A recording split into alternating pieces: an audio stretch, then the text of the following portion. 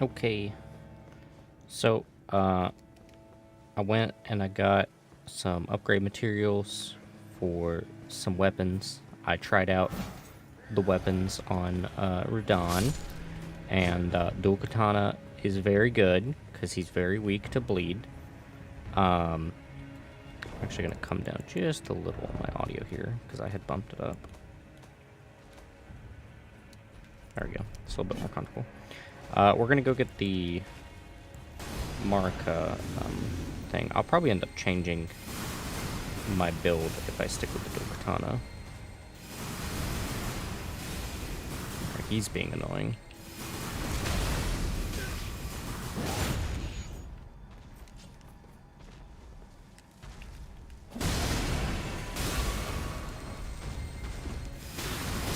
Damn. That went very bad.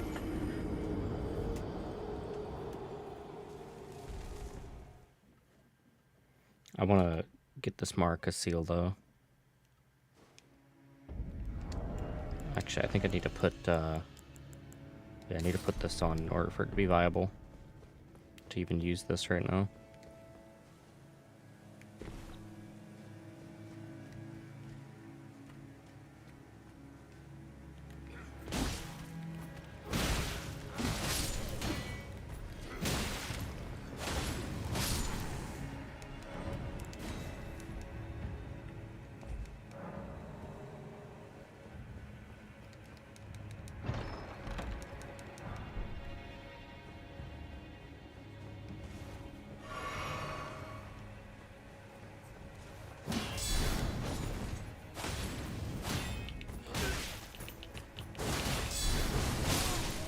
Go.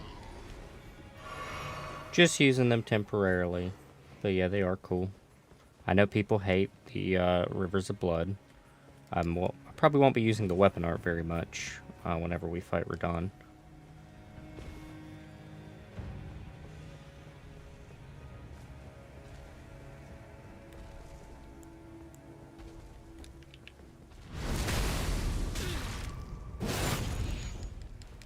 Oh, why do they hate it? You know, it's not even a fault of the weapon. So people in PvP tended to spam this weapon ability right here. This, where you, like, slash, and it makes those, like, blood slashes come up. So people just started really hating the weapon because of how people use it in PvP. And it got a really bad reputation for, like, being a really easy weapon that people use. It got nerfed really hard, so it's not nearly as good as it used to be, but, like, this attack right here, you know, it's a bunch of hits really fast, does a lot of damage really easily in a wide area, so it's a very good move that people would just kind of spam in PvP. Yeah, that right there. Even with the nerf, it's still decent. Like, you can see it's still doing pretty good against these enemies. I think this is making me take way too much damage right now.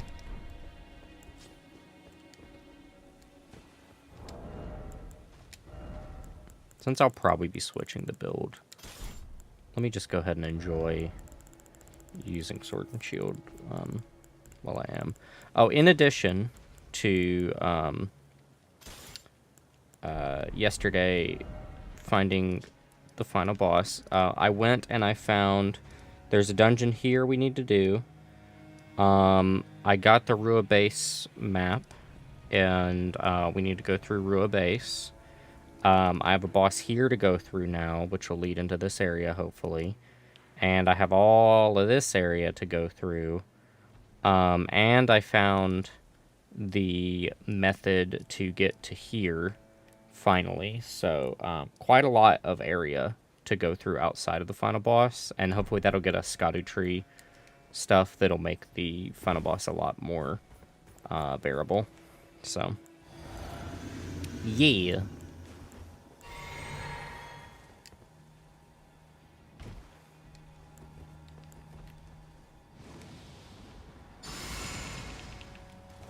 Actually, don't need this helmet.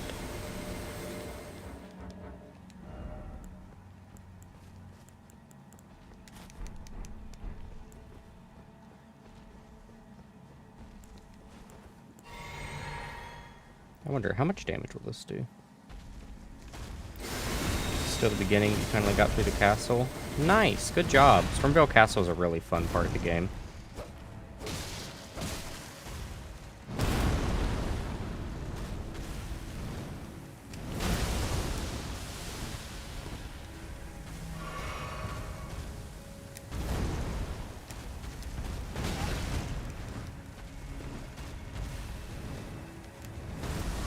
I should not be underestimating this Erdtree avatar.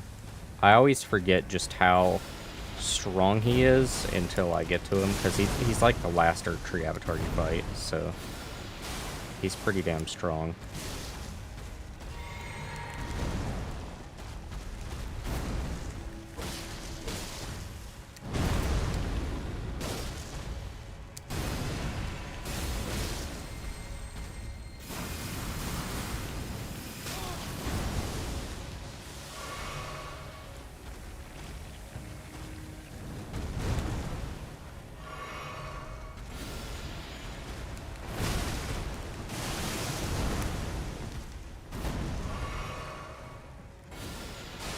Playing the game on keyboard? Oh, help your soul. I cannot play these types of games on keyboard. I play plenty of games on mouse and keyboard, but these types of games are no-go for me on keyboard.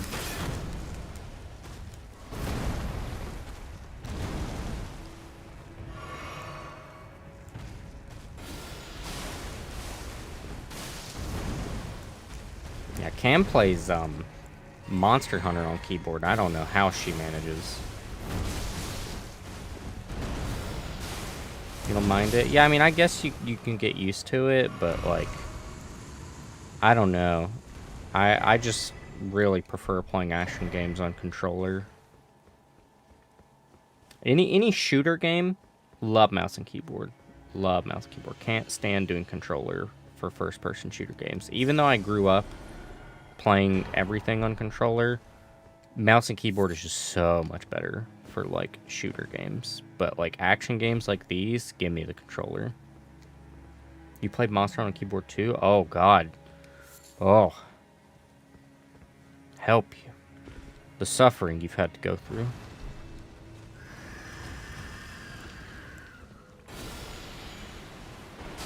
You done with Monster Hunter? Which, you finished, World or Rise? World, okay. I am, so I've played to the end of Iceborne on console, and now I'm at the start of Iceborne on PC. I've never finished, World at all, but I am hopefully looking forward to getting through it this time. I've been having a ton of fun using, Sword and Shield and a bit of Charge Blade. I'm hoping to learn Switch Axe. Or did I say Charge Blade? I meant Greatsword. I've used a bit of Greatsword.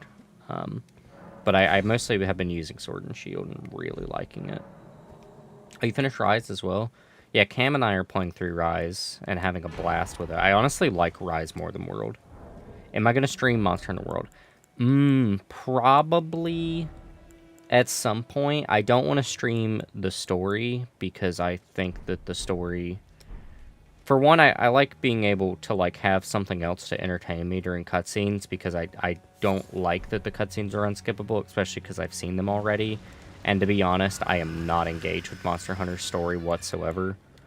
But once I get out of story and into in-game, probably, yeah. Oh god. Mimic. Mimic, get the aggro. Get the aggro, Mimic, please.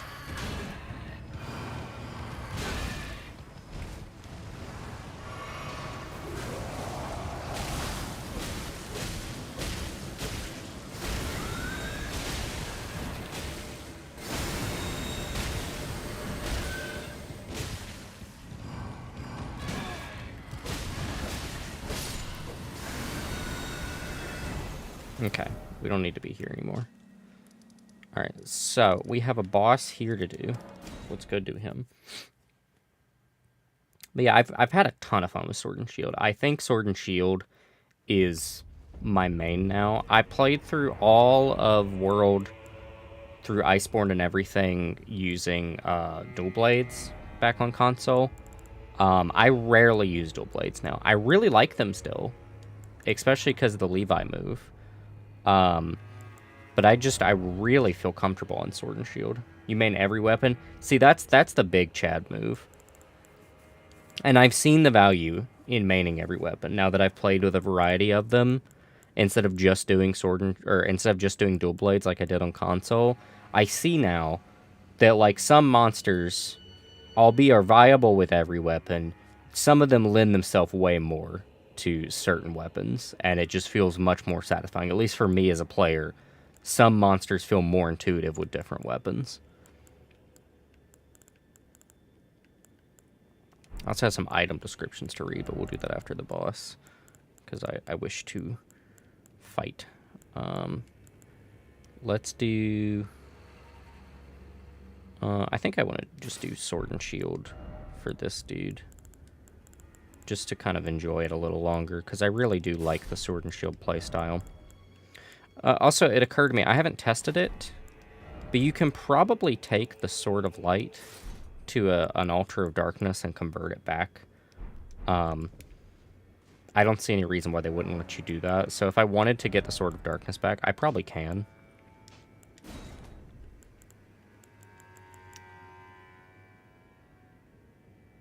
And this is a body buff, right? Yeah. And I don't think it stacks with Golden Bow.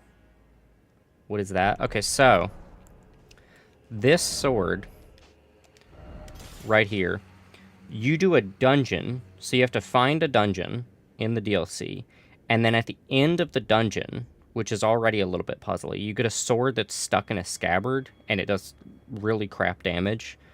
And then later, you can find an Altar of Darkness where you can turn it into a Sword of Darkness, and it does actually good damage and has a cool weapon skill. And then later, you can find an Altar of Light where you can turn the sword into a Sword of Light, which is what I have here. I honestly feel bad because I feel like I'm spoiling stuff for you. But yeah, I mean, if you're here, you don't mind. Oh yeah, I also found this talisman. Hugely excited about this. But my favorite talisman / ring in all Souls games is stuff that increases stamina generation. And I found this one here, which is greatly raises stamina recovery, and it's a DLC talisman. Hello, Lucas. Over on YouTube. You don't mind? Okay. Yeah, I mean, if you're here watching stream, then, you know, you're here for it, so, yeah. You need to know stuff because he wasn't funny weapons. I got you. I got you. Let's do, what do I want to bring for this fight? Oh, yeah, I also went and got the Shard of Alexander for Ramazula because I need to get the somber thingamajigs. Baby. Why are you saying baby, Lucas? Are you calling me a baby?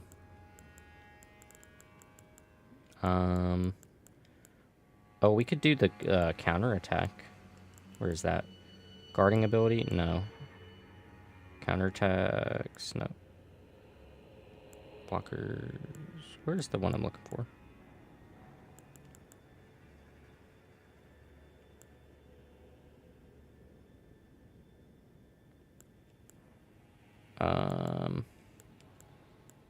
Have I completely misremembered? Have I just not noticed that this is unique to thrusting attacks only? I think I maybe have just never noticed that. Or forgotten. Currently using the Bloodhound or whatever it's called. Oh. This right here. Where is it?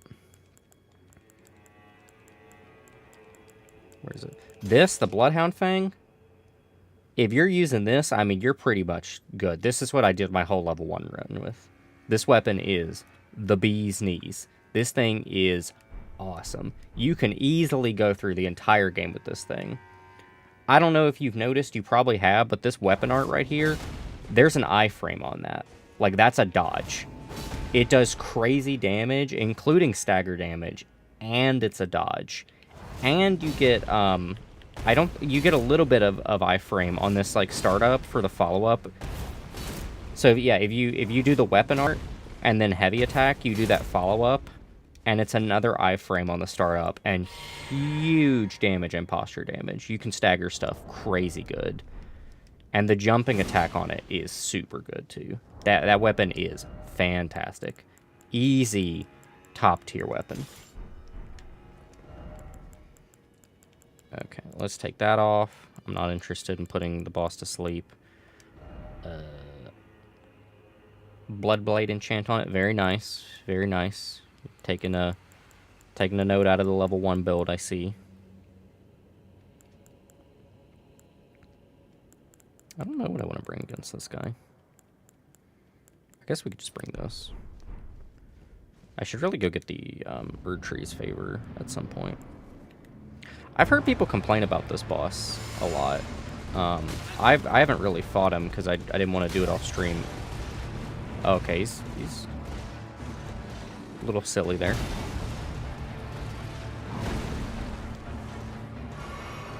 Did a bit of research. I see that.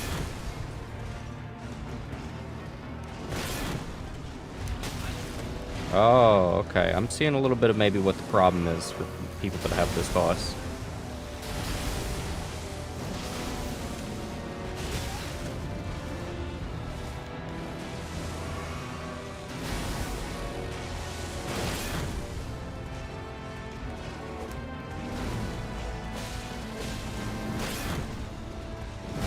Okay.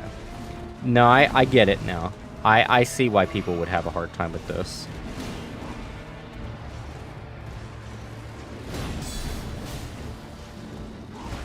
I don't think we're going to have that much trouble with him, unless he's got some crazy second phase that I've not seen yet that's, like, really horrible.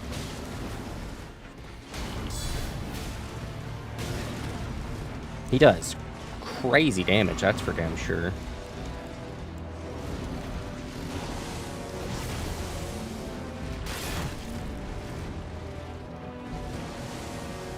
Yeah, it is kind of like the Tree Sentinel.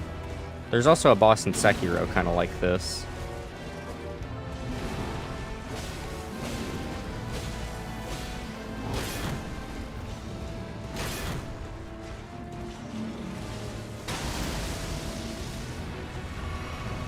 It's looking like a phase 2.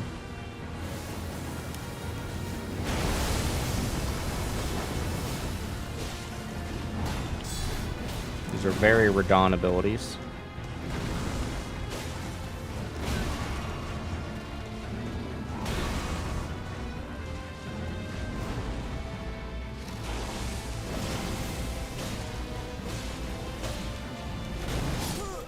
All right.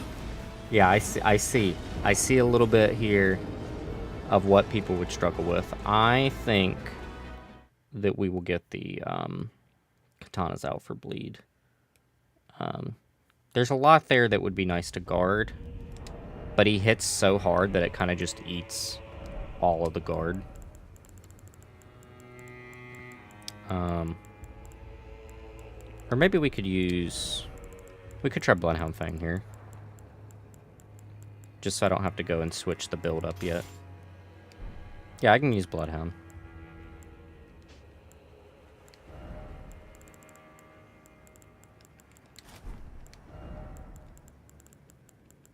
And that. And that. Actually, put on Shard and do that.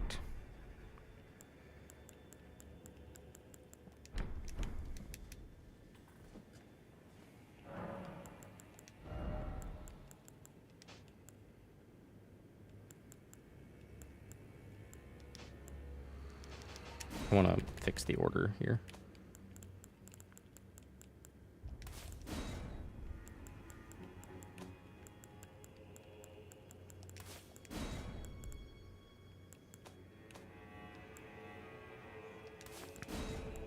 Should I put on Grail's Roar? Because Mimic Tear uses it pretty often. It's a good debuff. I'll put it on. I guess I could put on Scarlet Aeolian too, because if Mimic hits him with that, it's pretty sick. I don't know that I'm going to be able to do Mimic here, because he kind of just stomped me the first time I walked in here and tried to Mimic, but I think if I do it right at the start, I don't think he has time to stop it. I might get hit doing it, but that's okay.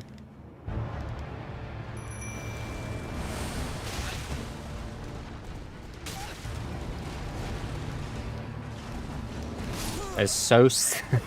him charging the door like that is really silly, though.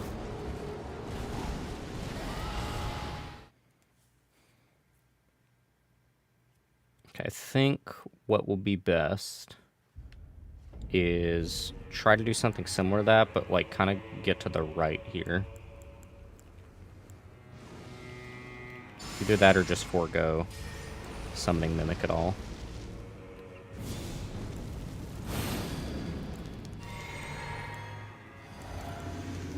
I have to walk forward a little bit because the game doesn't like me trying to do it like right here.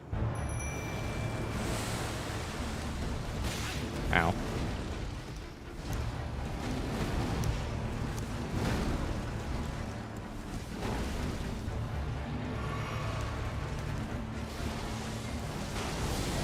Yeah, I mean to the left. His right, my left. Ow.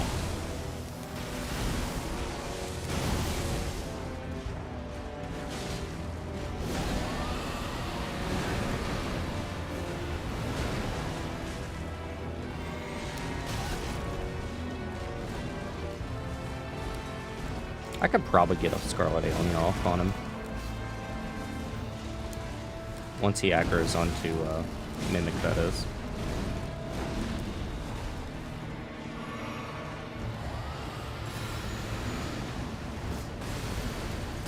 Nowhere near him.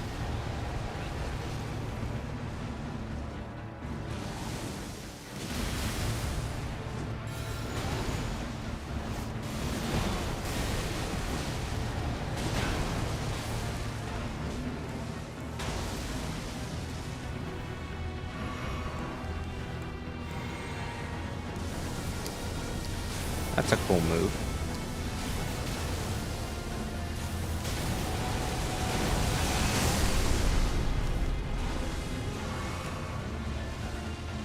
Hey, Cam.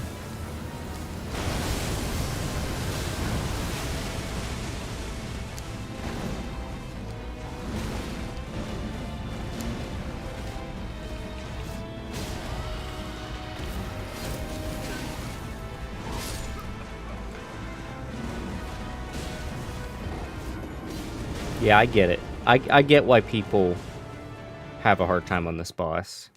I'm not going to look forward to doing this guy on the level 1 run.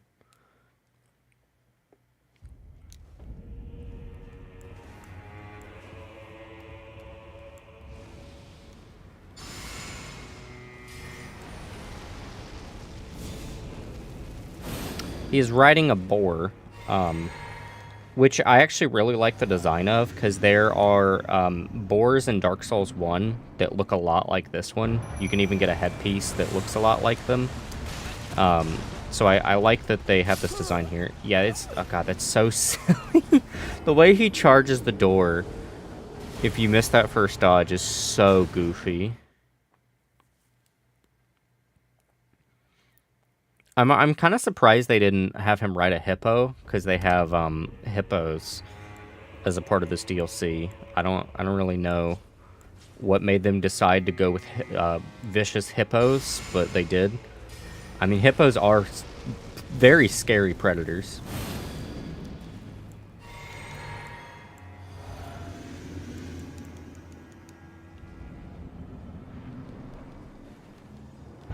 Some of the fucking Mimic. Oh, he's gonna hit me.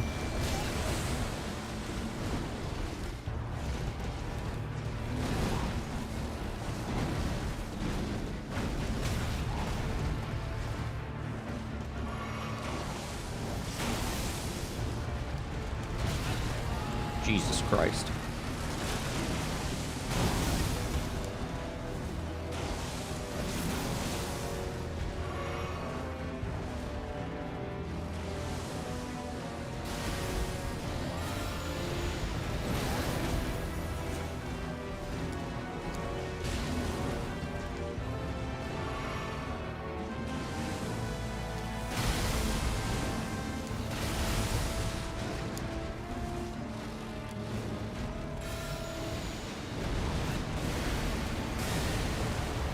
Get in the flower.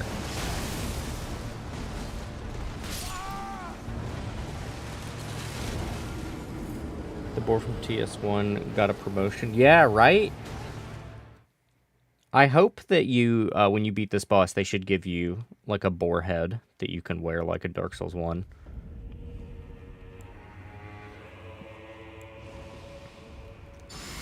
I honestly feel like maybe doing this level of, like, cheesy bullshit is not even worth it on this guy, and I should just fight him straight up, because, like, the awkwardness of trying to do this is significantly worse than just, like, fighting him normally. God, that frame is... I hate that. That is not a fun attack to dodge. It doesn't feel good. Just some attacks just, like, don't feel good. Tauren becomes Boar, becomes Moblin, King from Zelda. Moblin. That's Breath of the Wild, right? I don't remember Moblin. Shit! I think, okay, so I think you want to dodge into him, but at an angle. It might be better to dodge to your right, because his lance is on your left.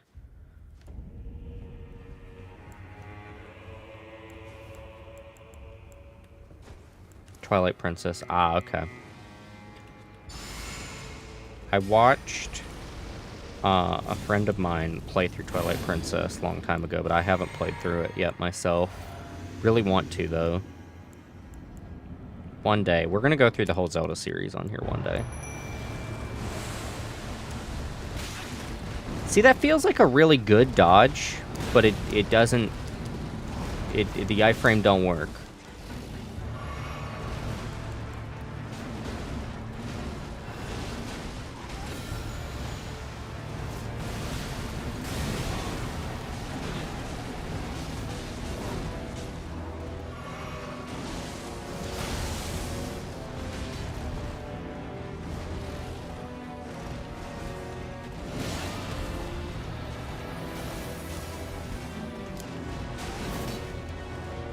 Get the Wii U edition, but it's more expensive.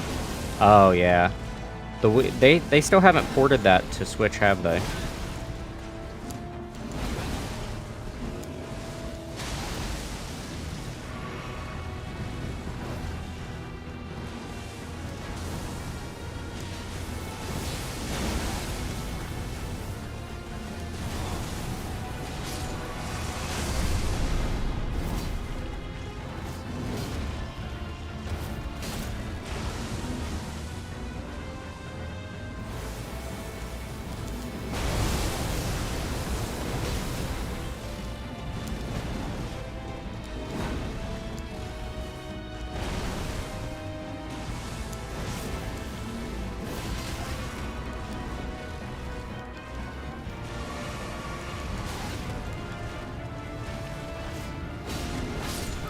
Damn. Very close to dead. Is he gonna die? I don't think it'll count, though.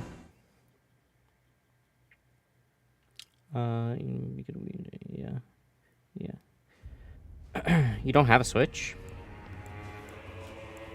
They should drop in price pretty soon, since they're supposed to announce the new Nintendo hardware pretty soon. I don't really use my Switch all that often. I only really use Switch for Smash Bros. Really. Oh my god, why is that first attack so annoying? Maybe I should just Bloodhound Quickstep it.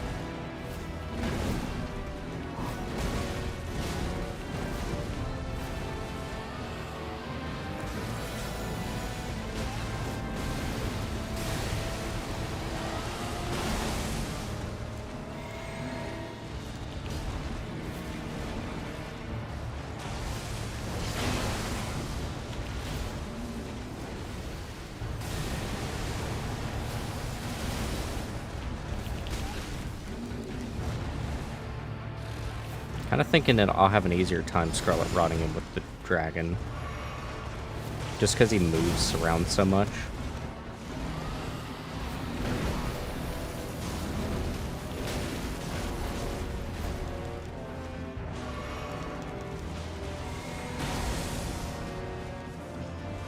Try Scarlet A on him one last time.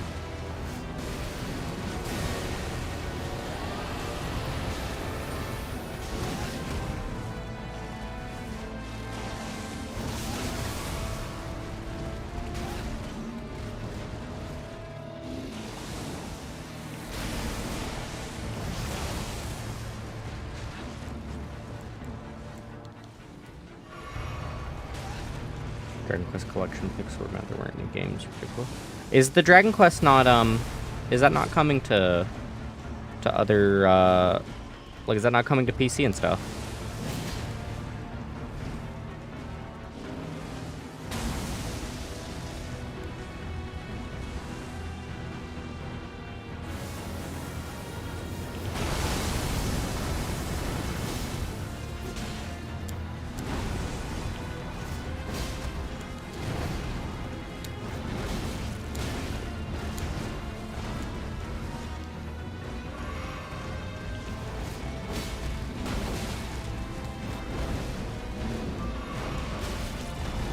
Hard to...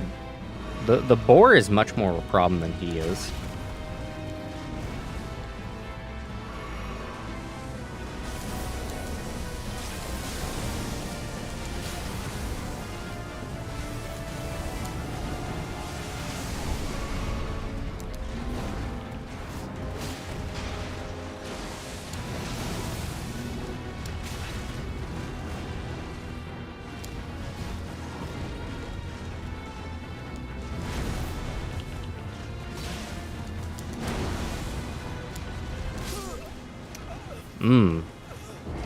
It has like a really long lingering frame on that charge. I don't know what like the most legitimate way to dodge it is.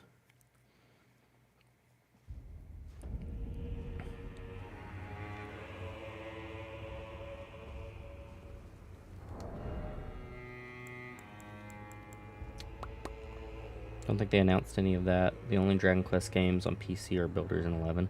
Oh, really? Damn, that sucks. I hate console exclusivity. I'm so over it, man. Just let people play on what they want to play on. Let's do... I'm not really feeling the Bloodhound thing here. We could do the charge attack on Milady is probably pretty viable here. Where did Milady go? There it is. What does this look like? It's cool, but I think I want the uppercut.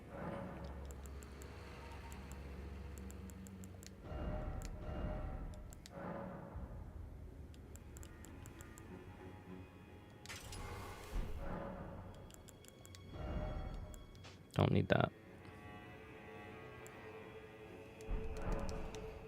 Okay.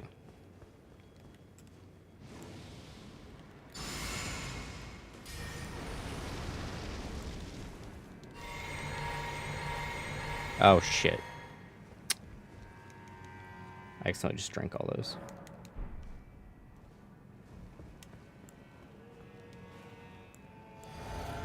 Terra Enigma? I don't know what Terra Enigma is. I'm surprised I don't.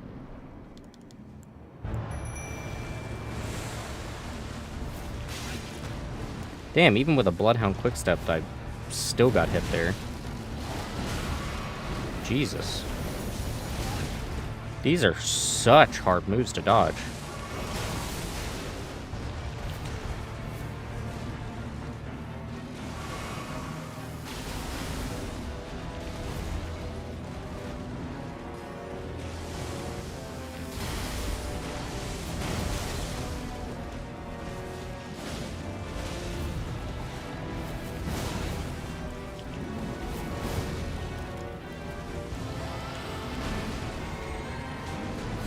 built made ActRaiser. Oh, sick.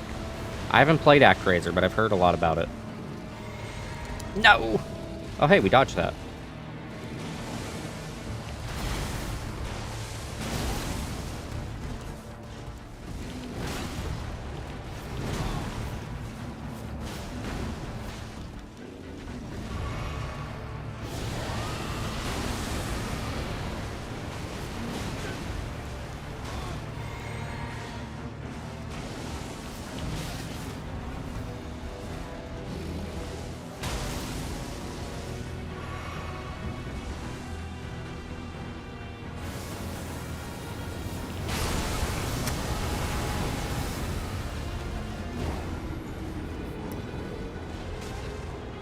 We might be distracting ourselves using Bloodhound Quickstep here, and I should just learn the normal dodge timing.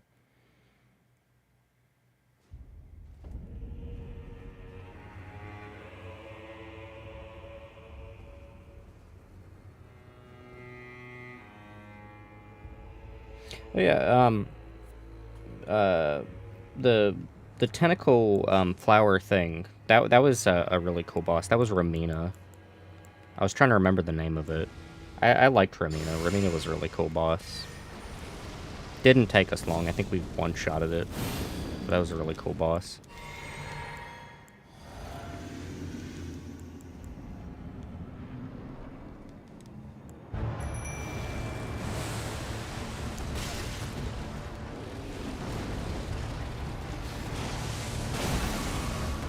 Jesus.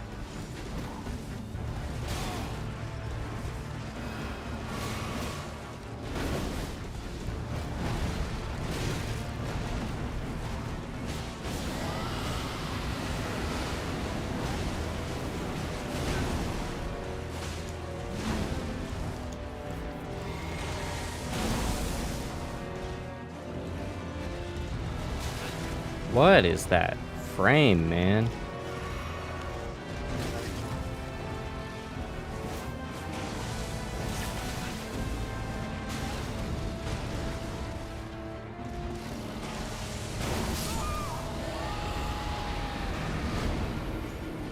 Should I be jumping? Like, I don't know how they really want me to dodge these.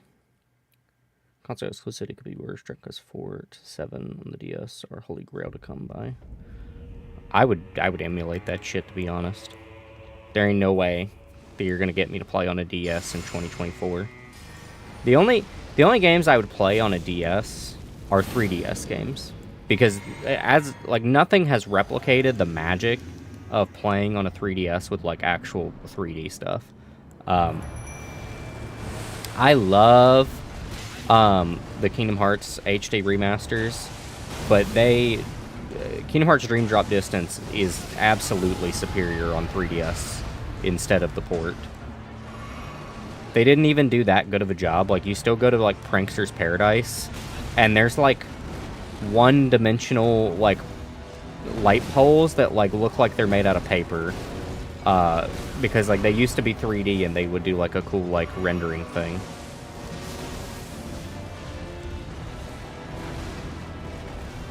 Prime Hunters is pretty good. I bet so.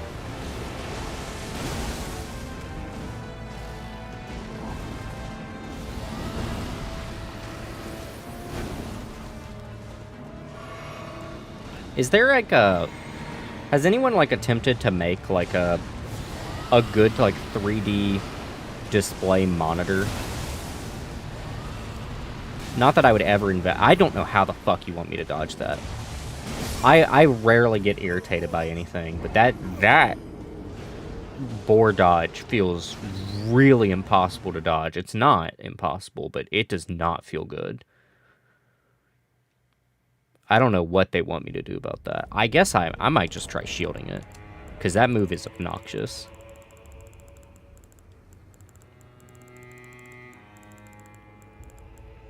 What is up with that move, man? Okay, let's do this. In fact, maybe we just get a Great Shield out. Get that thing. Hit that up, too. Let's put some armor on. That shit is annoying.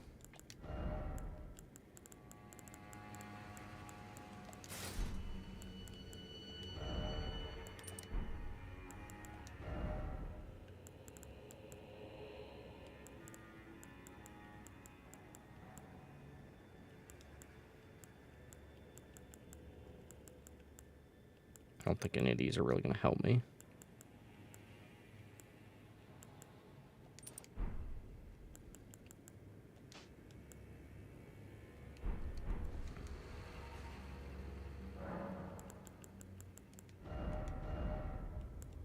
I should get Golden Parry.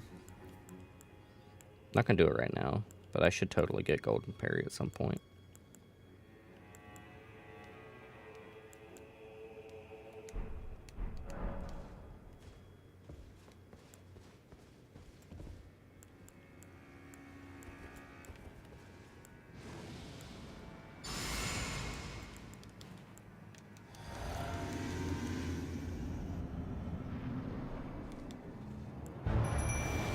Alright, just guard this shit. Bro does eat my guard. But I do take significantly less damage having him eat my guard.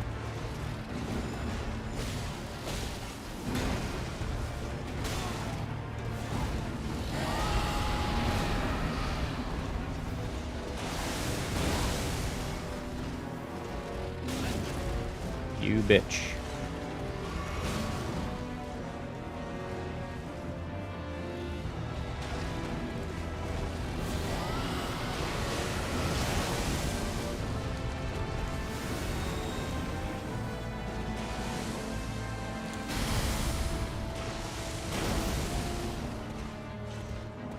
Am I heavy rolling? I am heavy rolling.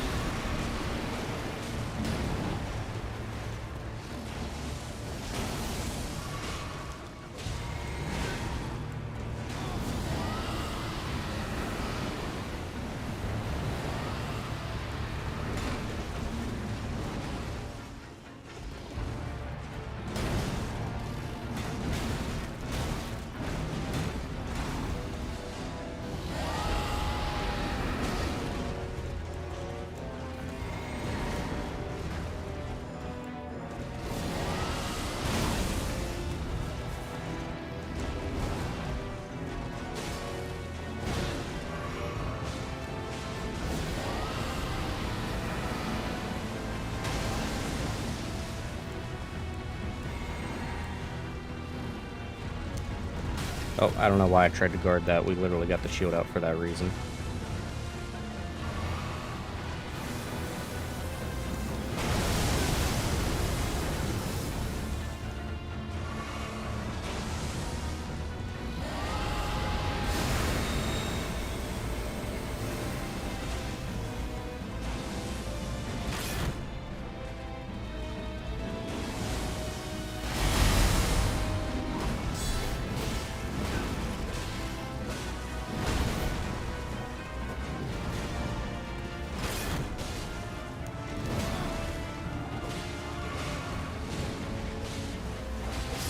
There we go.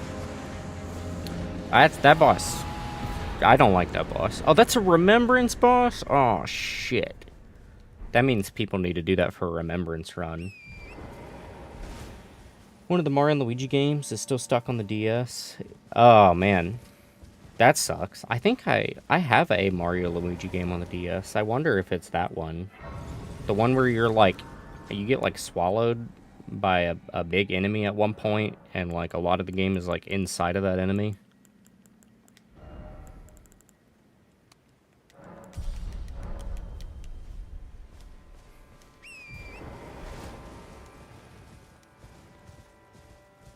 Yeah, I did not enjoy that boss. I wonder, like, my opinion on that boss might change whenever I finish my playthrough and I watch other people do it, because, like, it might be that I'm just not doing it right to really appreciate it, but I don't like that boss. My initial gut reaction on that boss is that I don't like it.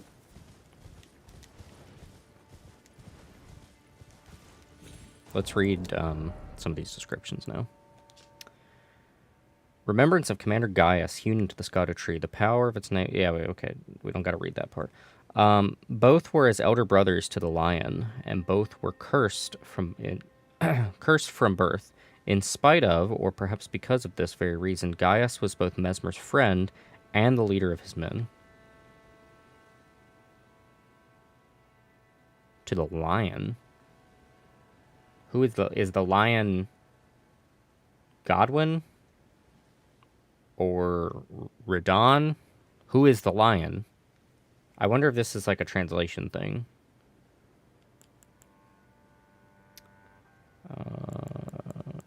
That's not new. That's not new. Piercing throw. Throw armament with a powerful spin, causing it to bore through foes. When using this skill, the armament can be thrown farther than normal and also pierce through enemies.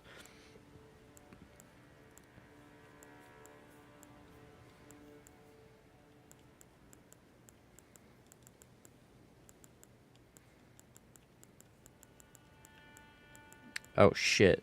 Okay, some of these are not in the recent items anymore because I went and did too much stuff. So, if I come up here,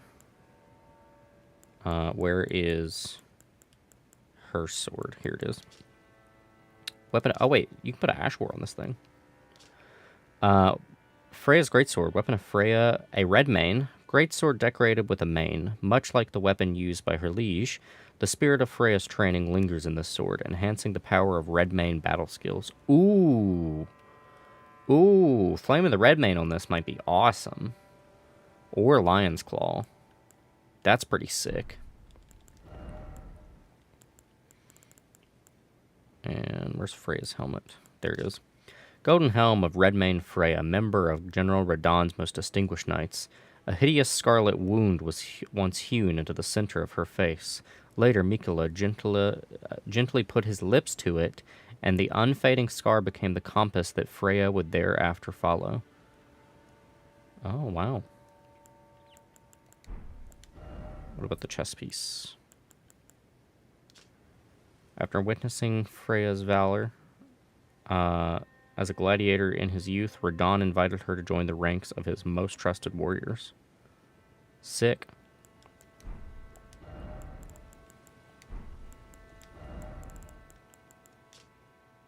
That definitely makes sense why she looks like a gladiator.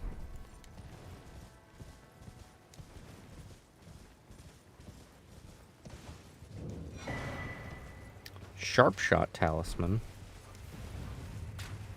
Oh shit, it's an Albinauric.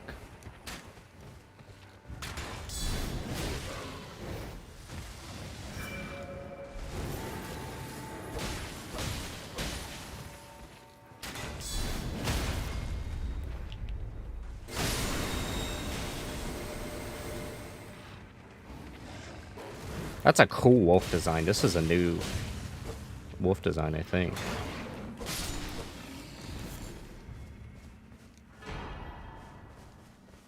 Gaius Greaves. Black iron greaves made for Commander Gaius, a cruel joke, for he could not wear them. Riding atop the boar he called his other half, Gaius was in fact a warrior of Albinauric extraction. Oh. That's pretty crazy. It's one with the shrooms. I think the one you're talking about is the Inside Story. Yeah, Inside Story is the one I've played on the DS. I think they're in Showfield. What's Showfield? Oh, the Snowfield. Oh, yeah. Yeah, I think you're right. It's really hard to see them there, though, so I don't usually get to see their detail that much. Yeah, it is a little... I think she drops them because she's here as an Albinauric who's, like, probably knew Gaius. And, like, he doesn't keep these on him because he doesn't wear these. They're a cruel joke. Or maybe he gave them to her to use. I don't know. But, like, he doesn't wear these. He doesn't like them.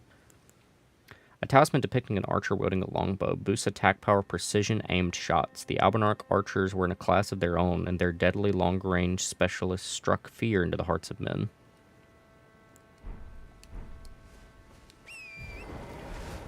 I wonder if they will patch the boar attack on Commander Gaius, because I even before getting to this boss, the majority of spoilers I had, like on Twitter and stuff like that, was people complaining about a boss named Gaius.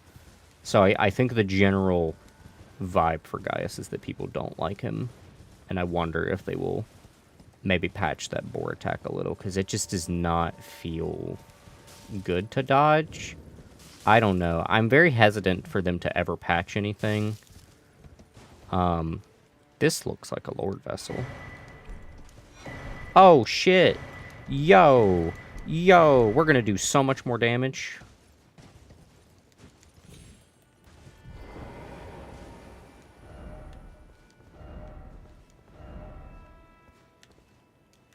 Why is there a Lord Vessel here?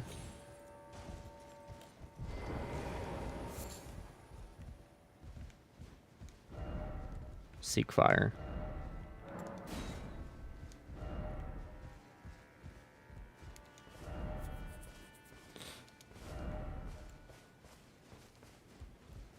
Can I do anything with this, I wonder? I doubt it, but like...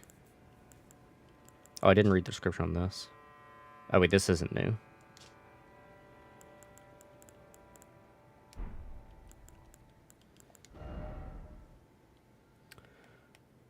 Understands the power of pantsless game rules. This is a big soup bowl.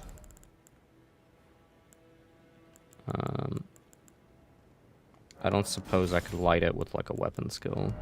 I highly doubt it. If this thing's even lightable. Which I also doubt. But that one giant was lightable, so you know.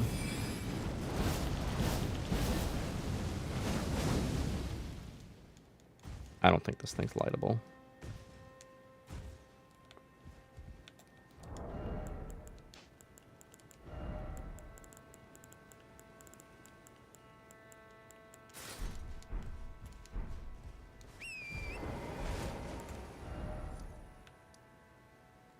Erdtree chalice.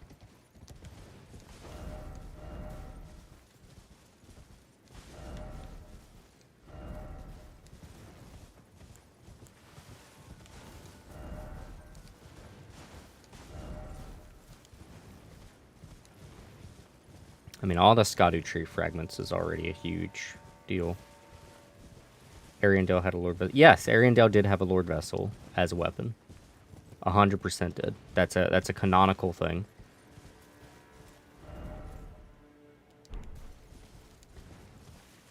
I think some item descriptions might even address that. There's also a Shattered Lord Vessel in Dark Souls 2 in the basement of one of the places in Majula. Though we have no idea why it's there, and it also seems to be a much smaller Lord Vessel. But it's there. No idea why. It is there for some reason.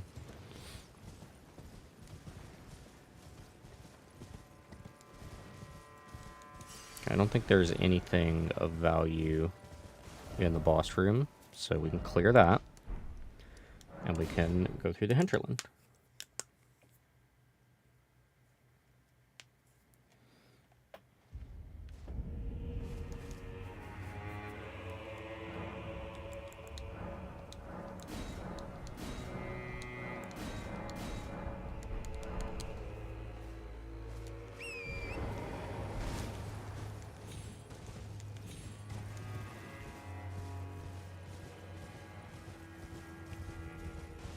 That's a bear.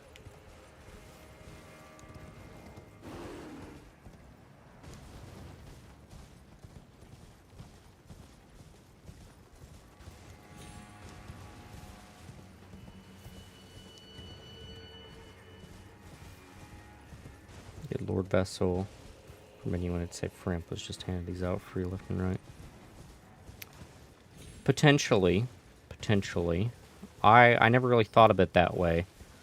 The Lord Vessel's pretty mysterious in Dark Souls 1. They don't really explain it all that much, but it does seem to pop up,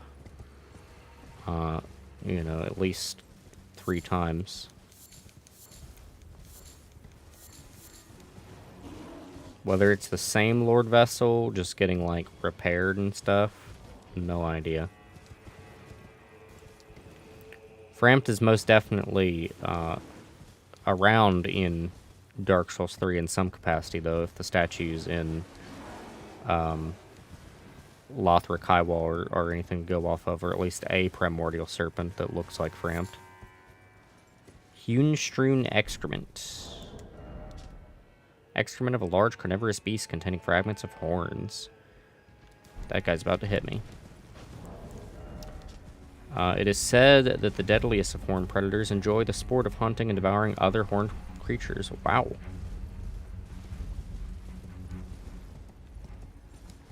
But can the Lord Vessel play Skyrim on it? Like your smart fridge.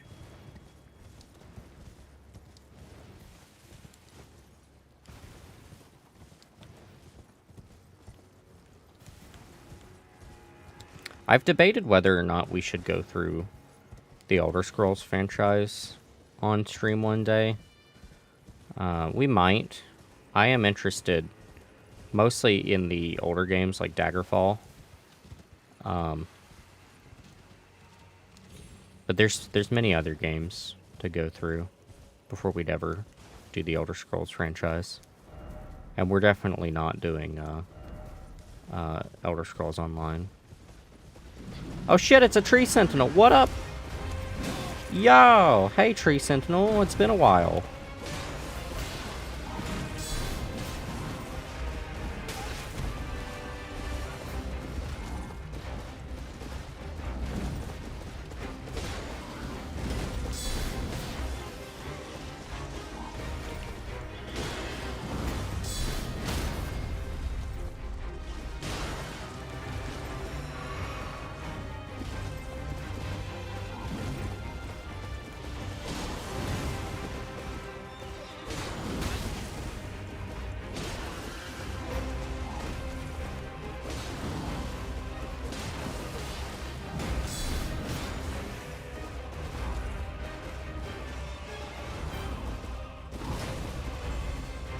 Skyrim's an okay game.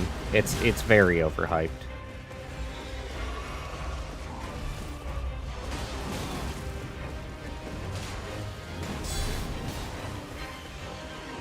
I get it though, because for a lot of people, Skyrim was very novel the first time they played it.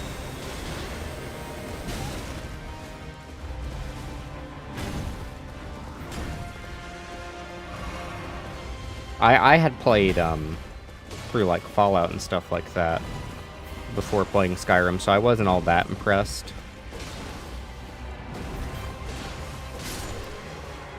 But I get why for some people Skyrim became like a second life for them there for a little while. Oh, another Blessing of Marka. Cool. I guess. Oh shit, it's another one. Hey. They just got Tree Sentinels chilling in this place. What up?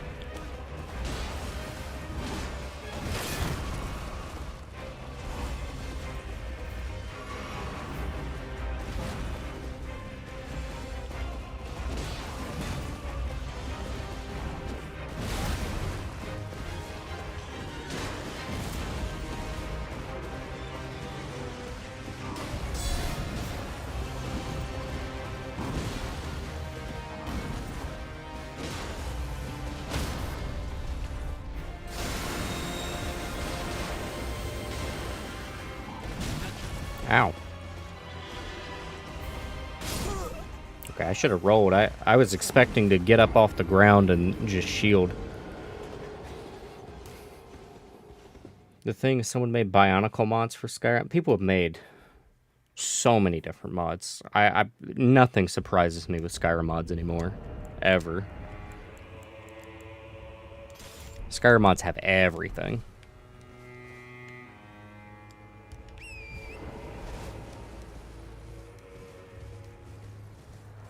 Fallout New Vegas also has a lot going on, but not nearly as much as, like, Skyrim does.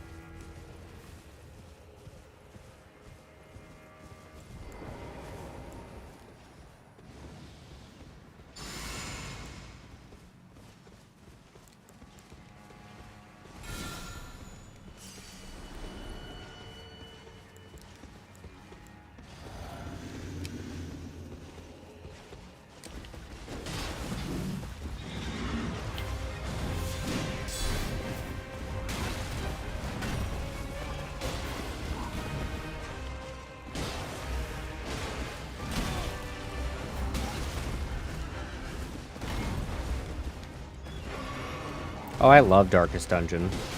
Darkest Dungeon is fantastic.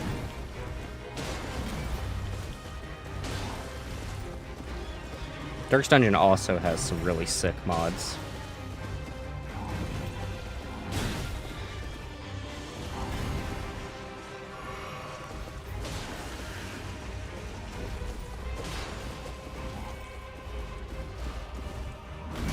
Though it absolutely does not need mods to be good. Whereas I would say Skyrim really likes to have mods to improve its quality. Darkest Dungeon just kind of stands on its own.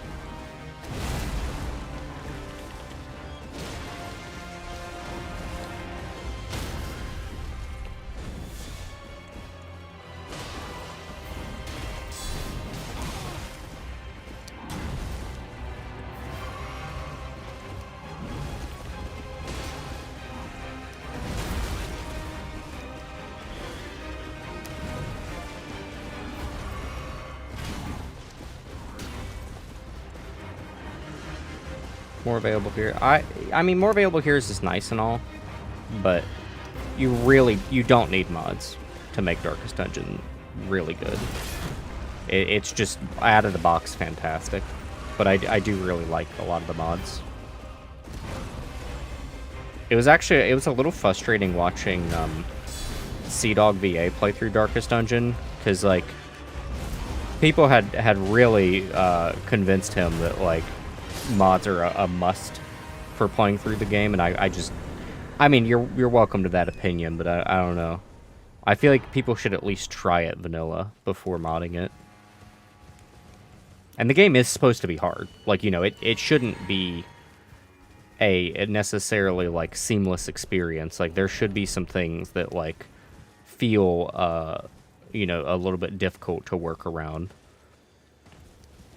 Though I will say, one of the, like, later in the playthrough, you know, it could make sense to install shorter dungeons if you're just, like, really don't have time, because Darkest Dungeon demands a lot of your time.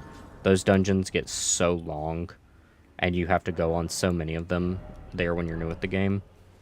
But that's more of a kind of, like, playstyle skill thing, because, like, that's the trade-off for, like, going into a lot of the dungeons to, like, stock up on trinkets and items and stuff before doing the Darkest Dungeon. You don't do so much of that when you, like, play on the Darkest difficulty, because you don't have the liberty of doing that. And so, like, Darkest really shows the type of playstyle they want you to go through the game with, which is, like, going relatively quickly to the Darkest Dungeon, like, getting it done, rather than, like, stocking up and, like, spending a ton of time preparing. You do a bit of that in Darkus, but not nearly as much.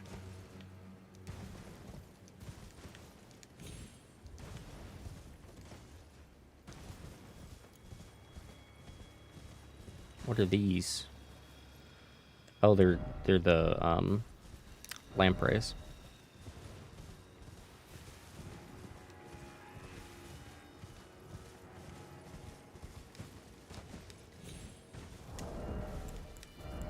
I think I was actually having a better time using the Great Shield.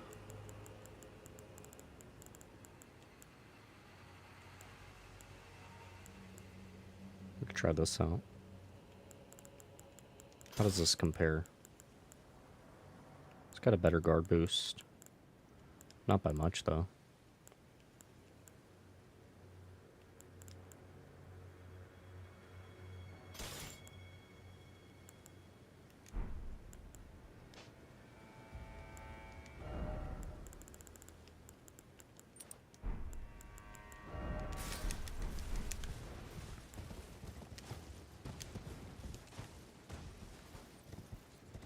Weapons into animals and turn the goblet of the skeletons into a salt shaker. Interesting.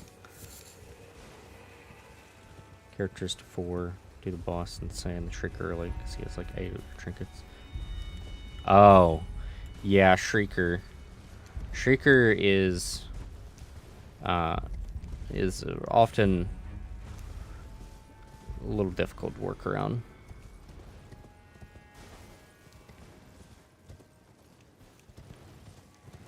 I hate getting my items stolen by Shrieker, but, like, it's my own fault when it happens.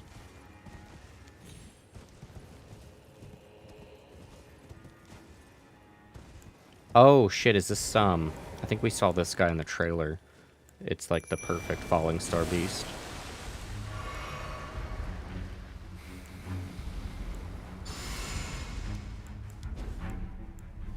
This guy's probably gonna kick my ass.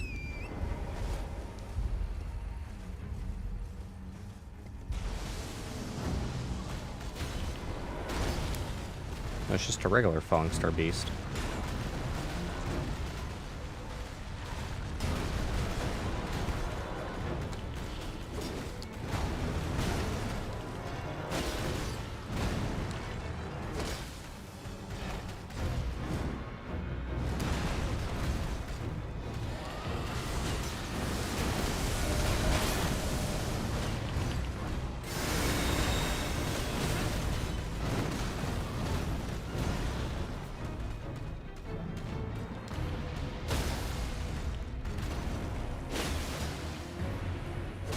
No, let me do the critical. Game, please.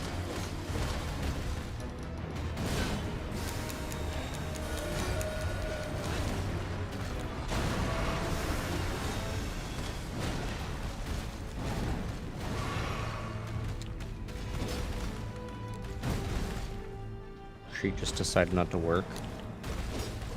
Oh, your retreat kept failing? Yeah, that is the difficulty with retreat, is it not always succeeding. If you like Darkest Dungeon, you'll probably like Fear and Hunger as well. They're very different games, but the design philosophy is quite similar in terms of like how it handles difficulty and like resource management. Fear and Hunger is significantly harder and more depressing, though.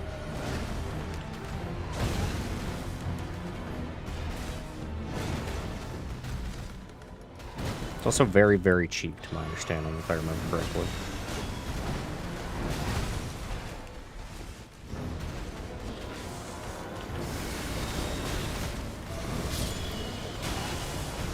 I mean cheap in terms of price, not like it's a cheap game. Gravitational missile?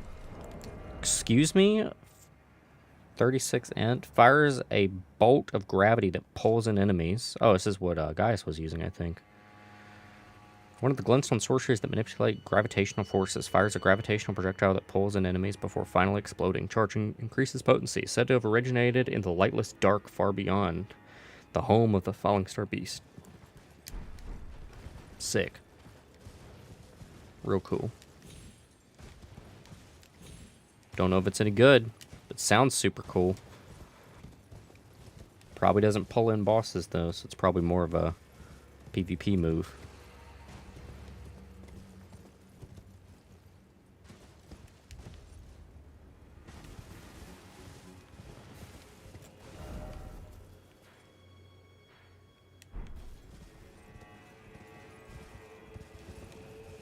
Oh, I should get a weapon with fire.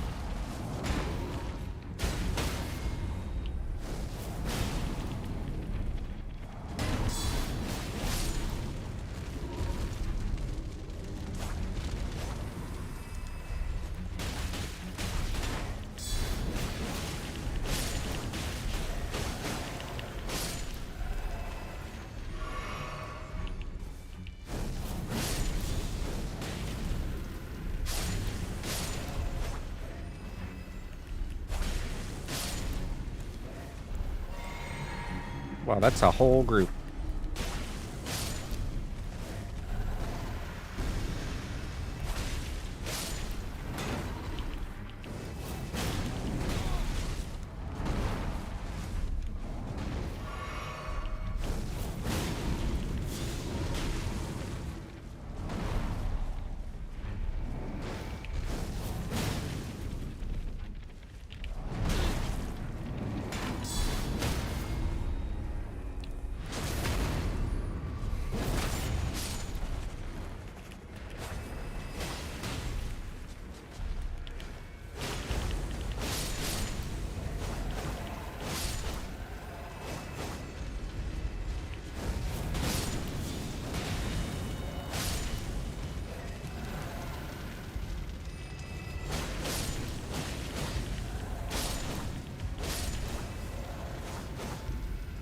Okay, I don't need to fight all those.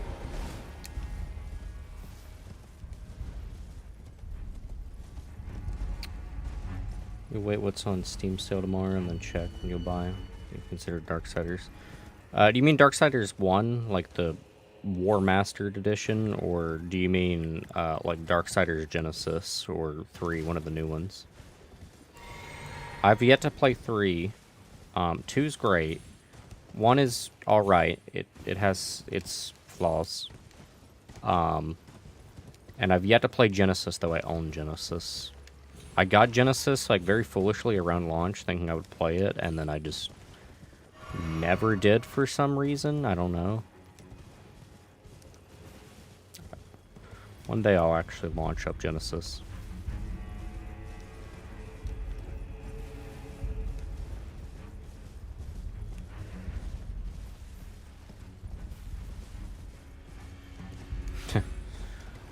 Nice pun.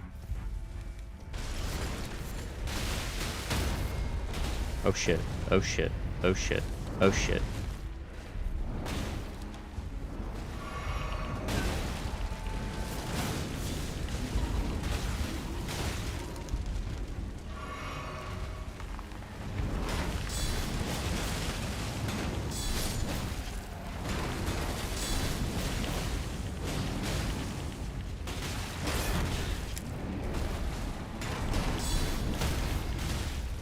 I'm gonna fucking die.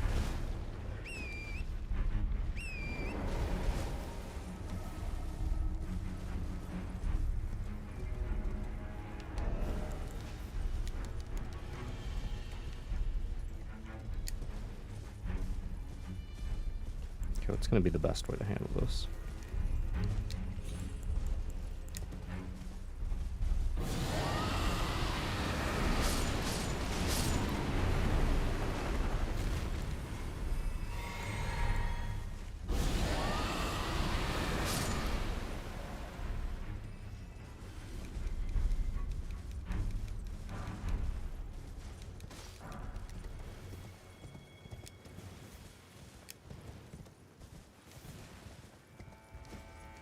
Maybe 3, maybe 2. Genesis doesn't look like your type of game. Have you played 1? I suppose you don't need to play 1. 2 is an okay starting point.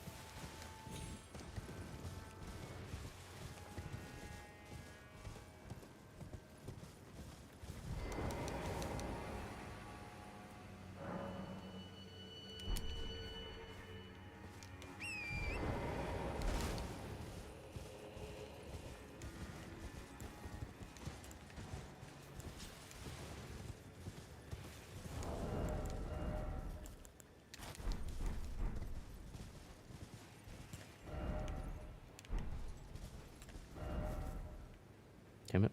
I need to get up here.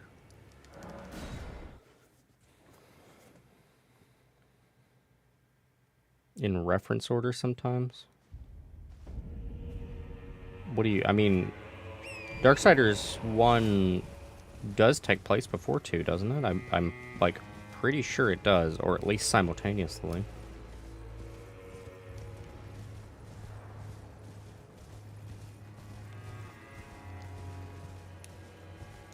I don't think Genesis adds a whole lot to the story. Though reading the comic before playing Darksiders 1, that might be a valuable thing to do. Though not necessary whatsoever. It was produced after 1. In reverse order. Oh.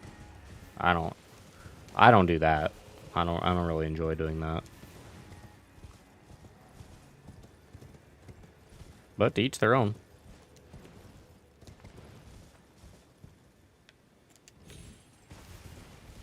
Darksiders also doesn't have the deepest of stories.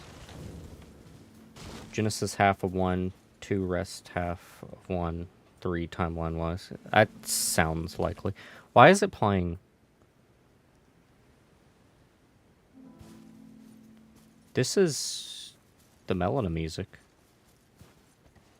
Well, more specifically, this plays also during Elden Beast, but this plays for the first time during the Melina scene.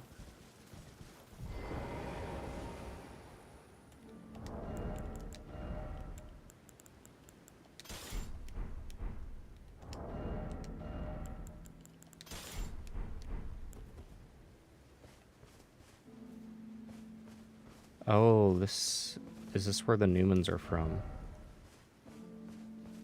I bet so.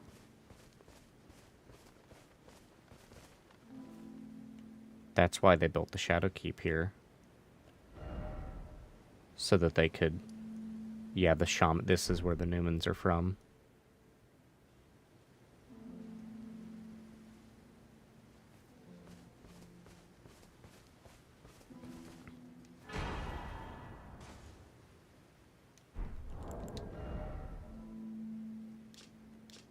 This is Melina's incantation. Secret incantation of Queen Marika. Only the kindness of gold without order. Creates a small illusory Erdtree that continuously restores the HP of nearby allies. Marika bathed the village of her home in gold, knowing full well that there was no one to heal. Bullets engraved with the world-like lines. Boost mind, intelligence, faith, and arcane at the cost of gradual HP loss. A secret medicine to those who attempt to turn their human bodies into fingers. Ingesting causes something to wriggle within. So this is probably... This might even be the landing point for the 2 fingers that made contact with Marika here, I wonder.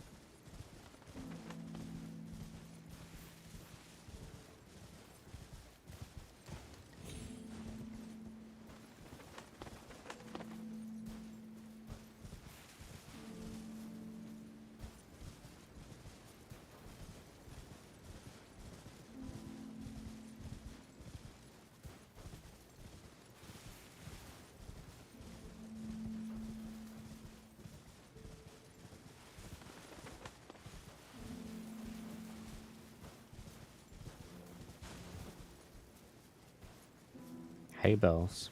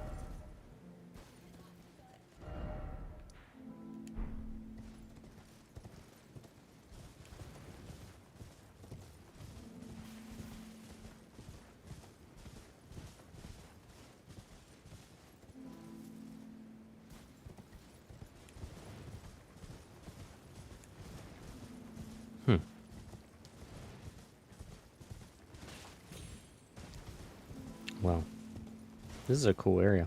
I'm glad they put this in. The music does a lot for it.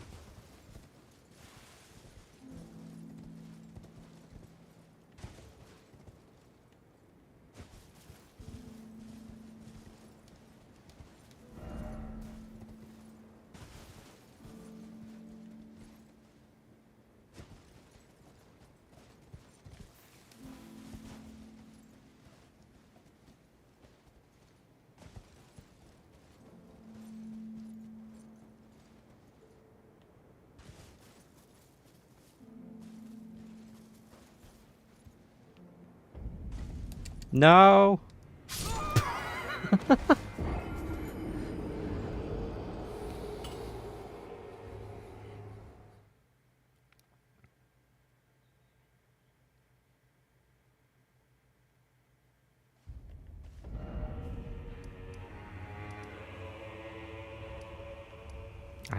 I've explored this tower.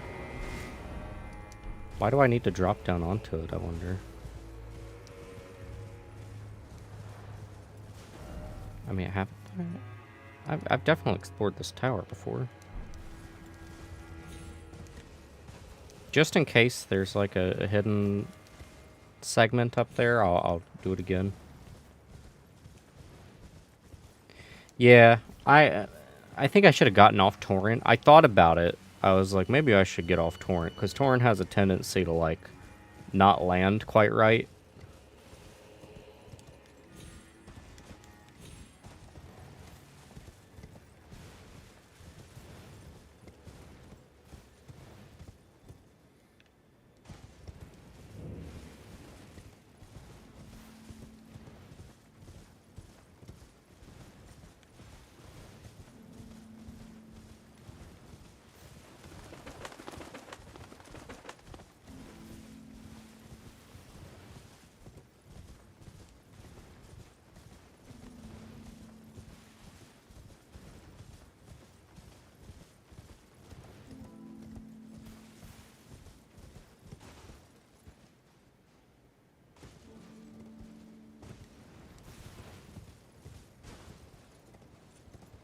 I'm just super curious why they would have you drop down here. Where is it? Here it is.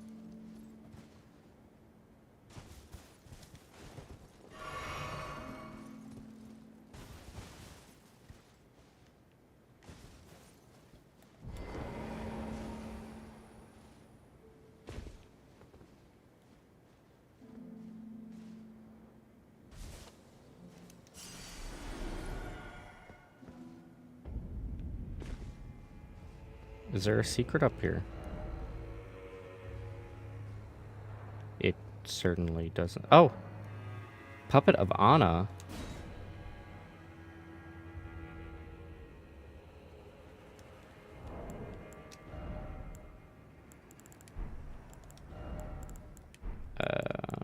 Where's my... No, not that. Oh, wait, I got this item, too. Doll of Tangleborn Barn. Use up to some eventual spirits. Tangled horns are a symbol of spirituality, but most youngborn bearing the oversized horns meet a frightfully early demise. These fetishes are made to memorialize them. Yeah, I got that in the river a while ago.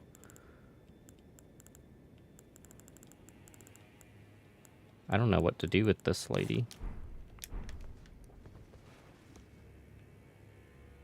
Super cool armor.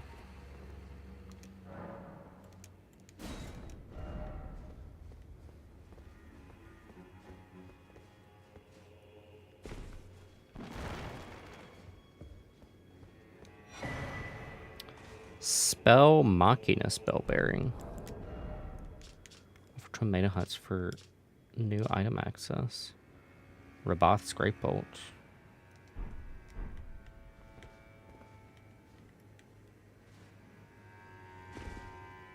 Yeah, this is the part of the tower that I've been to. Okay. Cool. Look at the fire dude can be seen from all the way up there. Oh, yeah. Yeah, the fire dudes are really a cool feature. Nazgul lady. Yeah, she looks like Sauron. Yeah, gravity's killed me a lot in Souls games. Second only to bosses.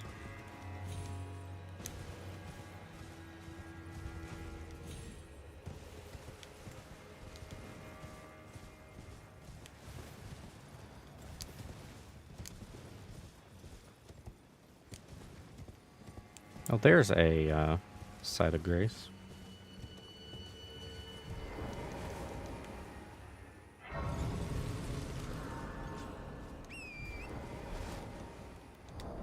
I need the fire weapon again.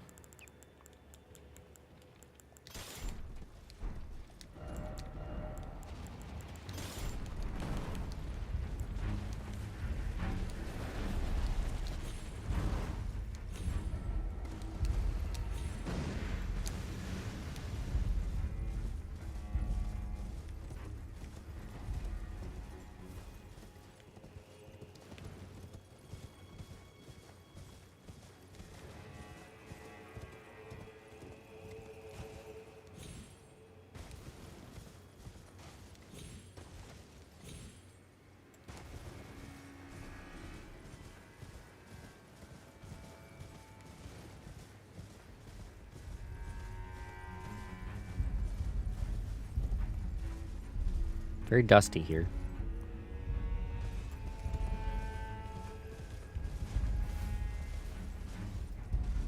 Right, the illumination of the dust is not preferable.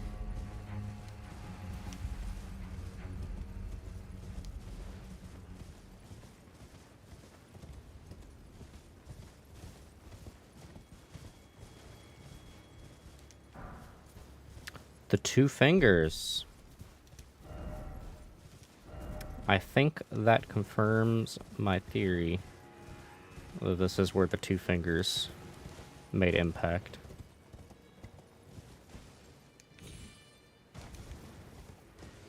I wonder if the meteor they came in on is what smacked the hell out of Faram Azula. Oh yeah, okay. Another one of these. Love to see it. Gonna wait until we get our last remembrances before I decide what to duplicate.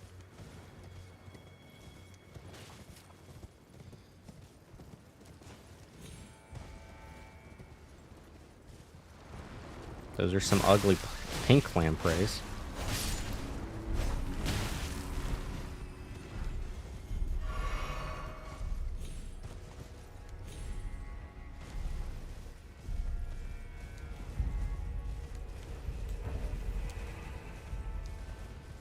Seems to be an air of poison, because the pink lampreys do poison. That appears to be a pathway. Finger Ruins of Deo. It's a funny way of saying duo. Ow.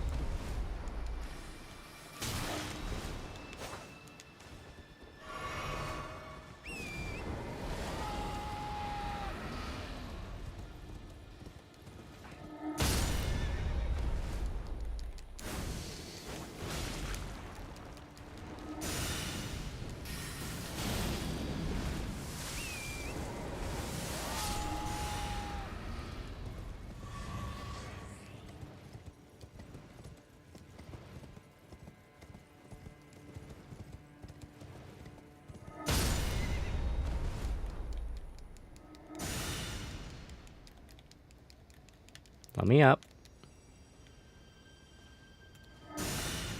Oh my goodness.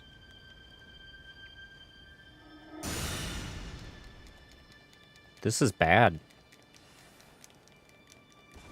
Okay, we're okay.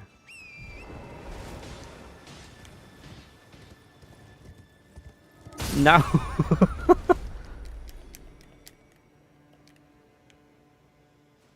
Seems like the more I struggle against that, the longer it takes to break out of it. Like, it's better just to take my hands off the controller and wait.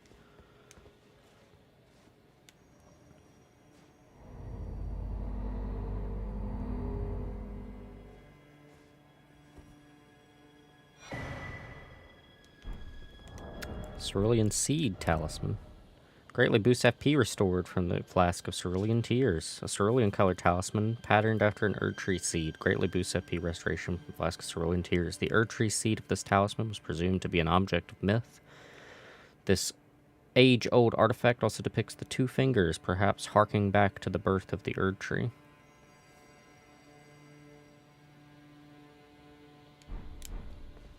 Sniper attack from the prawn. Oh, yeah. Well, it's more like the fingers attack that, like, seeks you out, but this one has, like, a big honing hold that just goes super far.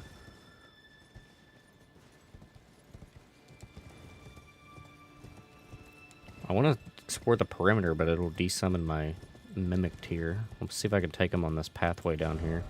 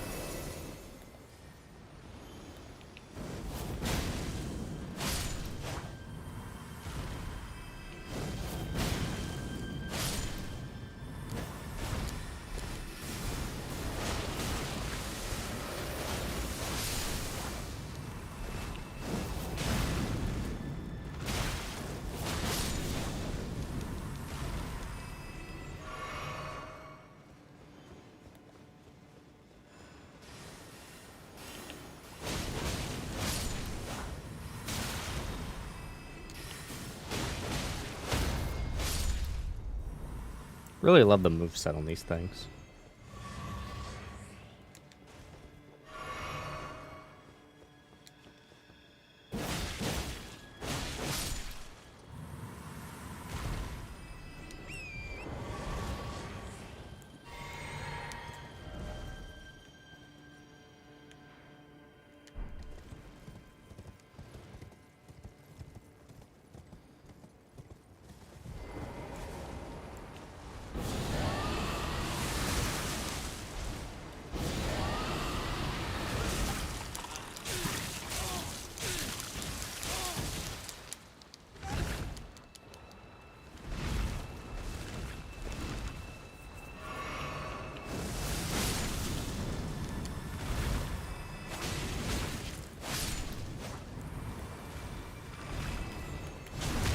Oh, hey, a backstab.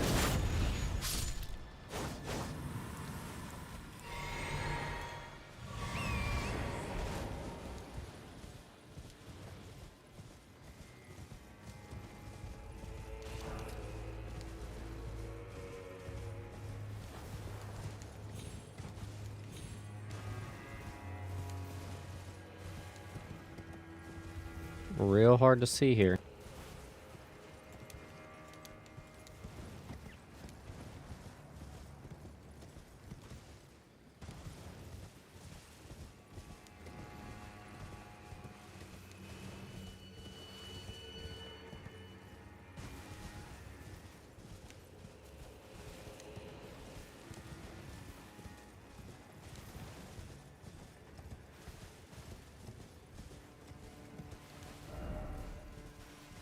There has to be something of value here.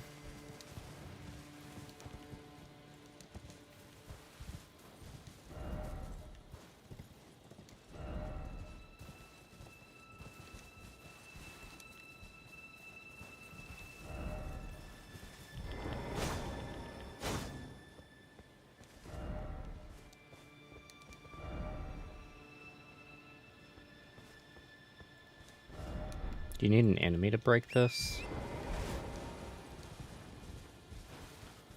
What if I throw like a bomb at it?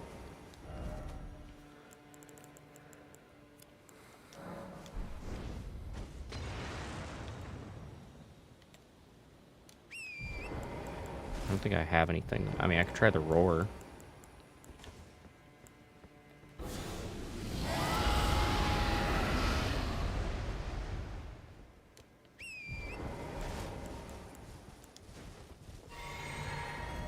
I will put a reminder here. Yeah, it definitely looks like you would be able to go in here.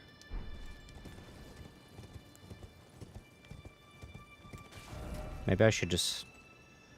It's a long walk. The only destructible objects I know of in Elden Ring that work like that, though, you need an enemy to break them. Like, it doesn't matter what you hit them with, so... Let's just, run over to it really fast. Hopefully we don't get grabbed several times by that laser move. I need to spot through here a little bit more anyway, so... It's not that big a deal running through it again.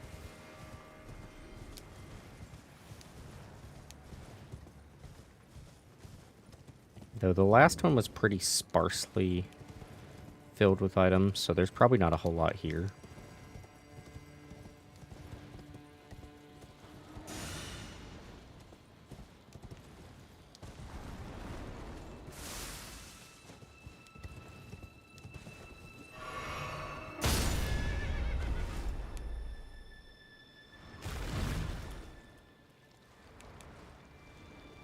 You there. Break this. Can you... is this breakable?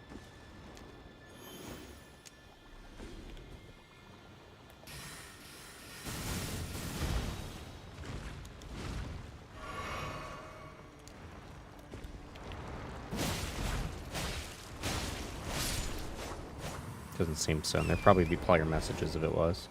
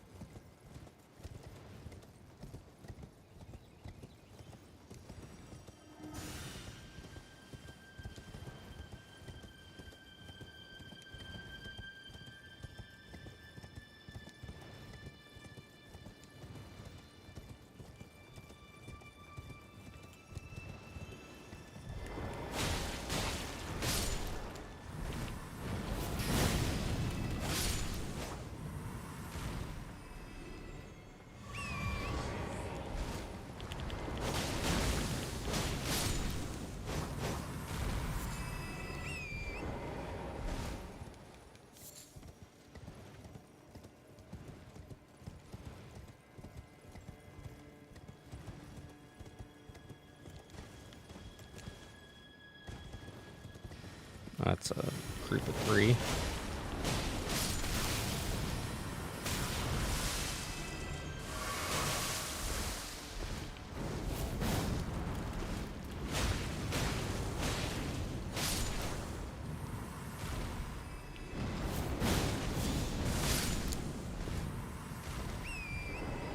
They sure like being in groups of 3, which is a little concerning for finger-based things, considering the 3 fingers in this game.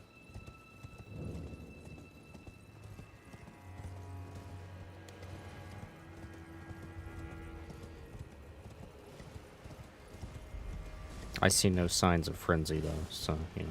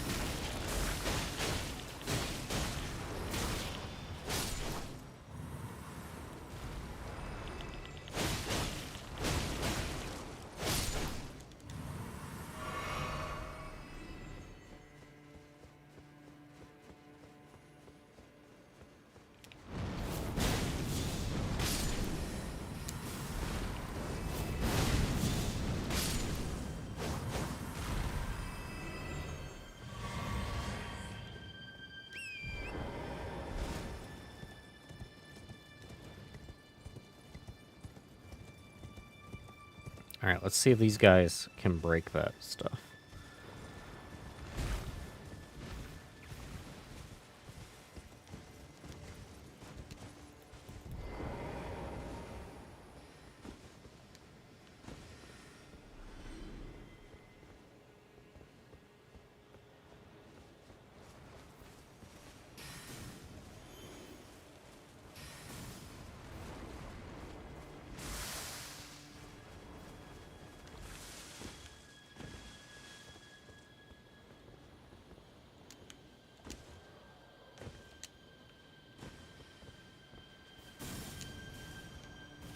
Certainly not breaking it immediately.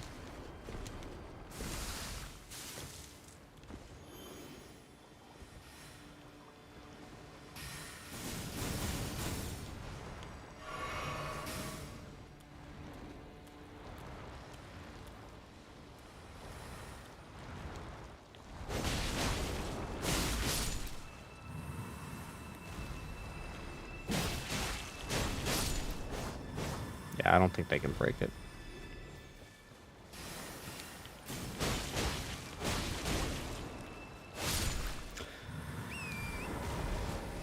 Weird to not have anything over here, though. So that makes me think that there's something I'm missing.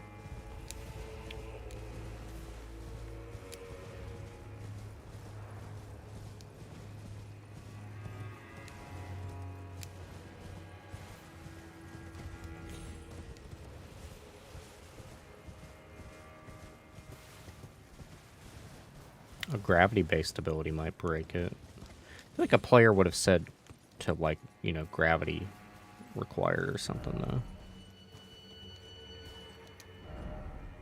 Item head, therefore seek up. Really?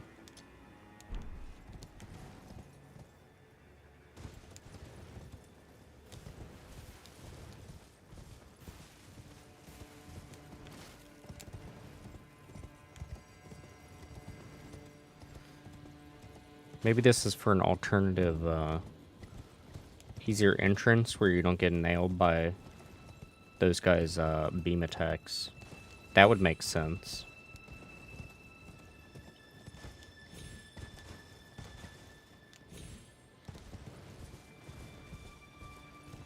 Yeah, it might just be rocks.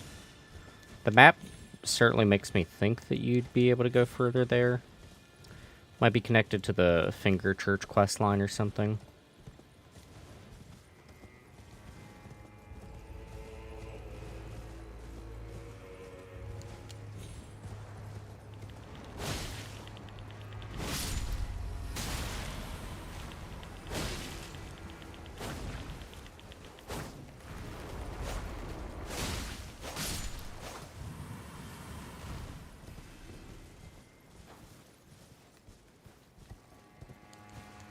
I don't see an item. I see player messages here, though. Seek cave, therefore try west. Seek down, but seek behind.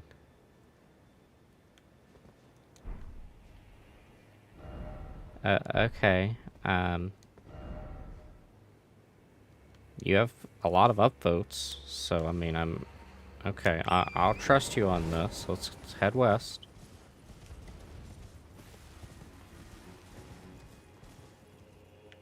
Oh! Okay, well, there's the cave. Oh, shit.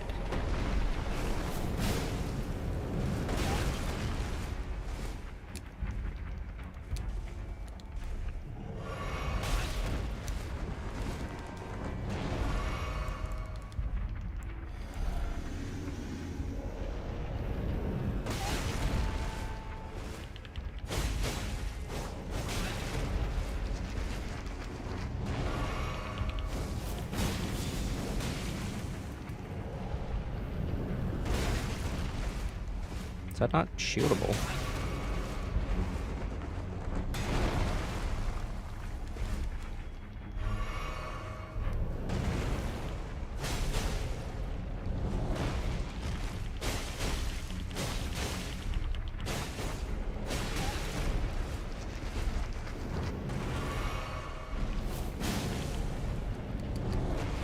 You seem not to get set on fire like the others.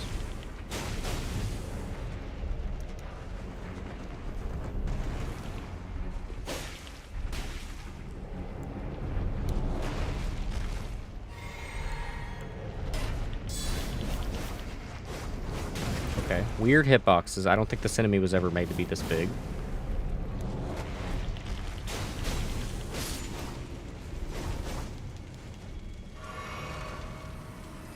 Oh yeah, we fight one of those in the Giants area.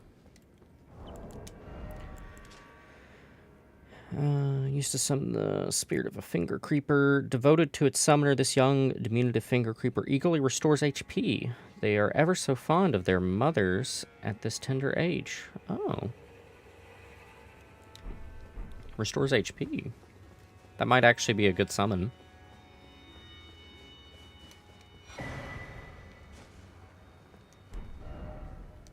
I see. I see here. Okay. Yeah, and then you would drop down here. And now you're here, and now you have an easier entryway. I get it. Okay. Okay. I got it. We're gonna go to the church now. I have been lightly spoiled that I know Anna, the, like, puppet we found, is supposed to be, connected to the church stuff, so... I wonder if she'll be here, or there's something I need to do specifically with the puppet.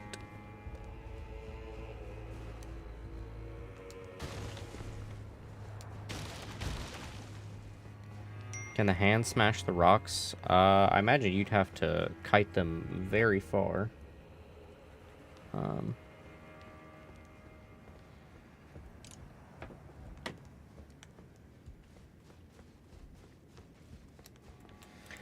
I will be right back, and then when I get back, we will talk to this dude. So, yep, be right back.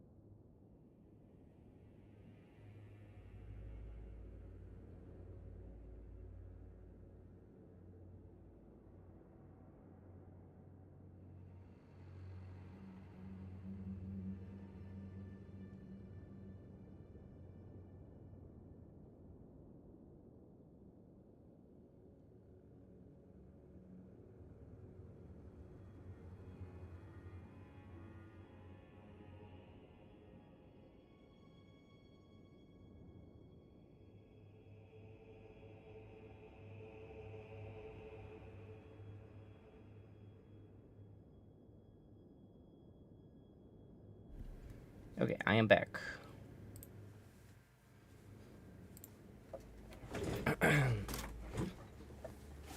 Let's talk to this guy. Hello there.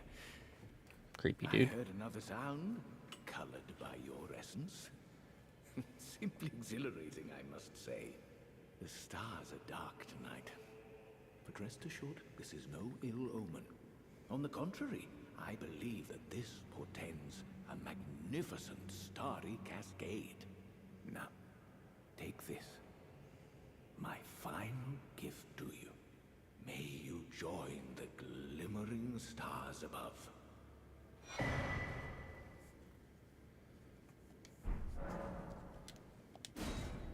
Oh yes. I believe I can feel it brewing. This evening is a sign of a greater night to come. Do you recall what I said? That Marika and the fingers that guided her were unsound from the start? Well, the truth lies deeper still. It is their mother who is damaged and unhinged. The fingers are but unripe children, victims in their own right. We all need a mother, do we not? A new mother. A true mother who will not give birth to further malady. Fleeting microcosm conjures a microcosm that pulses with a single wave, disappearing in a burst. That looks so cool.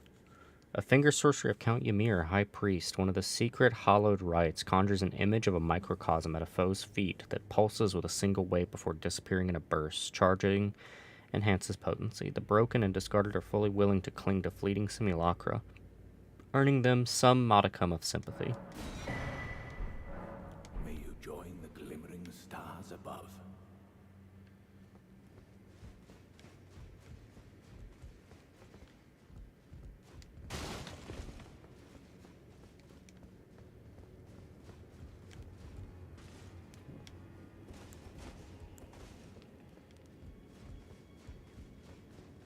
Looking to see if there's another NPC in here.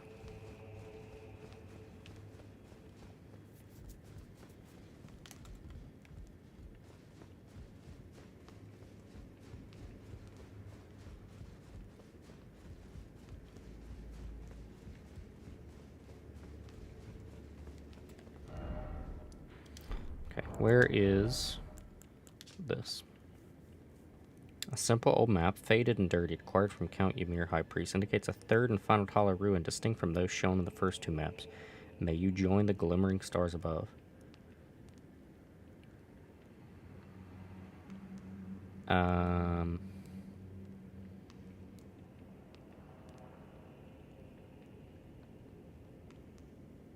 That looks a lot like here.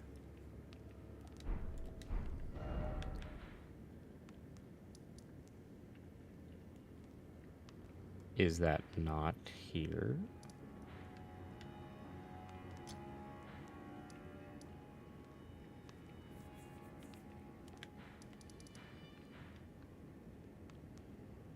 It's not the same shape as this one.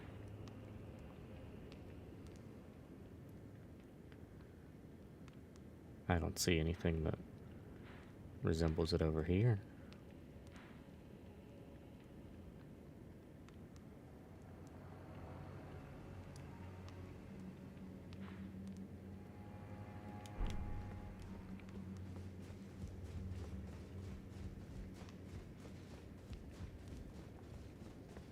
I certainly don't know of any anything to whistle or blow into or anything like that out here, though.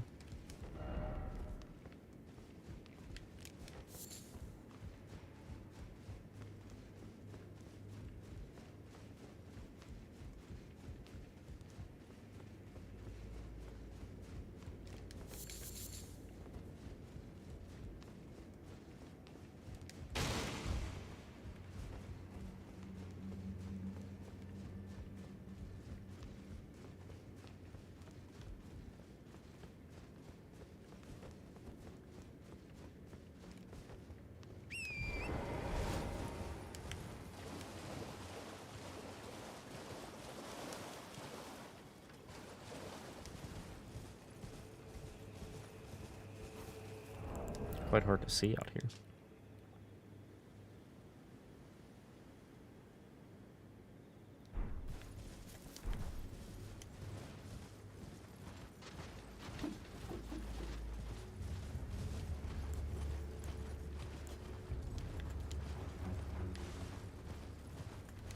I see a lunar tear out here.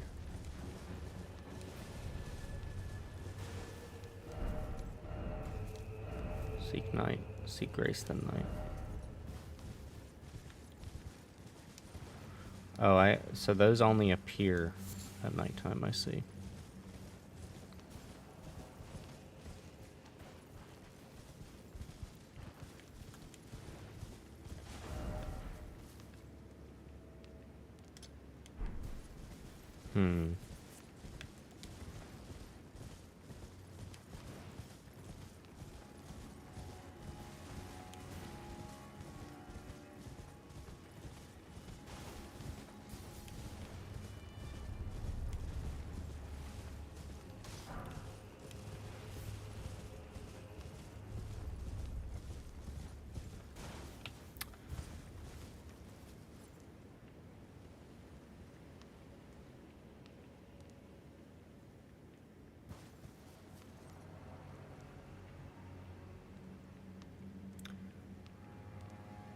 Tempted to look it up.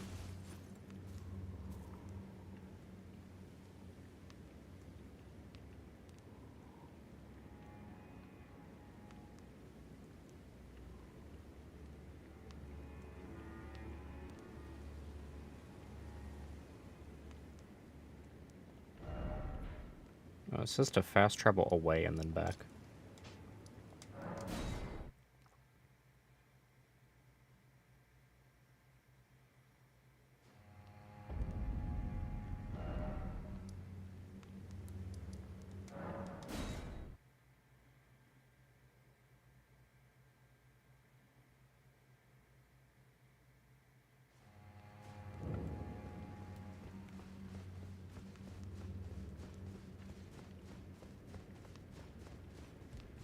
Hello there. Ah, who have we here? Count Emir seemed very pleased, and for that, I express my gratitude. I am Yolan, loyal to Count Emir. The night is yours now to wield. Emir is a shining star, in our eyes, the only star upon the black canvas of the night. Our meeting with the Count taught us of the star-draped sky. We know that we cannot reach out to touch it, but we can peer up at its brilliance and heed its guidance. We will never again lose our way in the night. I have spoken far too freely. Pay me no mind. Let us focus on our shared purpose, our service. Yes, it is. Yes, it is. I have made some efforts on it. I'm trying to get some well, don't say. I mean, I know it. Yeah, if I didn't know it, then that would be bad. But yeah, I know the boss. I have gotten to the boss. I am trying on it. But I want to get my Erdtree fragments. Now, be on your way. Have you managed to finish it yet?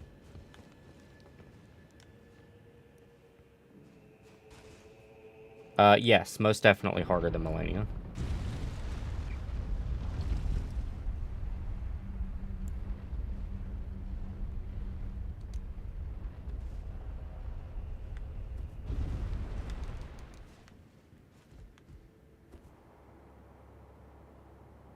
He is indeed a Giga Chad.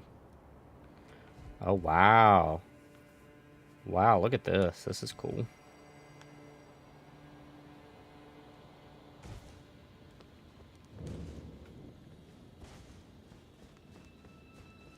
It does. It does look a lot like Yurt or Sauron from Lord of the Rings, which I wouldn't be surprised because George R.R. Martin is a huge Lord of the Rings fan.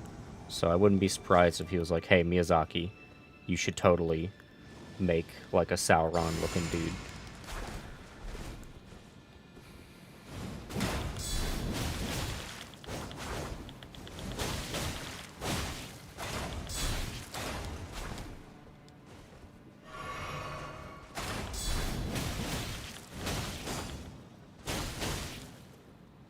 fully in. Well, I would rather plan around me just learning how to not get hit, because I will be doing that boss at level 1 at some point, so I don't want to rely too heavily on resistances like that.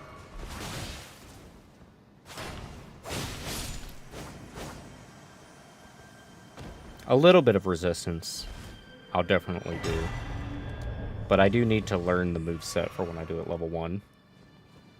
It is through the roof. It certainly is. When I do it level 1, I'll get one hit by everything anyway, so it won't matter. One thing that's worrying me about the level 1 run is, I wonder if I will need to go and collect all the Erdtree fragments to really manage a level 1 run. I think I probably will, but that sounds so tedious.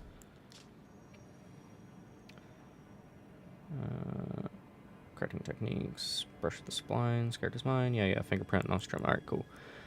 Claws of Night. Claws of the bottomless black from which no light can escape, wielded by Anna, Sword Hand of Night. Engraved with a smith's script, enabling strong attacks to launch all 3 claws at the target.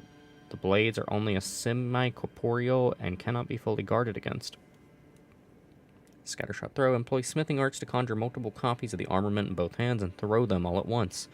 Follow up with additional input to throw again. Cool. Have 18 blessings. Nice. I think that's around what I have. 99 vigor is not really worth your points. Past 50, you're getting very little return on that.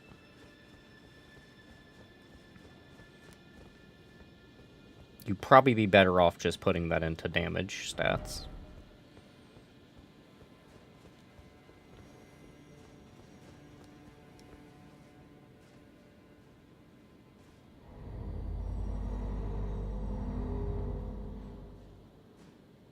Well, Yurt's weapon's a little different than that, but yeah, it probably is a Yurt reference. I love Demon Souls. Honestly, this kind of reminds me of where you fight the demon at the end of Demon Souls 2. This is a really crazy area. Wow.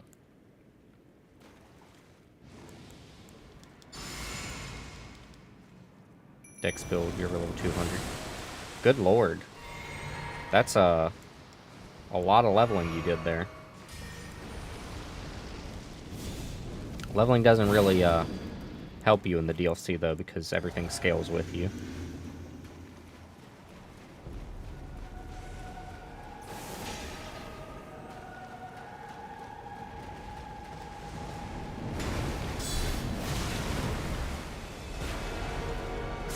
Oh yeah, True King a lot. Yeah, that was the name.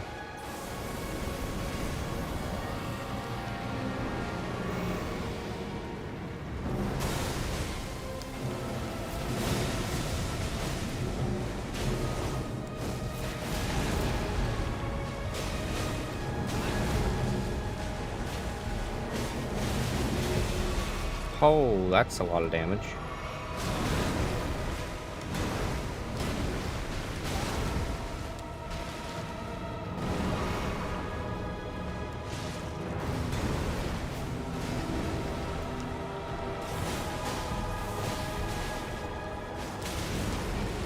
Okay, I don't think I want to attack it from the side.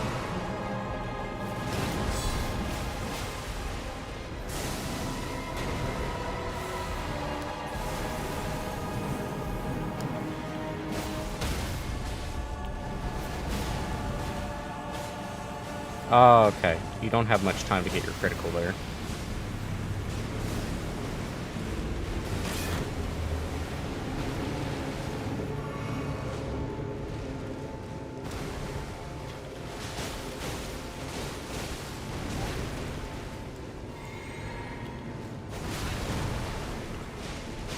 That monster is very freaky indeed. Really reminds me of a Bloodborne entity, like Augur of Abratus. Is that a shockwave? No, that is a spin.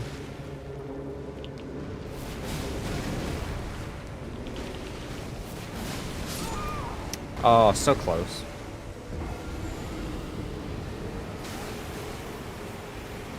A little bit around the chest was something else. Watch too much Dante's Inferno. Oh, Dante's Inferno is a cool game. My favorite boss in in Elden Ring, in the DLC, like what specifically do you mean by my favorite? Because that answer changes drastically.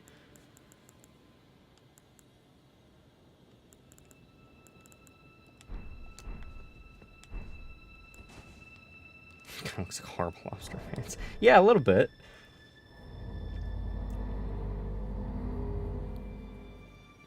DLC. Probably Relana. Maybe Consort Radon. I do really, really enjoy Consort Radon, even though I haven't beaten it yet.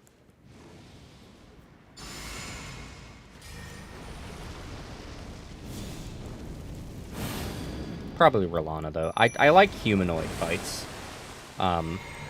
Human fights are always my favorite fights in the Souls franchise.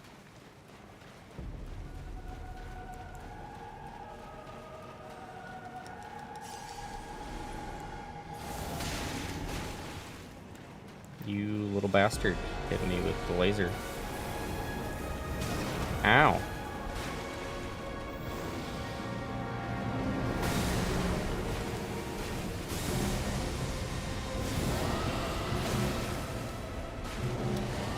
No, don't do that.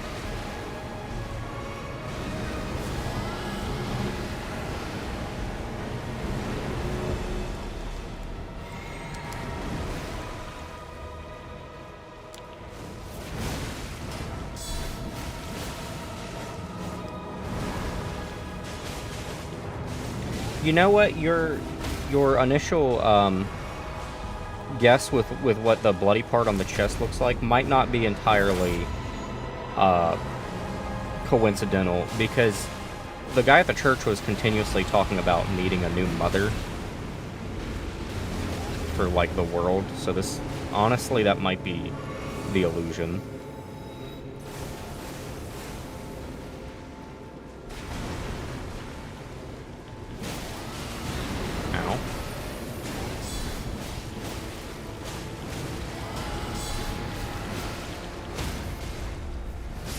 No, Mimic Tear, I wanted to finish it with the critical. Is there a phase 2, I wonder? No. Remembrance of the Mother of Fingers.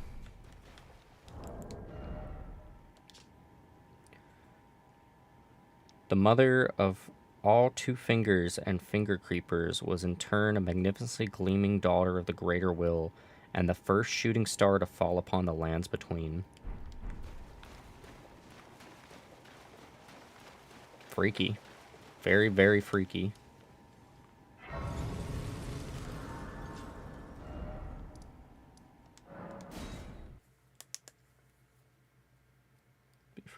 Where Elden Ring make EB from Bloodborne. I don't really buy into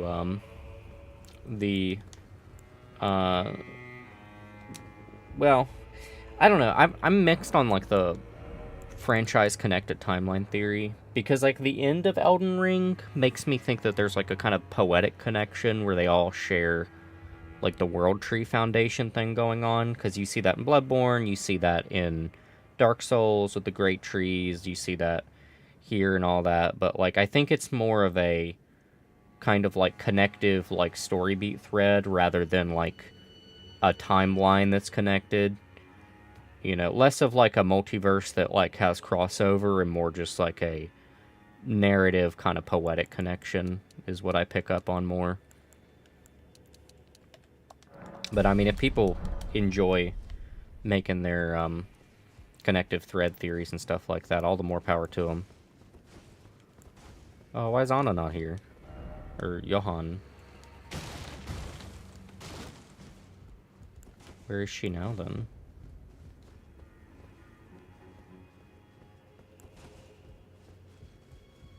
Or Yolan. I think her name was like Yolan. I'm gonna look up where she went, because I know she has a sword that I really want. I hate to look stuff up, but, like, I honestly have no idea where to go look for her.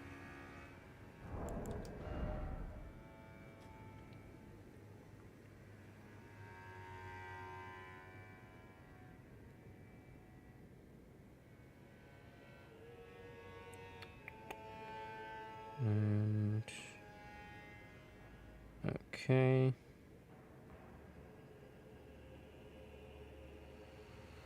Who she defeat? Yep. Remembrance. Yep. Head back to the throne and interact with it once more. Okay, cool. Tree of a World of a Portrait of Lawrence Shinobi Dream. Yeah. Yeah, that sounds about right. Oh. You've wounded Count Emir most irreparably, such that he wishes for your death, and I must attend to the Count's concerns. Oh shit. I'm gonna assume that's a katana.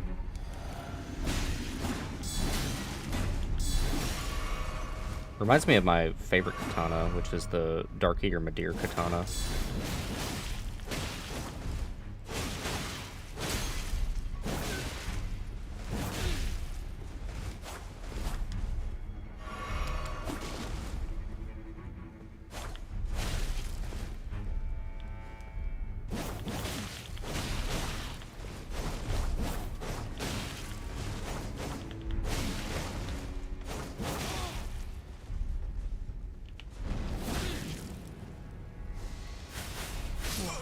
Shit. Why did you cross Count Emir?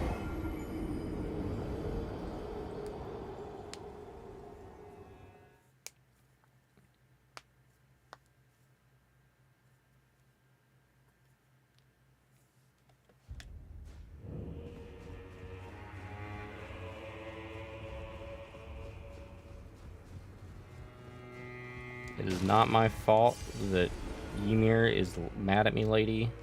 What have you done? I just went down to the throne room and that thing attacked me. Most irreparably, such that he wishes for your death, and I must attend to the Count's concerns. All the lighting effects going on here. Oh yeah.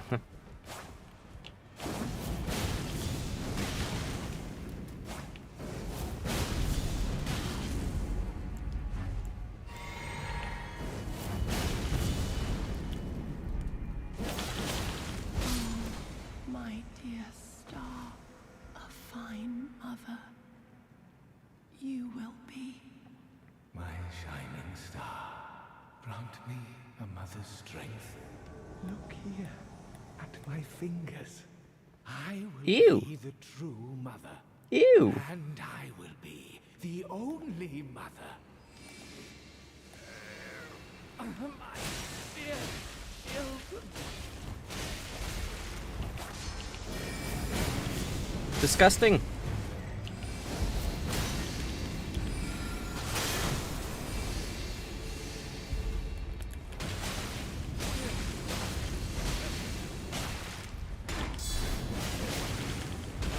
Forgive me, Yuri. Truly, I desired to be your mother.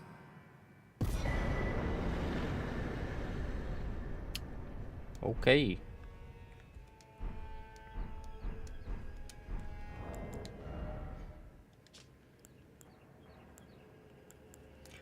The hat of Count Ymir, High Priest. The circular design at the top represents the greater will in its lightless abyss, imparting increased intelligence and arcane to the wearer.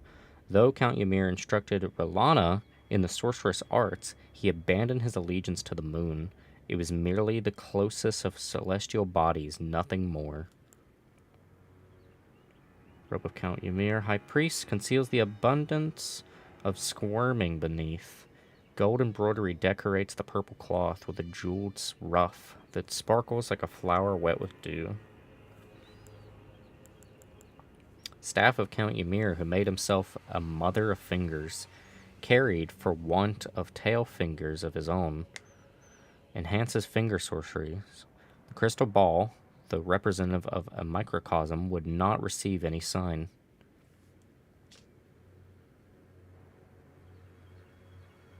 It's got an arcane scaling on it. This might actually be a pretty good staff. Offer Twin Maiden Husk for new item. On his perished flesh. Nothing interesting there. Okay.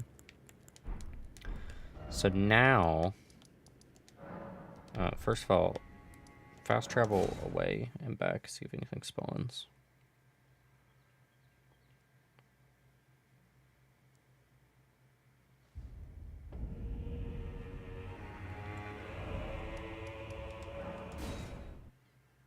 Minus 1,000 points on the usability scale. Yeah. You're happy, Lucas? That's good.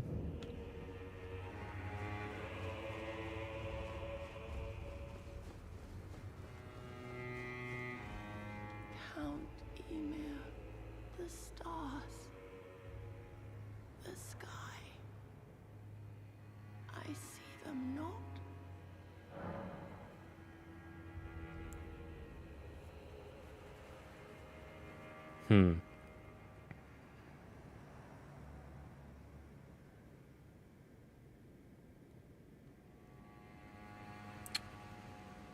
Do I want to give her grace? I don't think that's what she wants, though. I mean, she wants the night.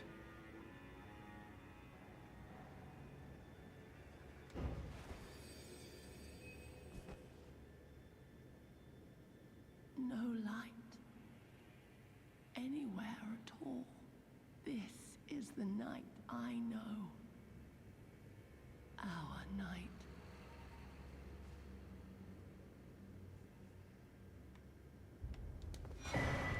Sword of Night. Are you a katana? I think you are. You are indeed a katana. Sword of an all-consuming, bottomless black that devours even the light that shines upon it, wielded by Yolan, Sword Hand of Night. The blade of the sword is only semi-corporeal and thus cannot be guarded against completely. Unique skill, Witching Hour Slash. Hold the sword level and infuse it with the dark of night before unleashing a series of incorporeal attacks. This attack cannot be blocked. Can be charged to increase its power. Oh, it's only a dex scaling. Does do magic damage, though. I don't know why it's not a split scaling with Int.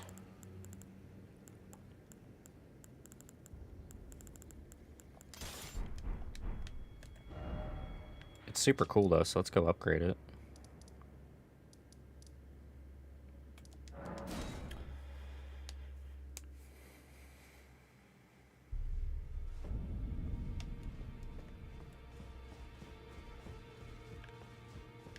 Oh, yeah, is there any... We should look at the remembrance items over here.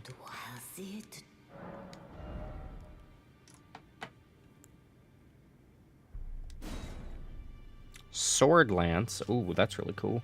Weapon once wielded by Commander Gaius. A combination of greatsword and lance, weighty and capable of being brought to bear with great force. This armament shows its true potential when used astride a mount. Gaius himself was never without his boar.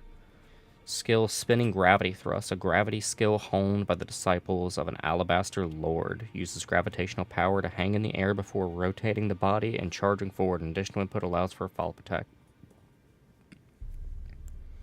Gravity Manipulating Sorcery of Commander Gaius. Pulls blade-like clumps of rock from the earth. Charge increases potency. Gaius and Erdan were good rivals in their youth, and this sorcery is the product of their friendly competition. Oh, that's cool. Damn, that's a high-end requirement.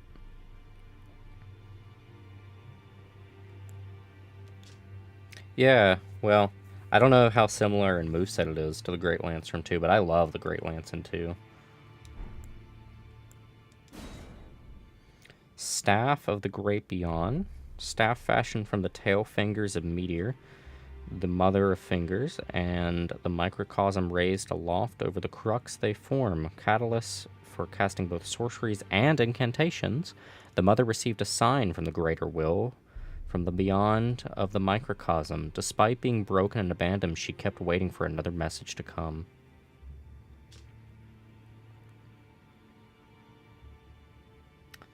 That might be really good, potentially. I don't know if it'll outscale the Prince of Death.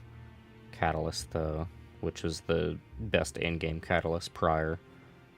It depends on where those scalings end up when you finish upgrading this. I think the Prince of Death will still outscale it, probably. Gazing Finger. The head of Meteor, the Finger Mother, wielded as a weapon without modification. From within the center of the fingerprint that wrinkles the creature's foremost protrusion, a tiny wart-like eye gazes vacantly into the beyond.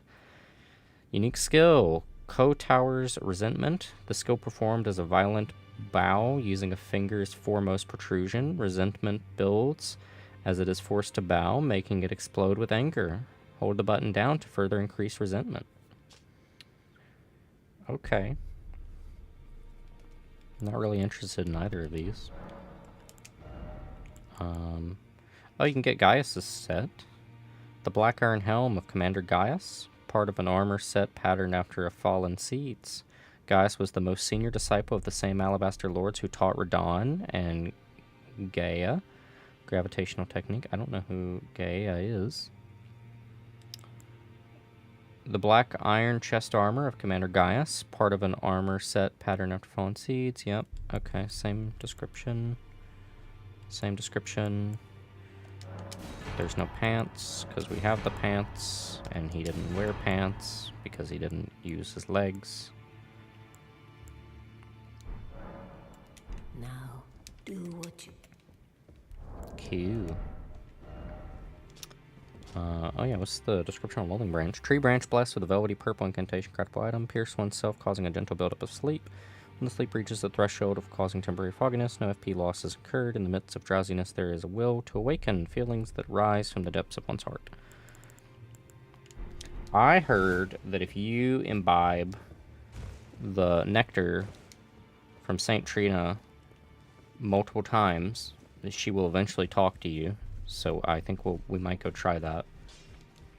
I don't know if that's a troll, because it sure sounds like one, but I'm willing to try it. This is not a somber... Oh, no, it is a somber weapon. Okay, cool. I don't know why I got confused there. And that. And... You know what? I like my lady a lot. I'm tempted to... Well, I only have 4 of these.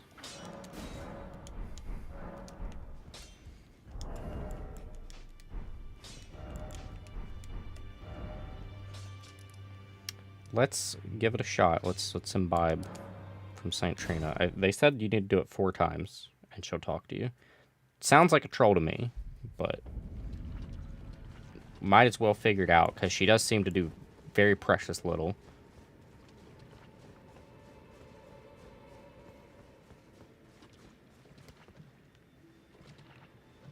Delia is gone.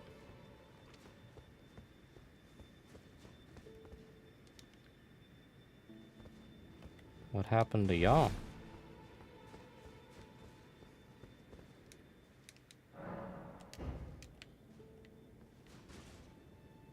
Why is Delia gone? That's very interesting.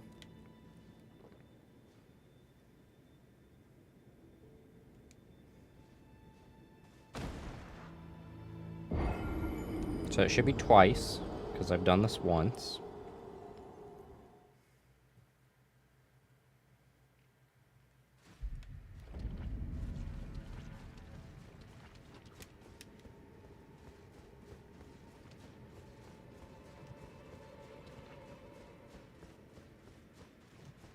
Oh, it puts your runes here.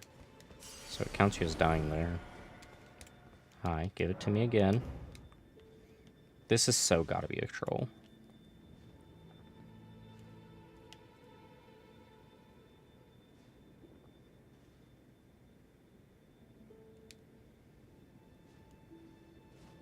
Three times.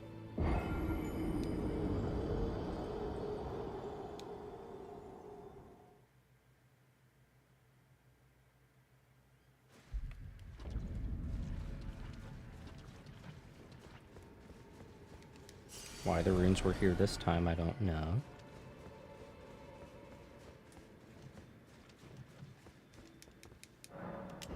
Probably because I stepped over there before and then came into this. So this is the 4th time. If they're not trolling me, then she should talk me after this.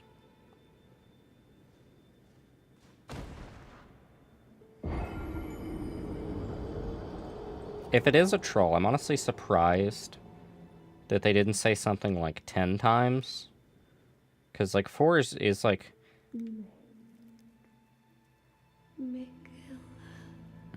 Stop. Don't turn the poor thing into a god.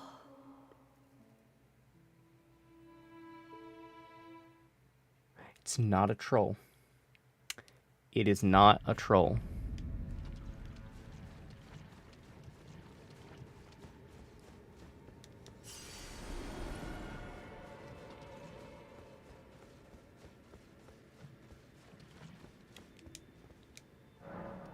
Okay.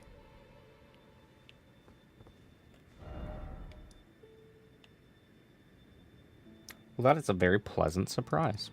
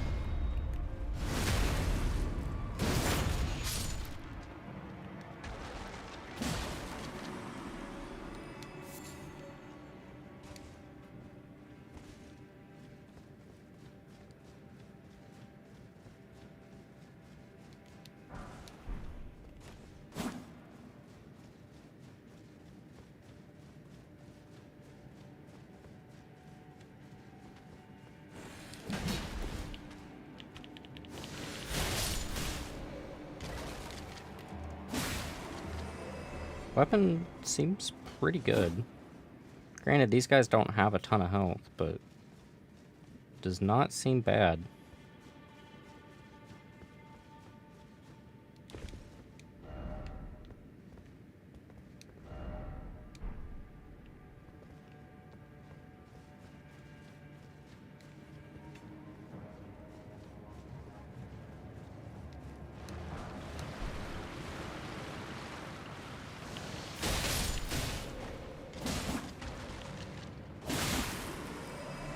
The heavy attack on this is pretty cool.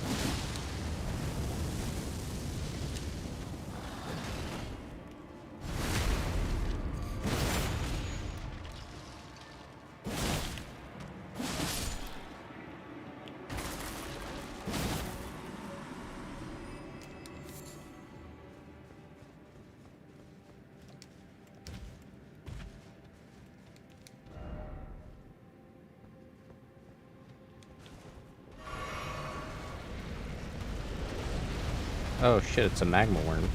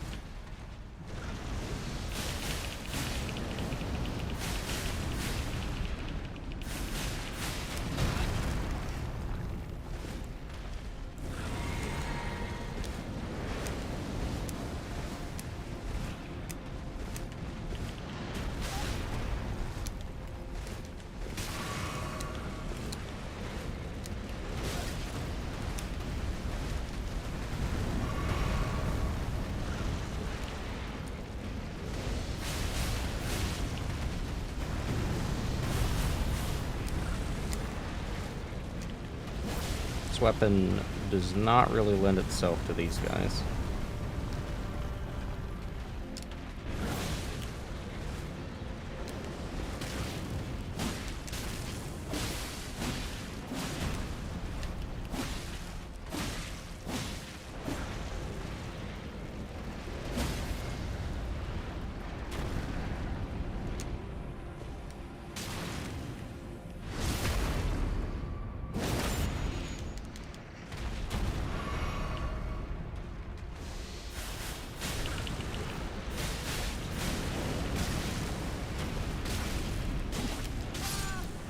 Oh, the lava. I thought I could finish him off and then get out of the lava after. I should have focused on getting out of the lava first. It's a cool weapon. But, I think I'm gonna try something else.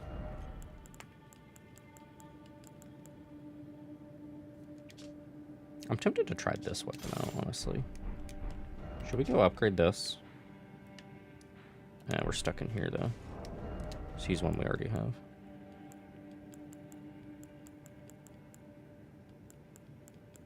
We haven't done too much of the hammer.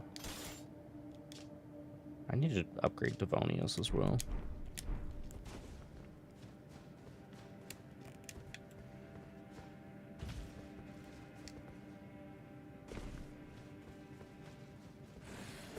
Ow.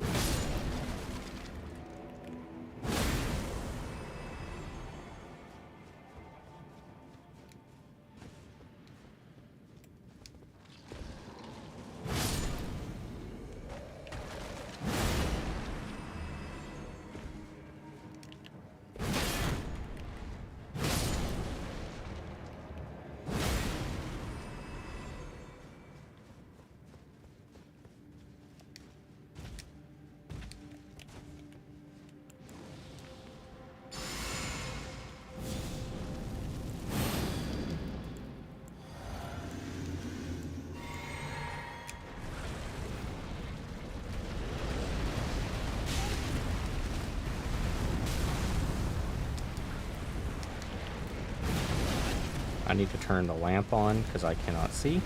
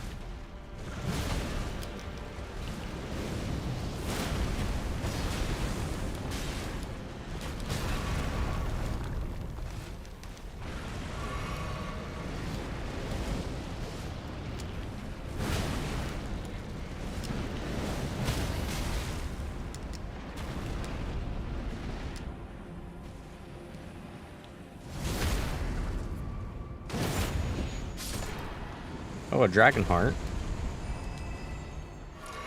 I don't know if they added stuff that uses dragon hearts, but you wouldn't really need the dragon heart for anything. So I hope they added stuff.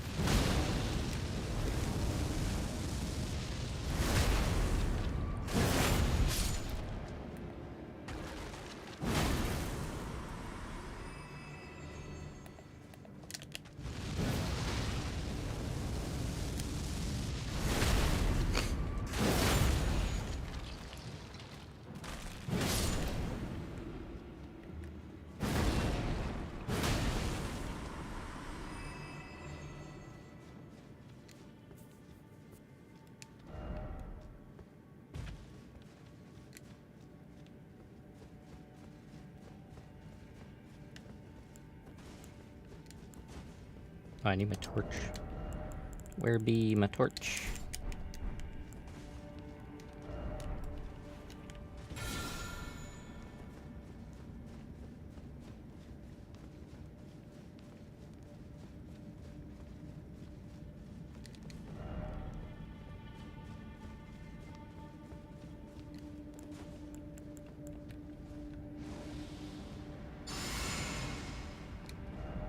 I believe.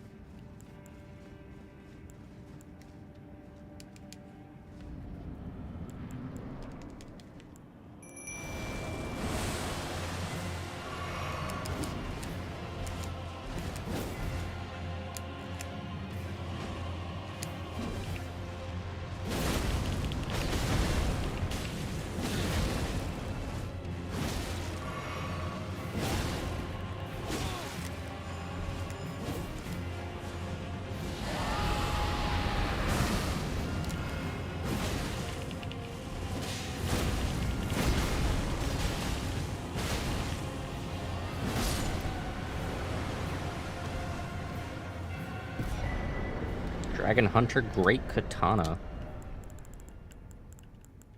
Now that I have two, I have to know if Great Katanas get access to a two-handed moveset. Great Katana with spines of gravelstone along its blade, wielded by the ancient dragon man of the Dragon Pit. Has an anti-dragon effect. Formerly a dragon communion warrior, the ancient dragon man was once an arbiter of those worthy to devour the dreaded one. Dragon Wound Slash, designed to hunt colossal dragons. This skill cloaks the armament with a jagged gravelstone aura before performing a high leaping slash. Charge the attack to also fire off the aura. It's a quality weapon. You get a big sheath on this thing.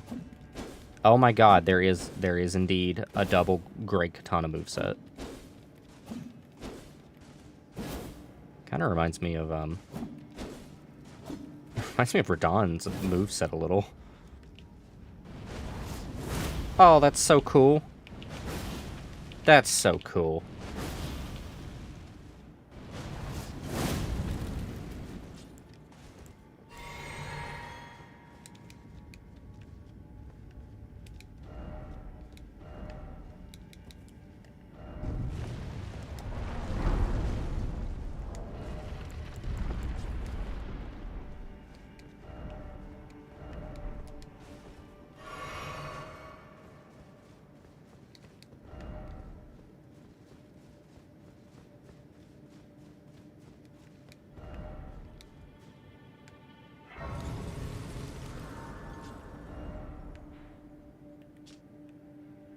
Yo, hello there. Welcome. Are you also a fan of Elden Ring? We just got the Dragon Slayer katana. I'm gonna upgrade it now. The dual Great Katana moveset looks really cool. That. I need to go buy a Somber 8. I'm glad you're doing good. I'm doing great. I'm having an awesome time.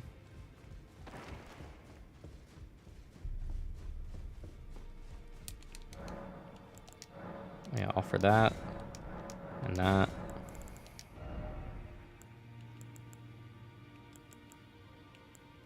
Okay, get one of those. You watch Elden Ring sometimes? Nice. Elden Ring is great.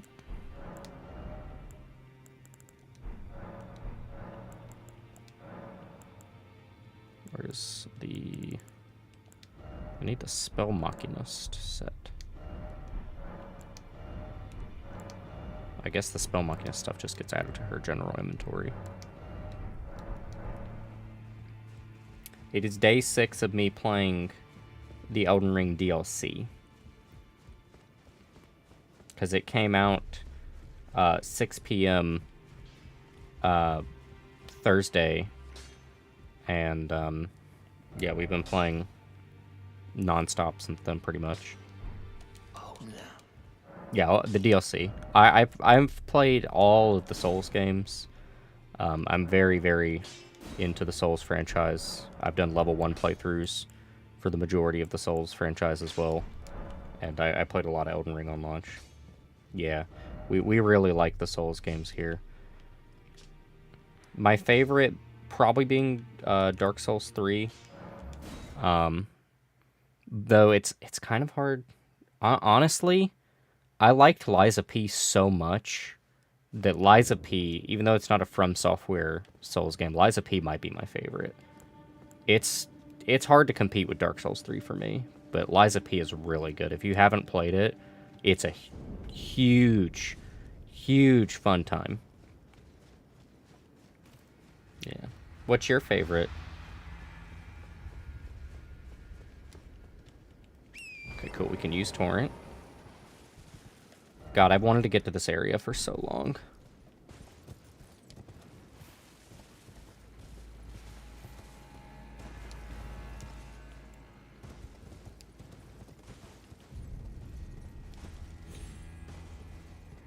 Lies of P is a huge game. Yeah, it's so good. It's really, really good. What is this? Baal, O terror incarnate, again I stand before ye. You're the guy. The guy wincing in pain on the ground.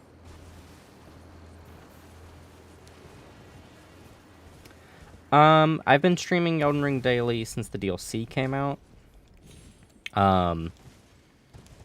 I don't have a whole lot of an Elden Ring, or a streaming schedule at the moment, but I would like to get back into putting up a schedule. We've been a little inconsistent because I've had a lot of life stuff get in the way. I do have to go on a business trip tomorrow, but I might get to stream a little bit early in the day tomorrow. I'm trying to beat the final boss of the Elden Ring DLC before I have to go on my business trip, so I'm really trying to grind it out. When I get back from my trip, I will probably either do the level 1 run for Elden Ring's DLC, or I might do another Souls game. Like, I have another Crab's Treasure, which I've really wanted to play, and Wolong is another Souls game I've really wanted to play. But yeah, I'll probably come back and do a Souls game. Potentially might do the Final Fantasy DLC, Dawn Trail, but I haven't decided if I want to do that privately or on stream yet. Still kind of gonna make up my mind on that. See if I can rot this guy. Jagged Peak Drake.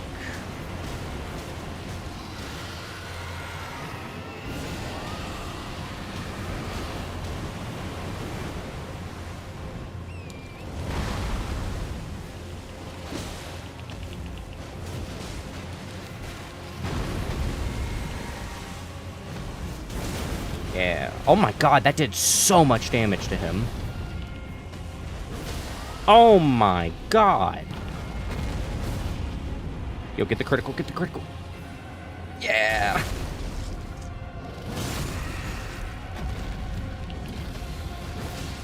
Yo. This weapon is really good against dragons. Holy hell. That's the easiest dragon I've ever had. Drake Scale Flesh. Boosts vigor, stamina, strength, dexterity at the cost of gradual HP. Oh, it's consumable, okay. That's such a cool looking consumable. A lump of hot flesh carved from beneath the inverted scales, said to grow an aged dragon. When ingested as is, boosts vigor, stamina, strength, dexterity at the cost of gradual HP loss. To the Drake warriors, there is no more intoxicating liquor than the heart of dragons. Sick. Would I like to get some art stuff? Are you on... I mean, this isn't really the place that I would do a business conversation, but if you have a Twitter and you want to, like, send me a DM on Twitter or something, I might go check out your portfolio there. I was considering maybe getting some emotes down the line, but yeah, I definitely wouldn't do business talk here in stream.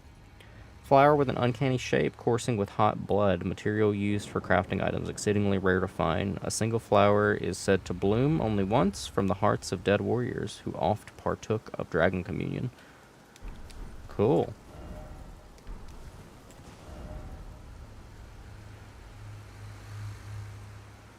Okay, so to the right will lead us to the Gale corpse. I want to do that first because I've been looking at that for so long.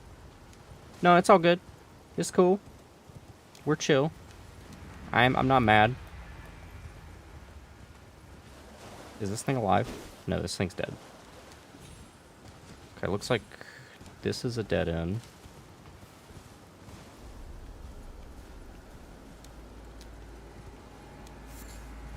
Ooh, red Fulgur Bloom. Twitter and Discord, stun arts there. Feedback there too. Cool. Yeah, I would I'll check your Twitter out. There should be a link in my bio to my Twitter. So if you want to like shoot me a follow or a DM there, then I'll definitely check out your page. Flower that crackles with red lightning. Material used for crafting items found at the Jagged Peak on the south coast, said to bloom where the red lightning of the ancient dragon strikes the earth. Sick.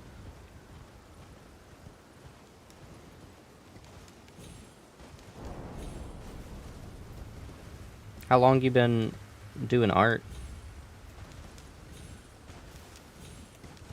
I have a real interest in art myself. I've been trying to teach myself to draw gradually. I don't share any of my art though, because I'm still too shy about my stuff. But one day, I'd like to do... This is like big aspiration, but I'd like to maybe do my own like webcomic one day. Been doing it for 2 years? Awesome! Hell yeah, I'm glad to hear that. You still find it really fun?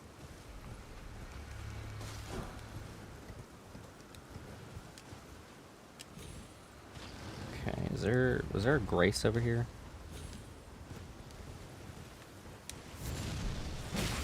Yep, because you enjoy it? That's wonderful. I'm glad to hear that. It's the best reason to do art. I've been having a really fun time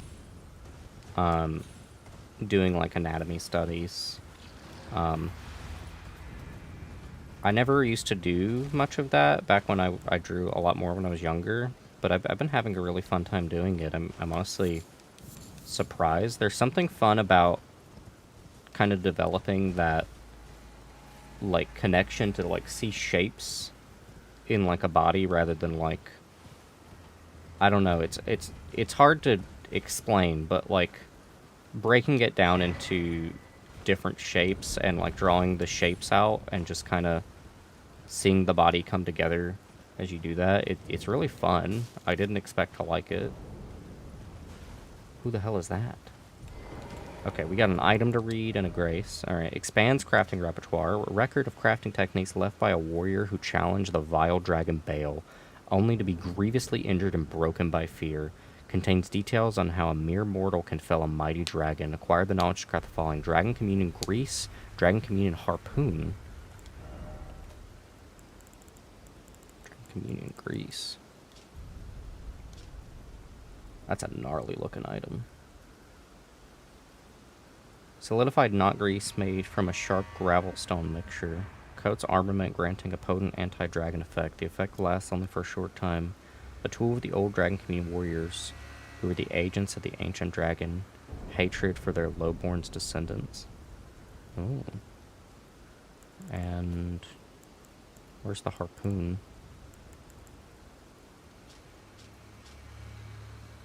I never read the description of that.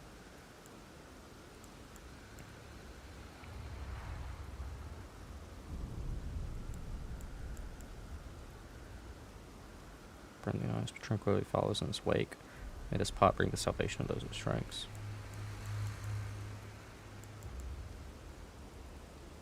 Where is the harpoon? Oh, is it an arrow?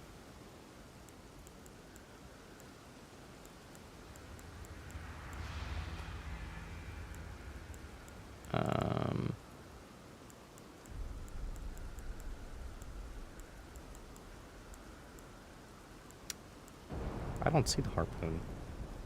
Still go good, cozy. We'll do an art. It's a little bit less than money stuff. You love it. Yeah, the stereotype of the struggling artist is far too real. I've been close friends with like a lot of artists throughout my life, and it's always really difficult to like see how much of a struggle it can be. You know, sometimes you get like really busy seasons where like, you know, businesses boom and you got tons of commissions coming in and it gets a little overwhelming, and then other times it's just dry.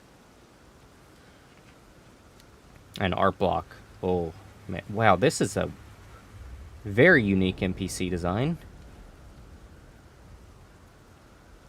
Okay. Warrior true. Picture yourself feasting upon a dragon's essence, on the throbbing heart of the oldest, vilest dragon of them all. It would be the purest form of communion, the fullest sating of your hunger and your consummation as a dragon whole. How long have I been streaming here? How long have I? I think like, I don't know, probably close to 3 years now. I haven't really kept track, and a lot of things have changed since I started. I went really hard on doing a really good job at the start, but now it's much more of like a side gig type of deal rather than like my main focus. Thank you. I like my emotes too. No, I did not make them. Credits should be in the about section of my Twitch. They are from various different artists. It's pretty easy to tell which emotes have a different art style. But yeah, I love my emotes. I really like my, like, I think my favorite's probably the uppies. The uppies is really cute. 3 years. And are you still enjoying it? I'm still enjoying it. Yeah.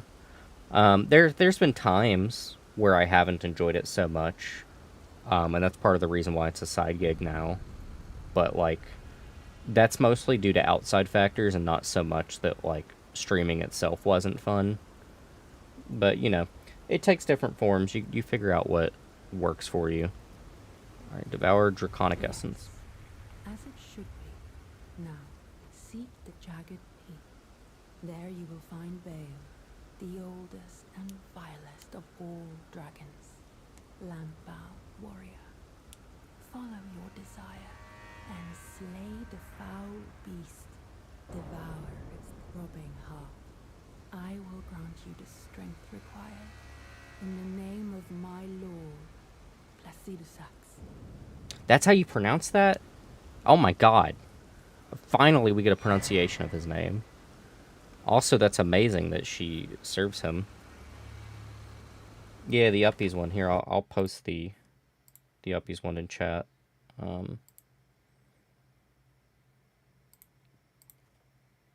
This one. I love this one. I love all my emotes, but I find that one to be the cutest, probably.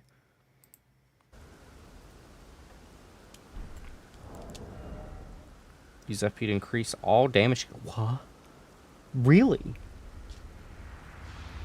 Favor bestowed by the Dragon Communion Priestess in the name of the Dragon Lord Placidisax.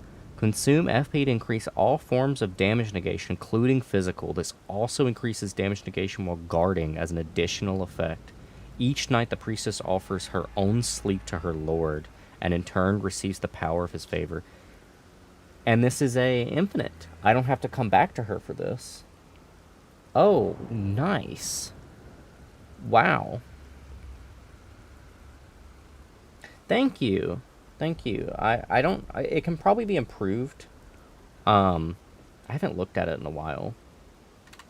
Let me glance at it real quick, because do I have the emote next to it? Let me see. If I can even scroll down to the bottom of my Twitch page. I don't think I know how to scroll down the bottom of my Twitch. Whatever, I'll look at it later. Yeah, thank you. It is important to credit people. Let's put this on our bar.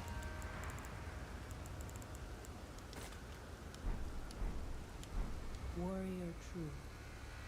What is it that you need? Thank you for the head pat. I appreciate it. Ask about Bale. In a time long past, Bale turned upon the Dragon Lord. The foul traitor assailed our master and inflicted a grievous wound, only to make a hasty retreat, becoming a sworn enemy of the group. Since that day, Bale and his bloodline, the Drakes, have served as sacrifices for Dragon Communion, land-bound warrior. My lord, Placidisax, has shown your kind what must be done. Seek communion. Sate your boundless appetite. Feel the euphoria over Dragon's essence taking root in your meager frame. So she must have founded the Dragon Communion cult. Follow me on Twitter? Thank you. I'll go ahead and follow you back there. I will look through your stuff later. No, I don't usually add people on Discord. If you want to, you're more than welcome to join my Discord server. But no, I don't usually add people on Discord. I hope that's okay. But I look forward to checking your stuff out later. Thank you for following.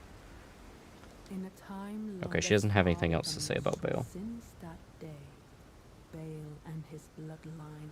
Oh, it's no trouble. I just had to pull my phone out. I already followed back. But yeah, I'll look through your art stuff later. Examine altar. Communion with Bale. Thank you for following. I appreciate it. Ritual of Dragon Communion. Ghost Flame Breath. Channels Dragon to spew Ghost Flame Breath. One of the incantations of Dragon Communion. Transforms caster into a dragon to spew Ghost Flame Breath. Charging extends duration. The land of spirit graves is home to all manner of dead, and even the corpses of fallen dragons found their way there. Several of them were endowed with such vivacity that even in death they could not die fully. Sick. I'm a little worried to click Communion with Bale, because... Okay, so I need Heart of Bale. So this is kind of like a remembrance, I guess. Damn, that is a high arcane scaling. Flame Lightning. Channels Dread Dragon to strike with Flame Lightning infused Talon Bone. One of the greatest Dragon Communion incantations. Harnesses the fearsome power of Bale the Dread. Channels the form of the Dread Dragon in right arm to smash foes with an exposed Talon Bone coursing with Flame Lightning. Even after being consumed, the throbbing heart of Baal continues to resist its subjugation, never weakening. One day, the fire within will consume the very body and soul of its communion devourer. One day. One of the greatest dragon communion incantations, harness the fearsome power of Baal the Dread, channel the form of the dread dragon to emit a mighty roar, accompanied by a heat wave burst, causing violent eruptions of fire in the area. Even after being consumed, the throbbing heart of Baal continues to resist subjugation. Okay, yeah. I don't know which of these I'm going to end up taking. This one seems more like single target. This seems like AoE, so I'll probably take the single target one. Do I play RD2? Is that Red Dead Redemption 2 or Risk of Rain 2? It's Red Dead 2, right?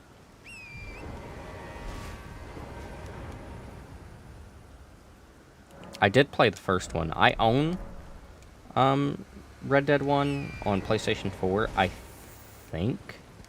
I might have deleted it. I had it from my buddy on GameShare that I don't think I have I don't think I have access to his library anymore though, so I might not have Red Dead 2 anymore. I don't know. I played a little bit of it and I was enjoying it, but I had come to the conclusion that it was going to take so long to go through it, and I just wasn't really invested enough. I have considered watching a playthrough of it just because, like, I am curious to see it. I've heard it's very, very good.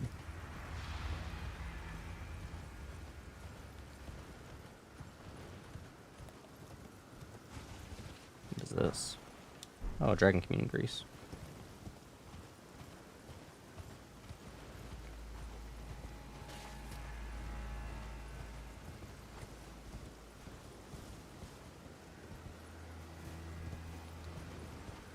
It's really good. Nice. Do you just really like the single player, or do you also like the online component? I've played like a little bit of the online for the first game, but I mostly just played like the single player a lot. I really enjoyed that. But I was pretty young when the first game came out, so it kind of appealed to interest that I had at the time. I'm not nearly as like into playing that kind of game anymore, but I still really like the story component. I played like a tiny bit of Red Dead 2 online, but probably no more than like 4 hours of it or something. Okay, so this is... Let's go more company single player. Nice. Caro's Hidden Grave? Who the hell is Caro? Okay, this is a pretty big area. I should probably do this before Gale. Or Bale. Bale. His name is Bale. I should probably do this before Bale, because if I get more Erdtree fragments, it'll make Bale easier. And they're kind of hyping Bale up to be about as hard as Placidus X. Is it a Tibia Mariner? Wow. I was not expecting to see a Tibia Mariner.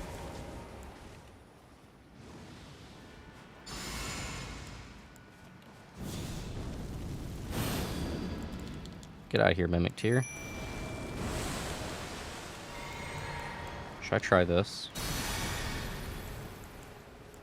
That does not consume much FP. Oh, where'd he go? Oh, he's all the way over there now.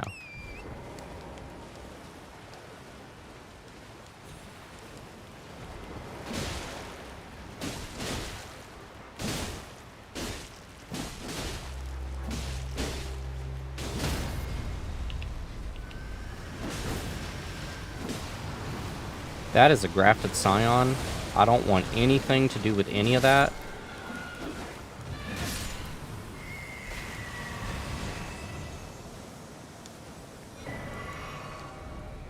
I need a bolus. There we go.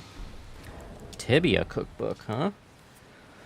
A record of crafting techniques of the mariners of the oldest gravekeepers details an ancient means of summoning the dead. Acquire the knowledge to craft the following. Call of Tibia. Huh.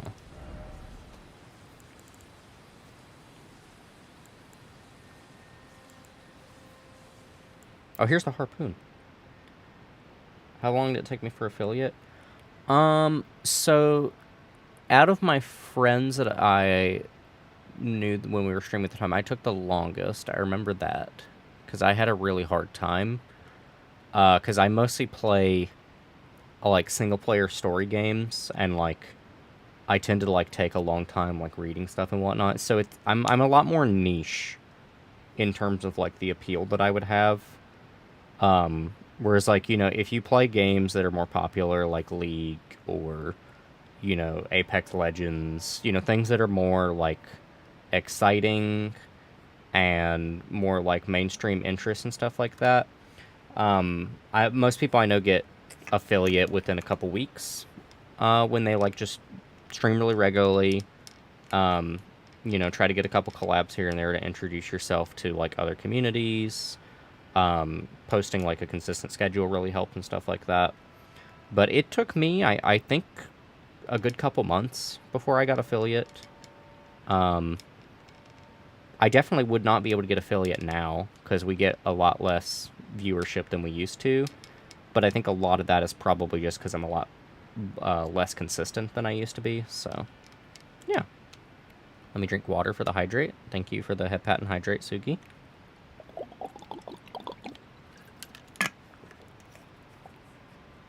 I hope you're doing well, Sugi. Harpoon bristling with sharp gravel stones. Throw at enemies to inflict heavy damage. Has an anti-dragon effect. A tool of the old dragon community warriors who were agents of the ancient dragon's hatred for their lowborn descendants. Call of Tibia. That is a gnarly item. An ancient ceremonial tool that uses Gravekeeper's skull as a catalyst. Use FP to summon one lost in death at the spot that it is thrown. The creature spins and mows down foes in the vicinity 3 times before dissipating. The dead have long been left to wonder. What they need is leadership. You need a Gravekeeper's brain pan. Okay. What the hell is this?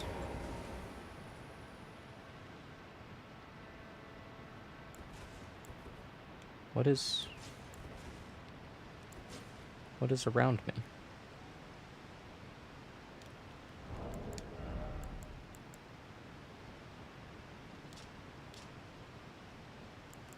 Oh, I didn't equip my new dragon incantation. I need to do that. I don't think I'm charmed, but just in case.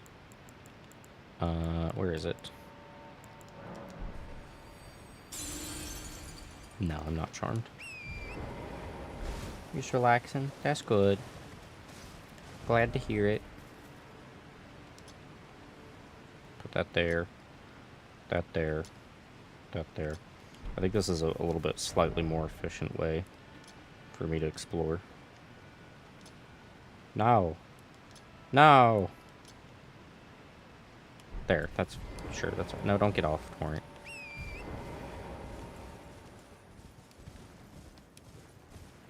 The red flowers are really pretty.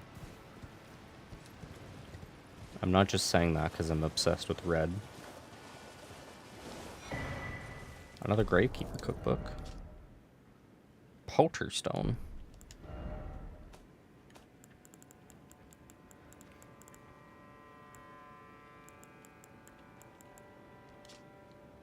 Makes noise imitative of human presence.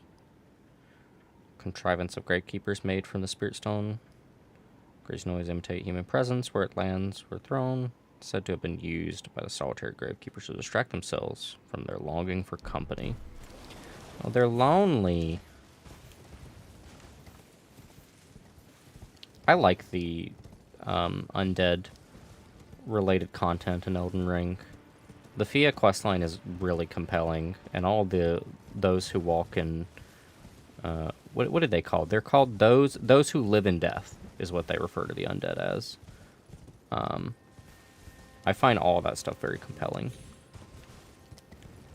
I really hope that we see some Godwin-related stuff here in the DLC, but if we don't, it is what it is. Big missed opportunity not to explore Godwin more thoroughly, though, if not.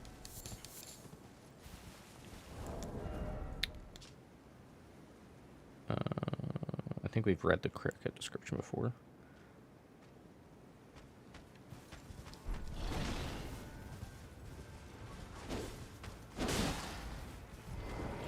You're very big.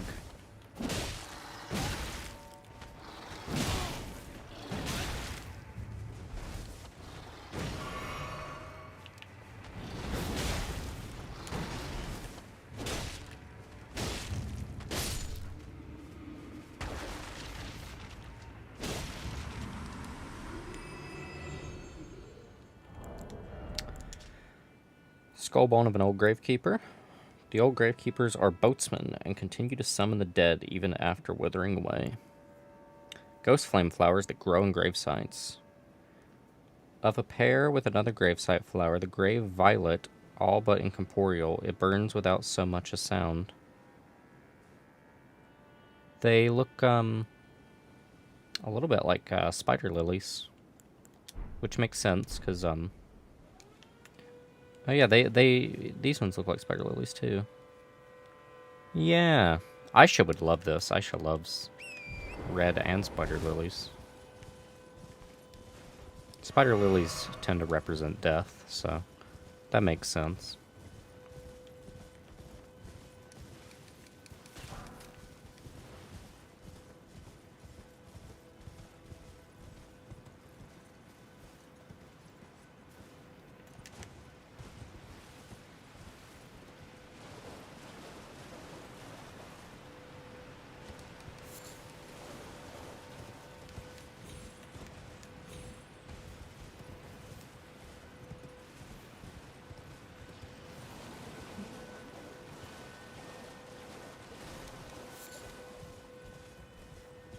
Oh, cool. A side of grace.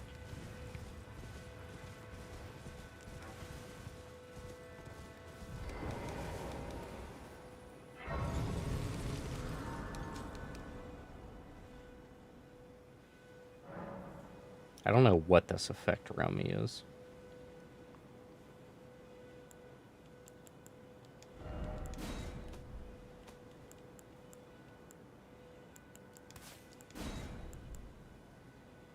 Do I have any others here that I want to try?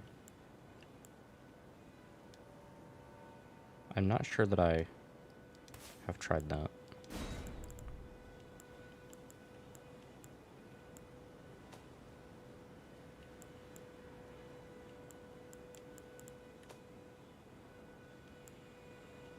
We are fighting a lot of those who live in death here, so it might actually be worth using some holy incantations.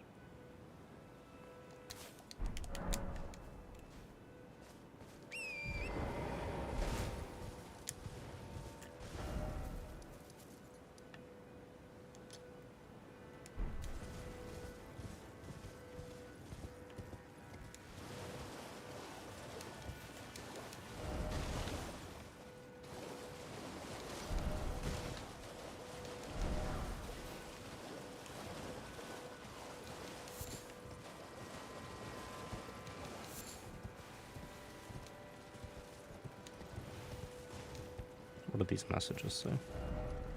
Oh, okay. Someone's saying hidden path and stuff like that. Thwack! Thwack!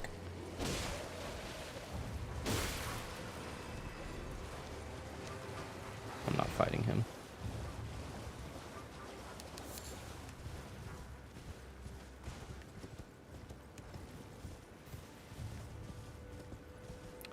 That's a big bird.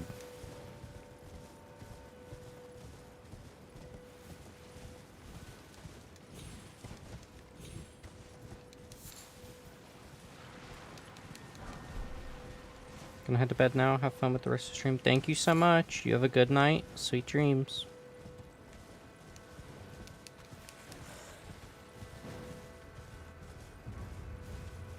What was this?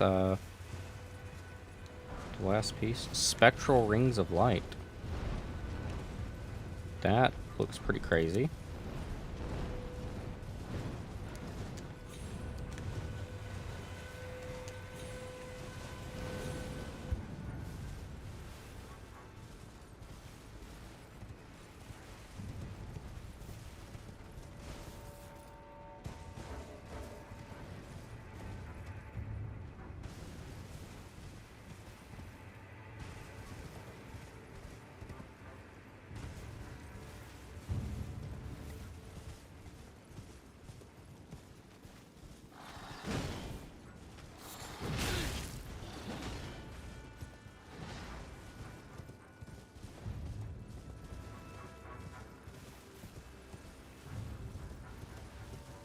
I hope this doesn't kill me. Alright, I'm okay. Is it the bird, or is there a tibia marina nearby, I wonder? Maybe it's the ancient dragon blessing that, has this effect around me.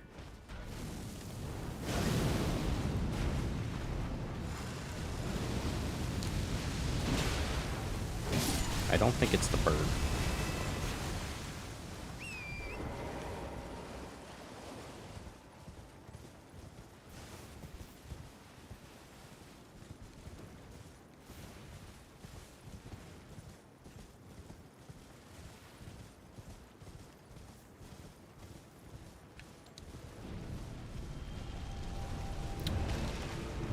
Deathrite bird. Ow. Ow.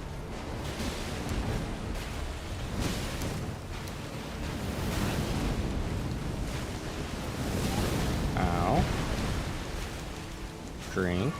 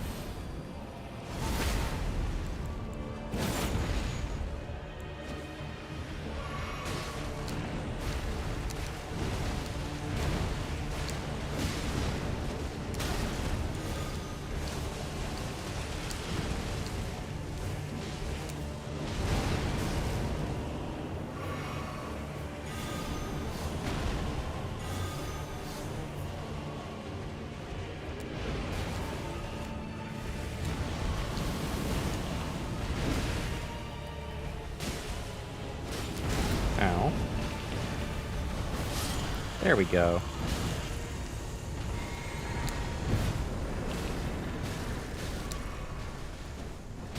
I can't believe this random bird almost killed me, while the boss did not.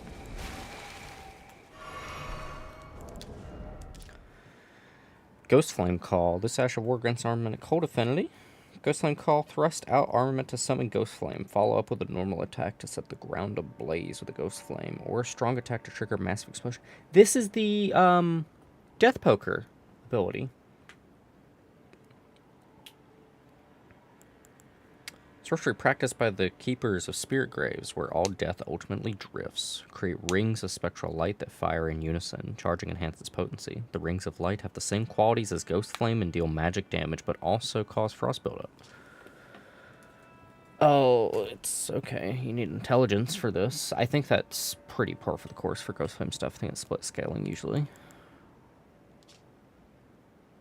It gave me a Call of Tibia. Okay.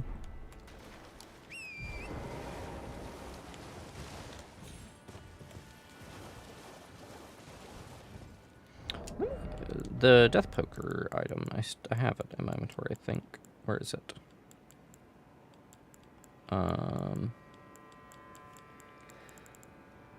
What class is Death Poker?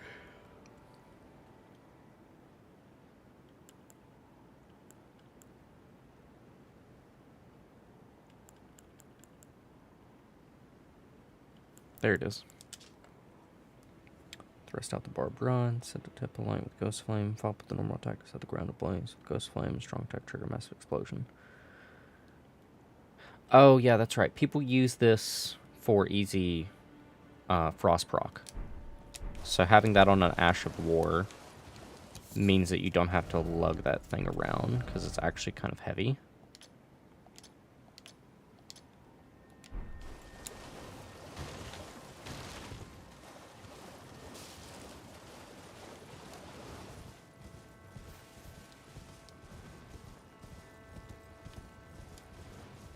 The multi-rings seem to do pretty decent damage. Pleasantly surprised with that.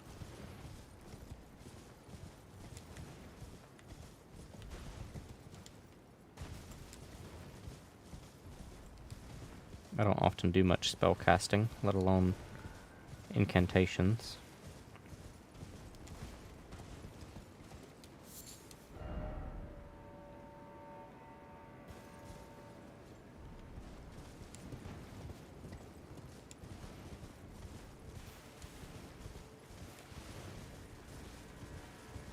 I can't believe that we've been playing for 6 days, and we still have not, like, searched every area or finished all the content. That's a spirit glaive.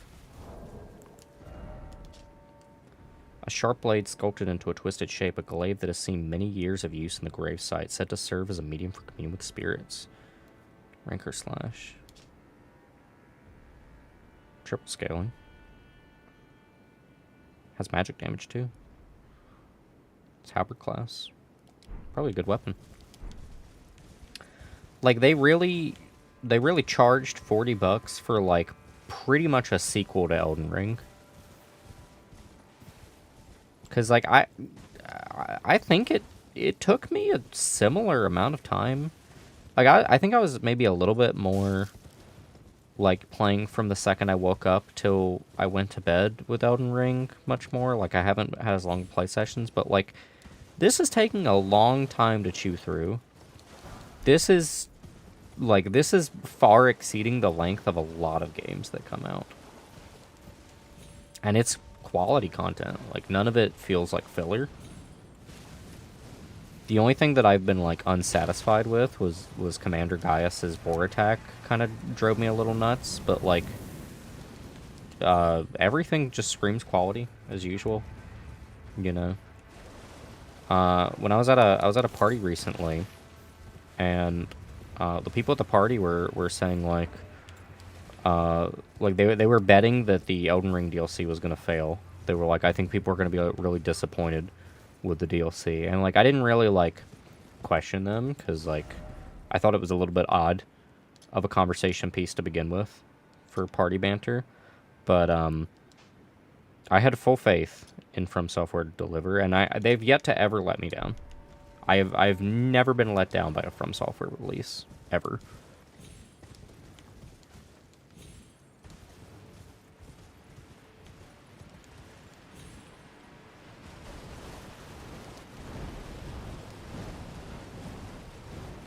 I'm sure one day it has to happen. Like, they can't only release, you know, S-tier games.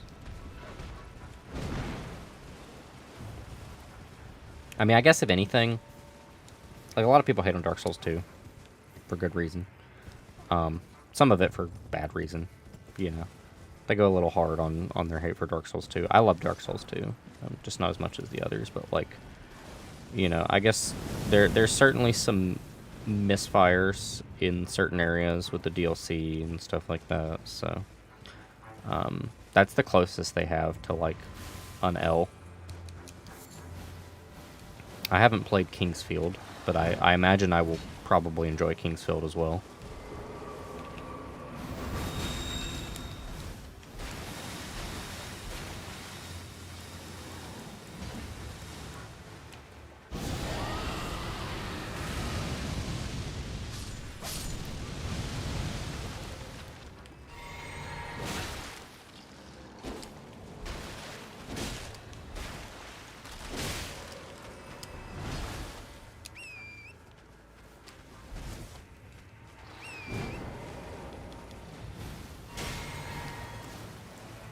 This weapon's not buffable, is it? No. Be pretty nutty if it was.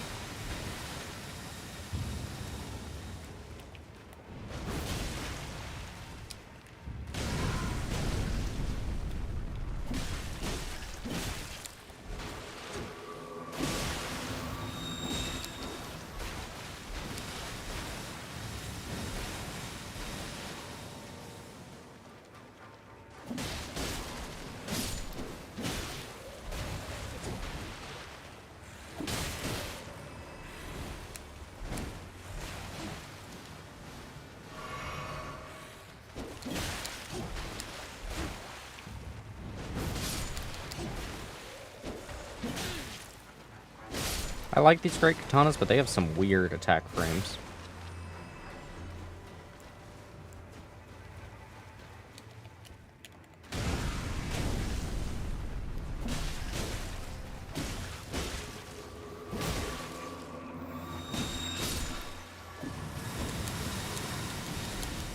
That almost killed me. A dead flower almost killed me.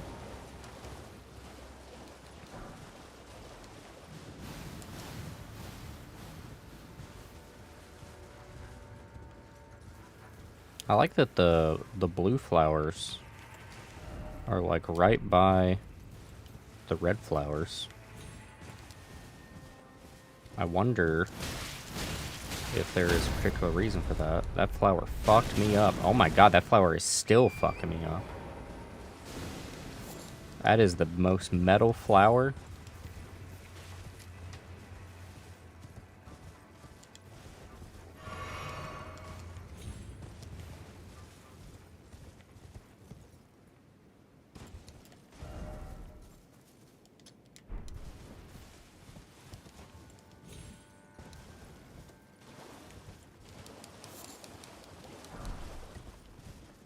A grave scythe.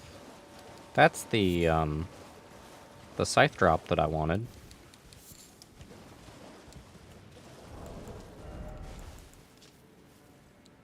Yeah. Sick. Yeah, that's the one where you can do the skeleton stando Ash of War. Where you send the spectral skeleton out and he slashes for you. It's really cool. It's not very good though, but it's really cool. That's always the tragedy of a lot of things in games, where they're not very good abilities, but they're really cool looking.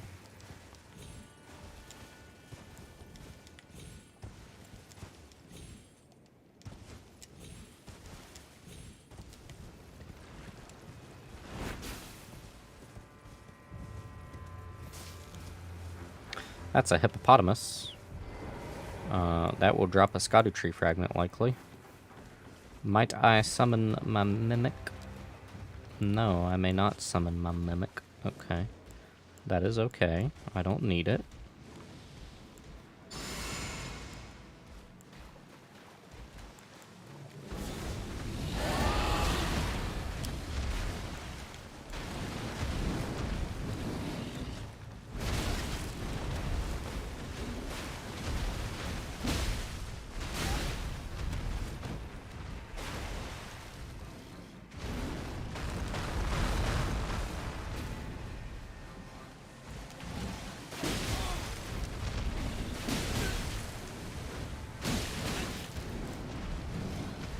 I get my ass handed to me.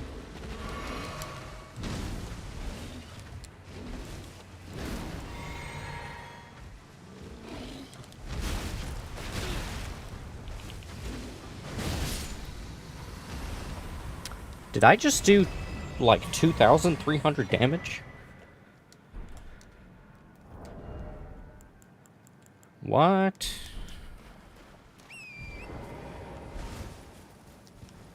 I don't think I saw that DPS number right. If I did, I must have, like, hit him in, like, the open mouth with the weapon art, and, like, it did, like, crazy damage or something. That would make sense for that fight, because he spends a lot of it with his mouth open. So if they made it where you get bonus damage on his, like, squishy mouth insides... Oh, God, the giant. Oh, God. That would make a lot of sense to do that.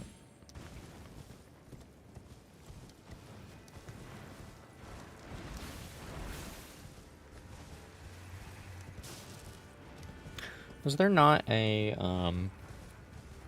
giant coffin near that demi-human fight that we did that was like on the side of a...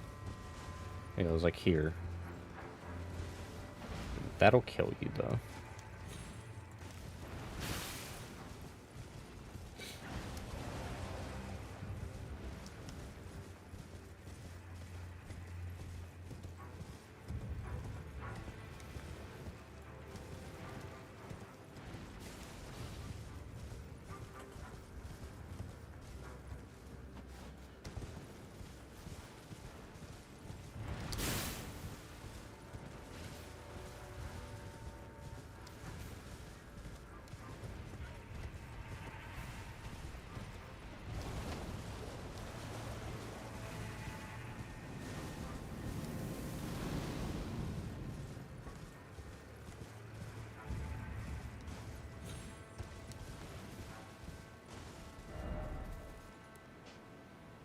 Okay, we got stuff over here.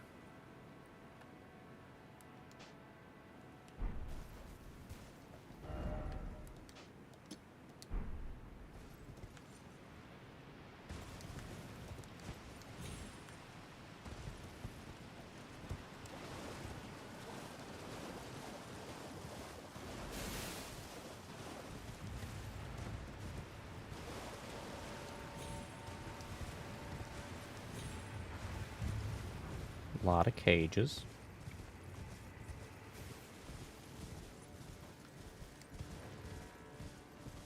This looks like a dungeon.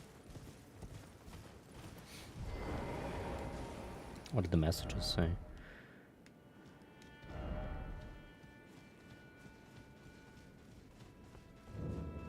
Lamenter's Jail.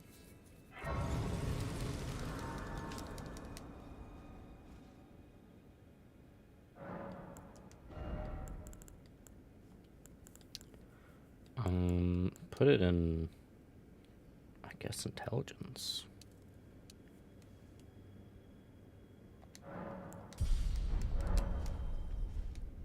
We're starting to hit areas with our levels where it just doesn't really matter or make sense to upgrade your stats much further.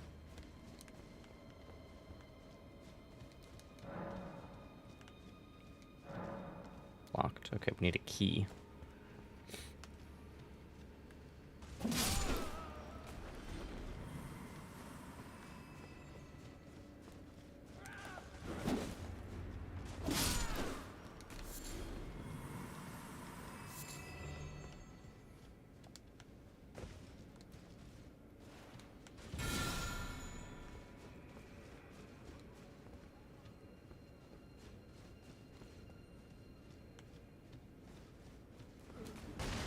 I suppose the Lamenters are probably the shamans.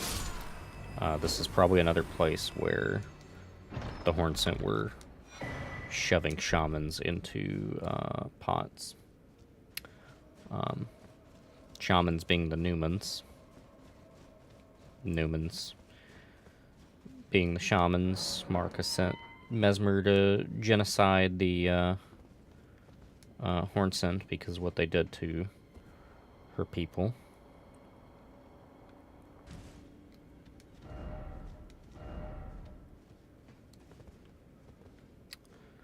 Good motive. Still heinous. Still inexcusable. We'll come back down there. That looks more like the main way.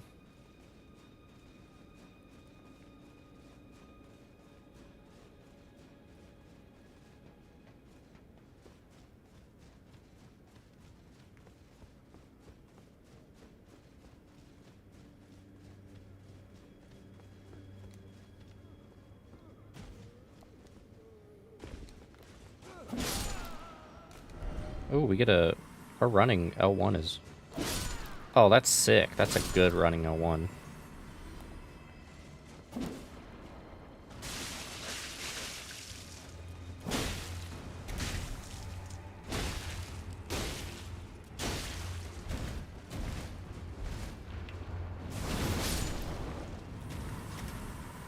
That looks like it's doing crazy damage.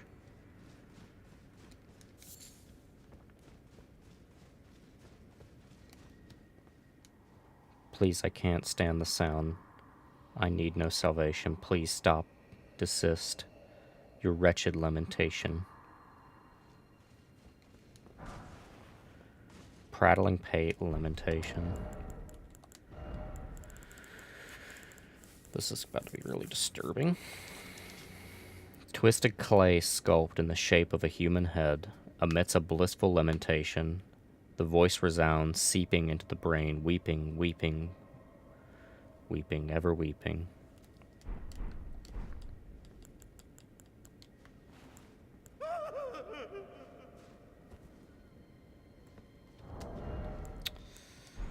Okay.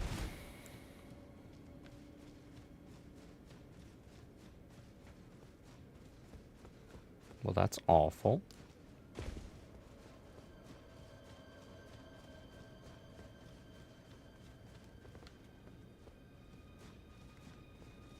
You know what, the site of grace is like right up here.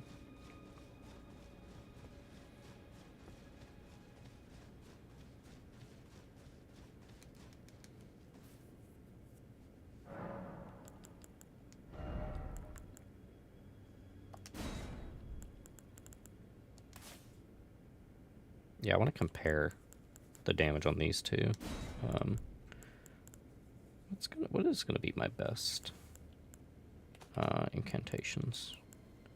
Maybe this.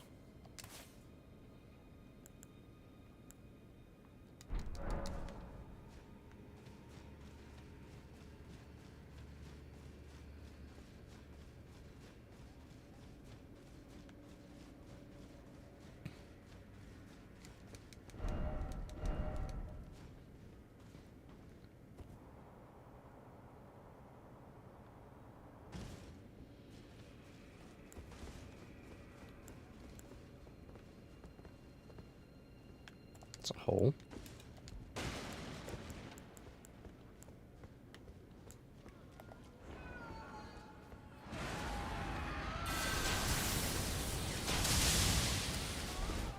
$500 damage. That is a ton of damage.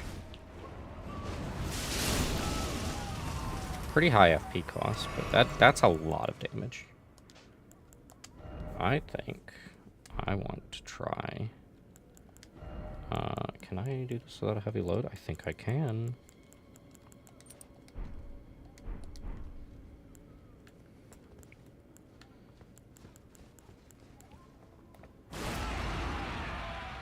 Okay, what is this damage like? That is more damage. That is significantly more damage. The damage of this is still really good even without the FP.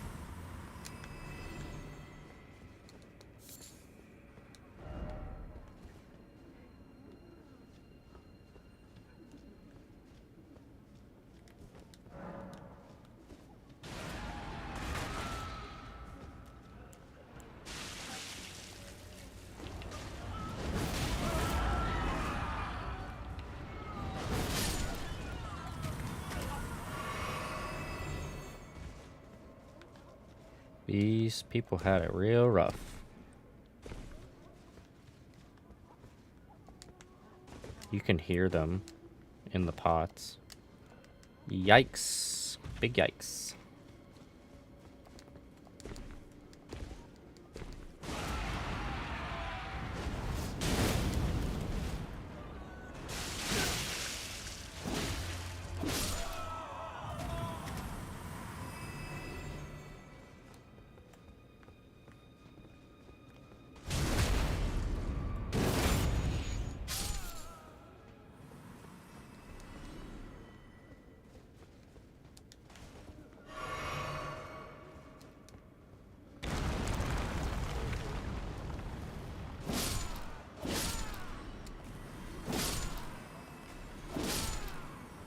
Yeah, this weapon kind of reminds me of a Monster Hunter longsword.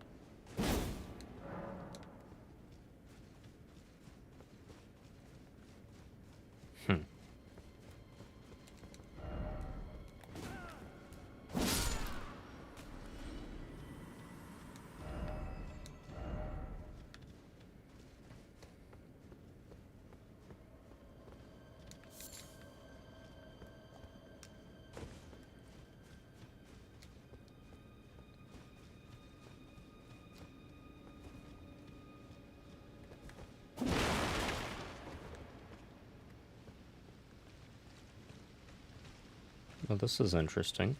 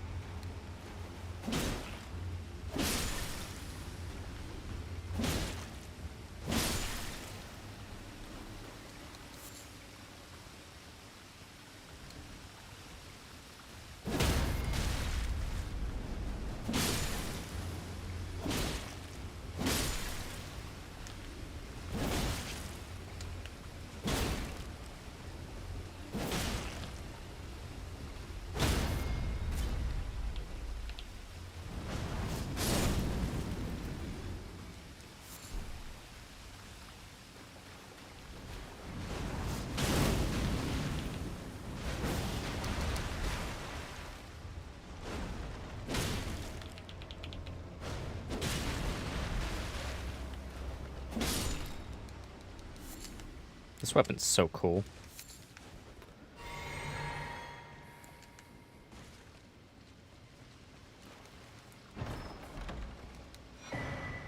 I almost missed this chest. I think I'm gonna upvote this message. Yeah, thank you.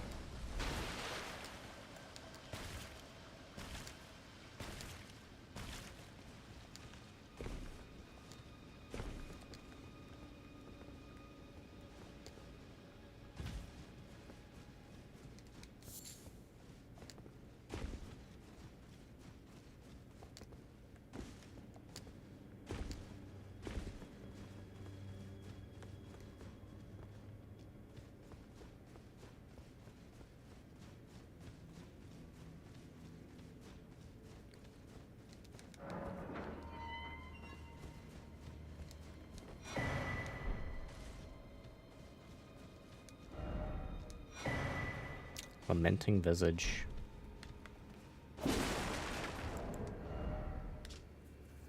A stone lantern carved to resemble a lamenting human head, the eyes vacantly beaming out light.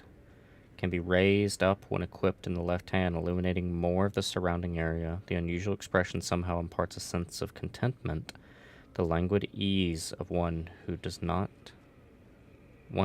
needs not sight. Okay. New skill, behold, blindfold of happiness. Swing the head while covering the eyes, unleashing a wail of lamentation while temporarily making the user of this skill harder to see. To those who seek happiness, blindness is bliss.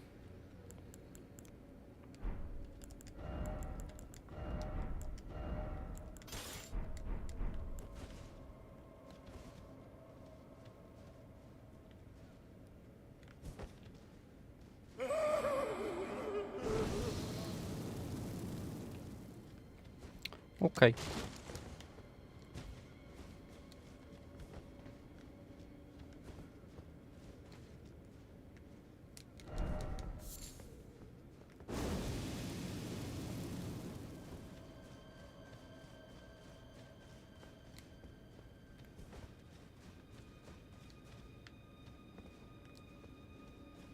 It's a very, very yellow light.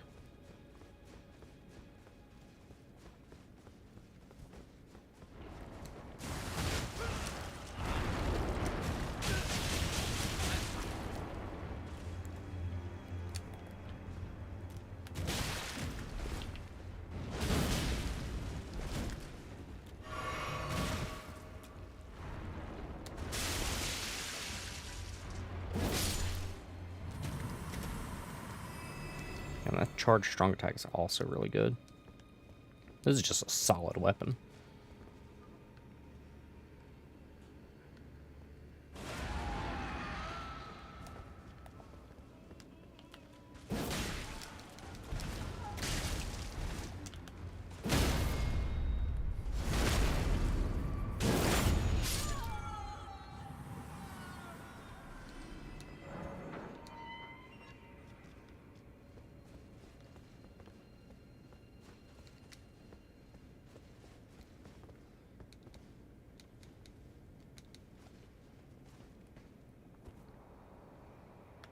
Okay, no, not this yet.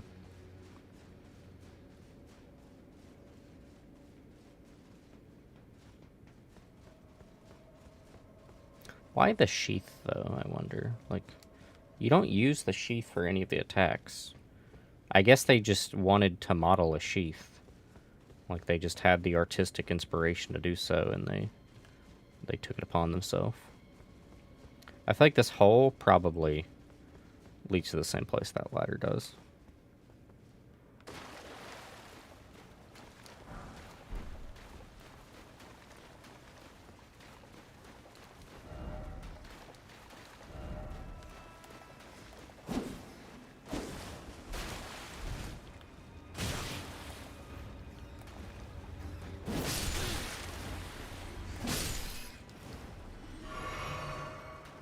I think jumping attack is probably going to be your wait, what's your... your crouch attacks are okay, I guess.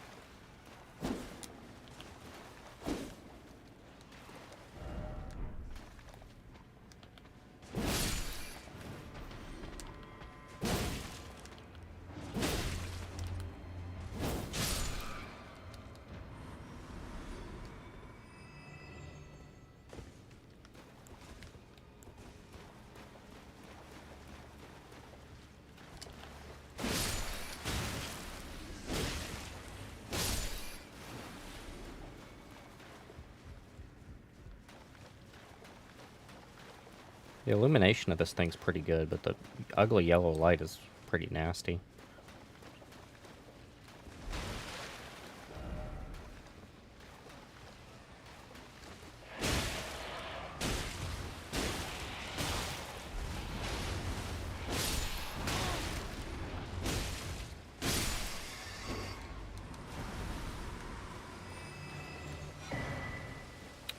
Clarifying Horn Charm. Vastly raises focus. Ceremonial accoutrement worn by the Horn Scent. Vastly raises focus. Horns are sublime artifacts. Horns are sublime artifacts. Horns, their presence confirms the belief that they are a chosen people. Only the repeated sprouting of horns, fresh creator, tangled horn, which use irrefutable symbol of primacy. Yeah, whatever. We've heard it before. The horns kind of suck. Not great people. I like that FromSoft very subtly does make a statement about the fact that, like, Marka's revenge is, you know, just another step in the cycle. Because, like, so the Hornsent, for whatever arbitrary reason, you know, attack the shamans. They shove them in jars. They chop them up into pieces. You know, they're terrible to them. Marika becomes a god, sends her son to commit a crusade against the Hornsent. But what does that do but creates the NPC that we know as Hornsent, whose entire deal is getting revenge on them for what he did, or for what they did to him, you know? It's all just one big cycle. And, you know, the more that you feed into it, it just keeps going and going.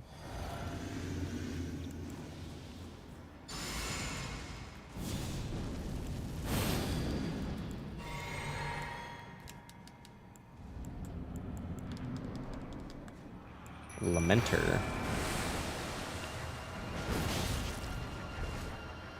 He's got horns.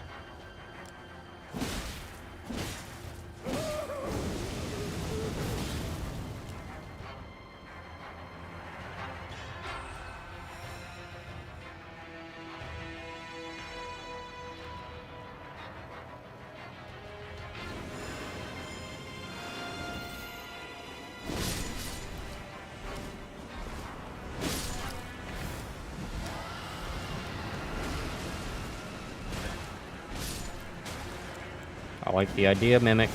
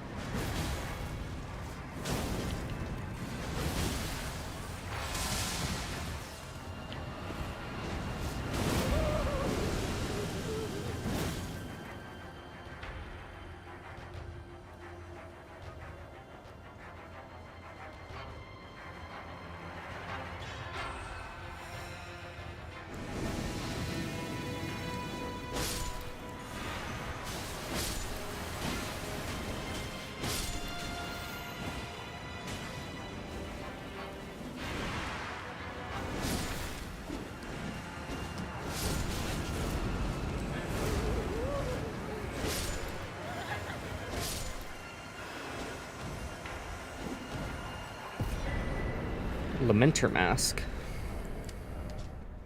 A stone mask twisted into an expression of rapturous grief, used while disrobed to transform into a lamenter. The change cannot be undone except by death. Using this mask while already transformed causes the head to swell in size. This transformation tallies with the state of a denizen of paradise, but the people of the tower denied and hid it from the world in their foolishness. They viewed true bliss with deep fear.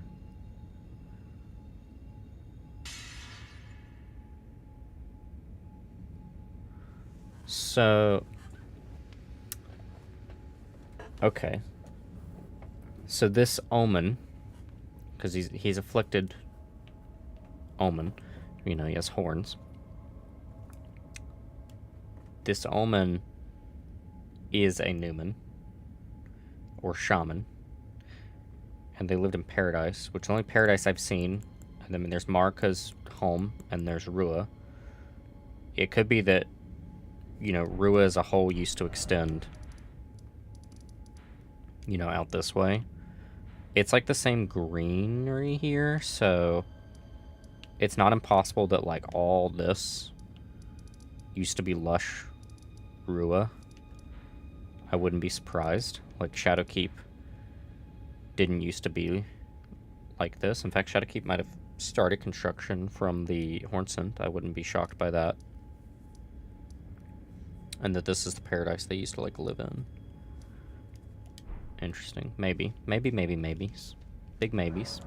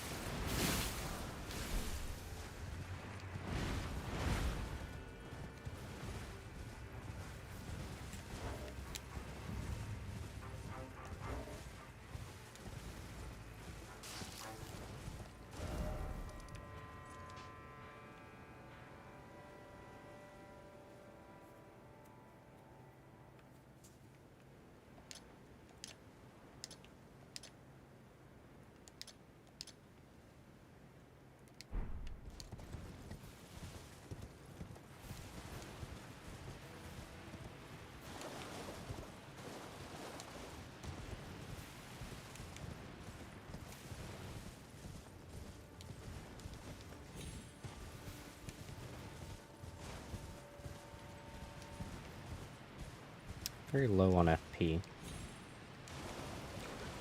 Probably not wise to be out here without resting at a grace, but I do not wish to go back to the grace. That giant is going to obliterate me.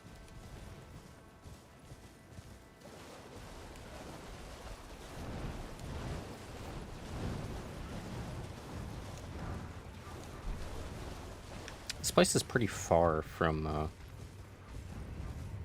where the people who would have been Newmans and shamans would have lived, so I wonder why they were... I guess they were taken all the way here after being captured. It's not out of the question.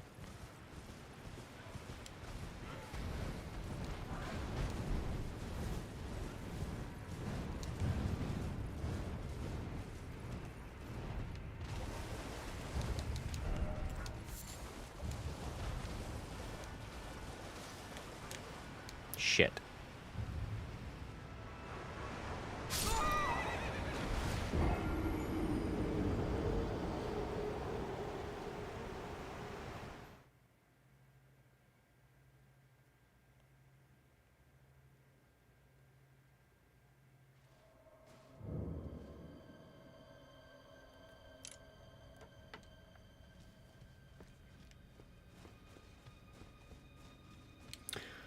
The weapon art on this is a chargeable, so this should work.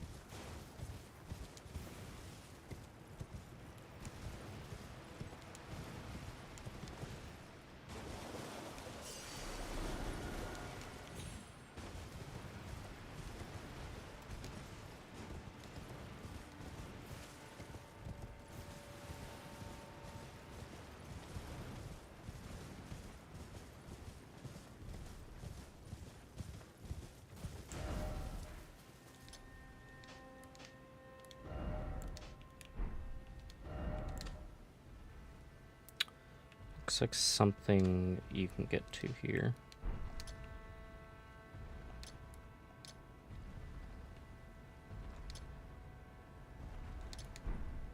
Oh shit.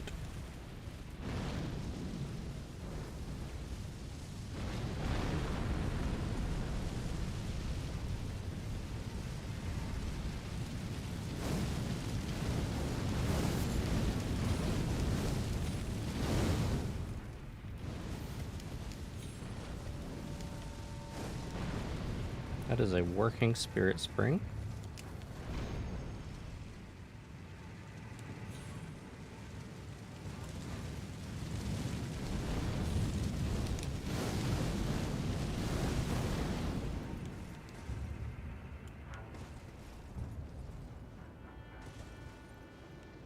For what purpose would I come all the way down here?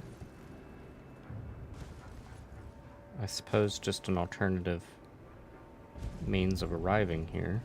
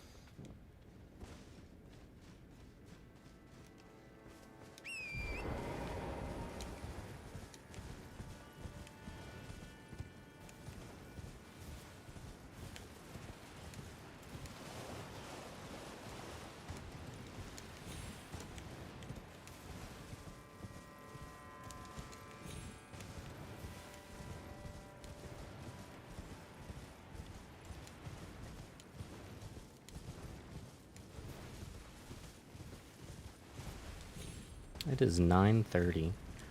I'm surprised it's taken us this long to go through these areas without us even having time to practice Radon.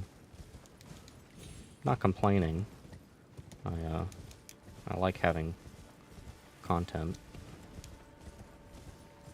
But the likelihood of me finishing Radon before going on my trip becomes slimmer and slimmer. If nothing else, I might be able to get a stream out before I leave tomorrow. So, that's an option. That would really put me in a position of trying to get them done at the last minute possible. But maybe that extra layer of drama is exactly what I need to push me to beat them. Ashen Remains. Old golems, spirit keeper who flies with stone wings and sprouts coastline. According to legend, the gray birds were crafted to be kindred to the death birds. I thought as much. Y'all are lying. There's no freaking way. Calmness. Behold, champion. There's no way that you're supposed to jump off this thing.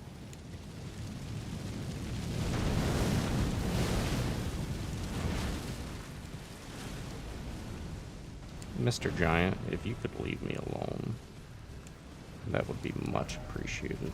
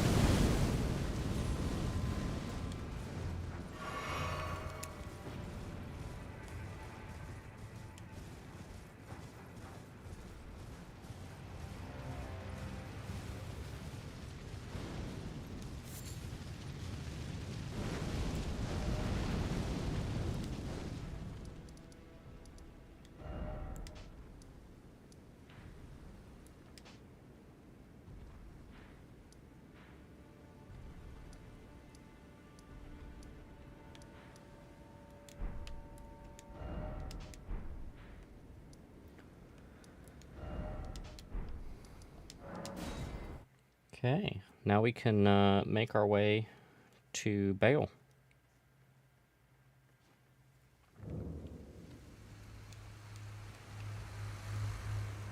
Warrior true. Very well. If you hunger for dragon communion, and seek to slay Bale, the vilest of dragons, then I shall grant you strength, time and again, in the name of my lord, Lasidusax. She has to refill the item, doesn't she? Yes, she does. Okay. So it works like Fia.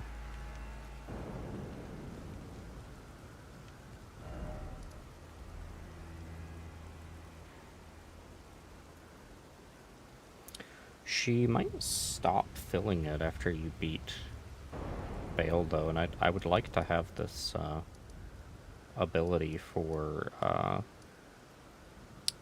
Radon.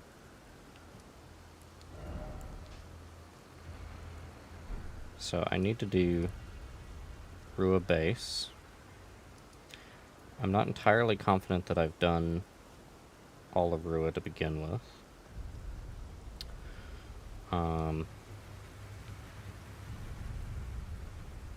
Ancient Ruins base. Foggleth Catacombs.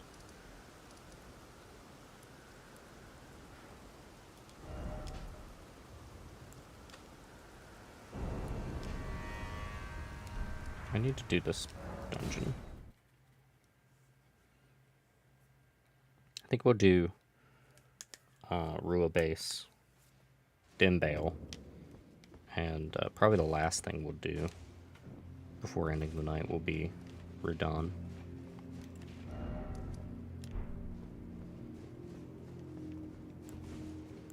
Probably won't clear the fight, but we can certainly give it our best shot.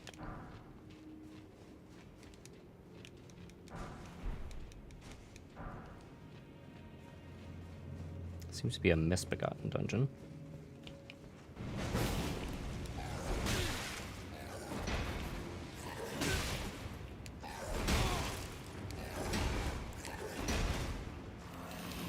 Son of a bitch. I'm trying to guard with this thing, but I wasn't two-handing. So all I was doing was just holding the lantern in front of me. Smith's Script Spear.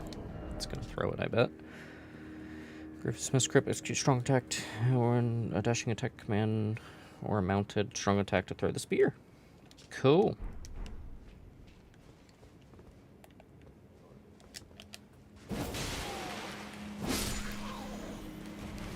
Even this, that like jabbing move, that's a move in Monster Hunter Longsword. It really reminds me of Monster Hunter Longsword.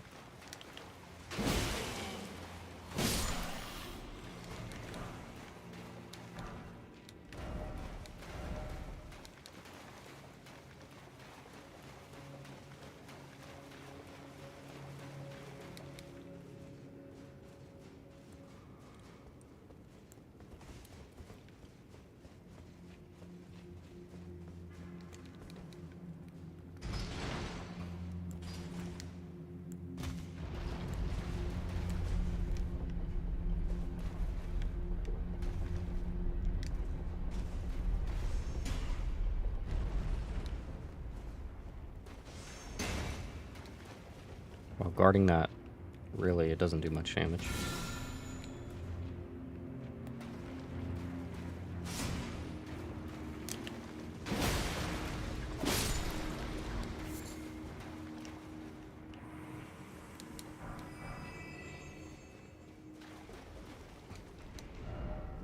Hit them where they're weakest, yep. He has a bowl on his head, that's new.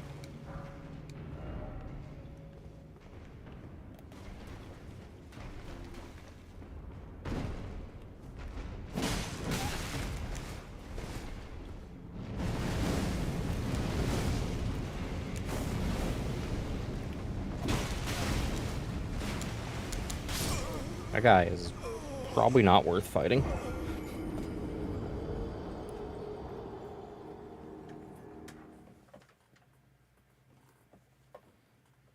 I might switch to my Sword of Light for him, because I can poke his little jewel easier.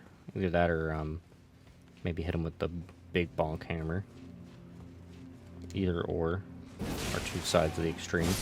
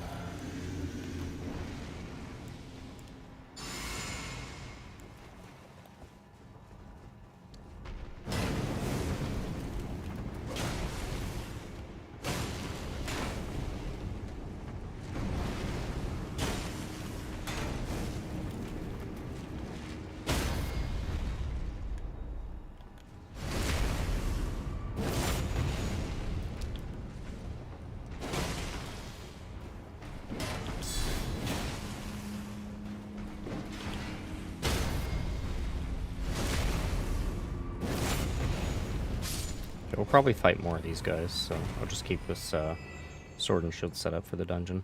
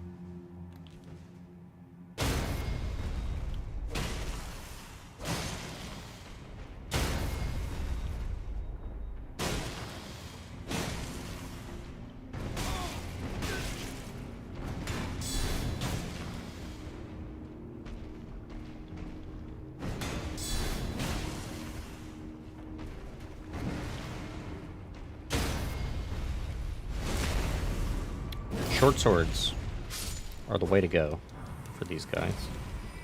Surprisingly.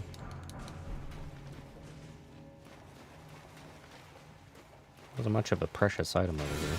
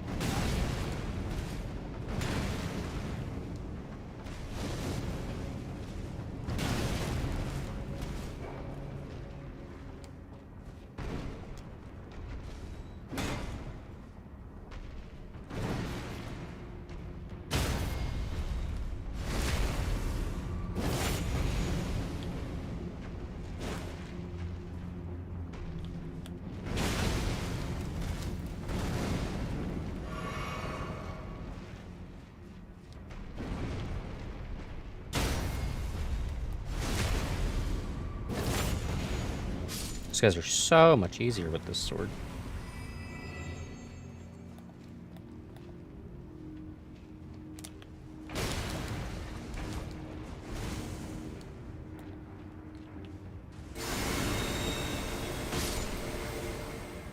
It was so not worth it.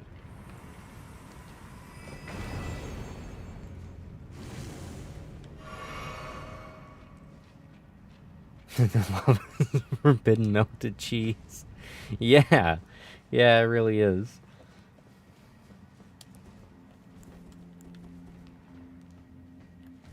The forbidden cheese. I just wanted my cheese. I don't think I've been here.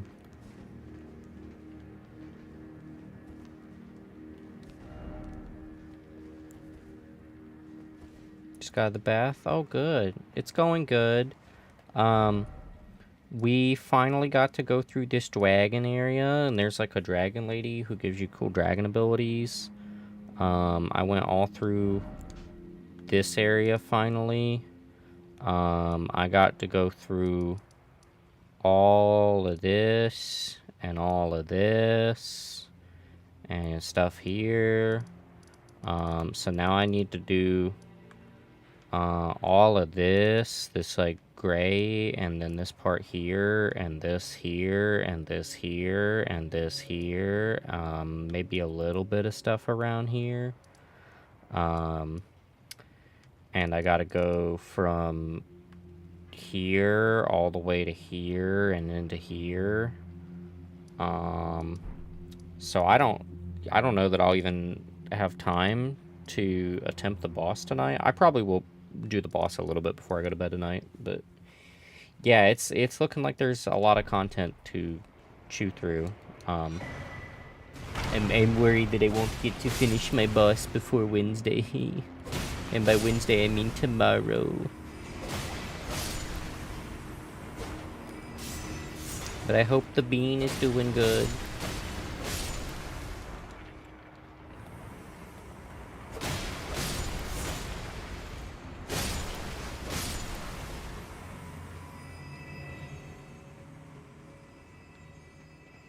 Cause I go, I leave home tomorrow. I thought I told you about that. I might have slipped my mind to mention it, but I have to go and work at that place that I told you about before, where I did last time. So, I mean, we'll still be able to do calls and stuff just fine, but I won't be able to play Elden Ring.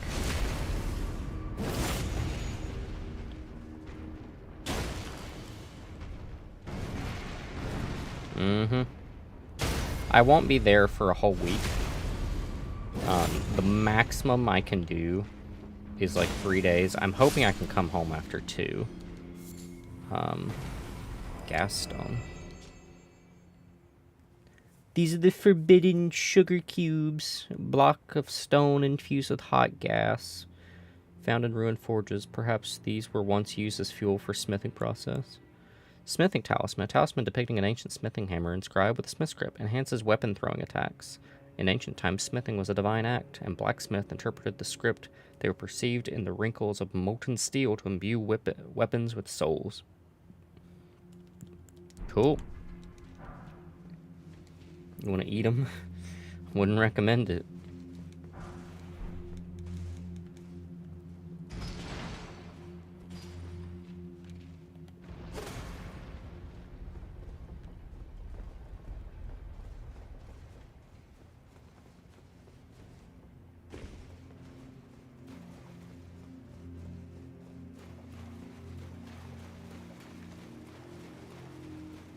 Where is this exactly? Okay, so here... Where am I? Okay, this is the entrance. So Sniper Boy would have been here. Okay, yeah, I am where I think I was. You working on some writing and editing? Aw, good. Yeah, have a good time lurking. Don't you worry about nothing. Oh, hello, big guy.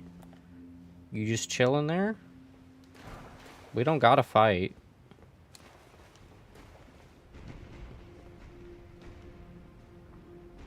Are you gonna attack me when I fight your homie? Okay, for the record, he started it.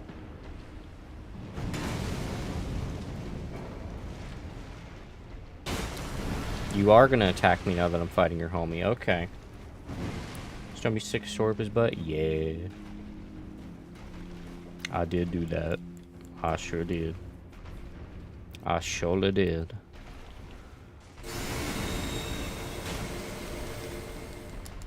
No!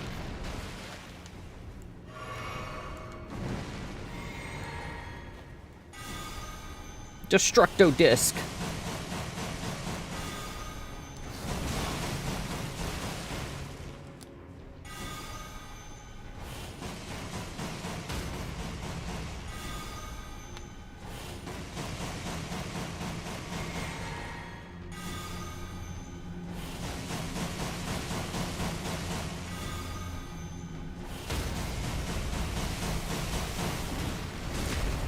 Hehe.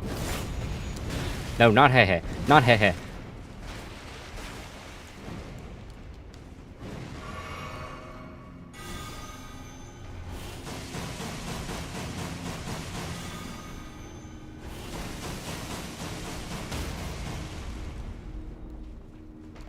Oh. Alright, cool. Now it's just me and you, buddy.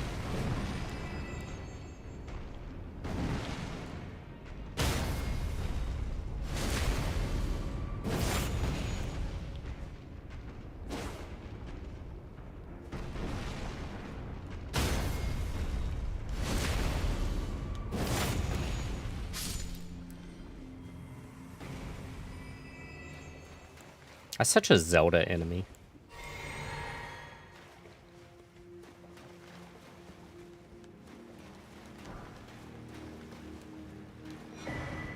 Smith strip. Cirque. Seek. Cirque. Cirque. Probably Cirque. Souk. Cirque. I don't know. Circular backhand blade engraved with smith script, a throwing weapon created through the smithing arts. Execute a strong attack to throw the backhand blade, causing it to fly in curved trajectory. Blind spot, leap into the air and leap into close quarters and take advantage of the enemy's blind spot and gore them from the side. Inputs determine which side you strike from. The attack slips below the opponent's guard. I might make an Axel build where you have red hair and fire incantations, and you wield those. That's very tempting.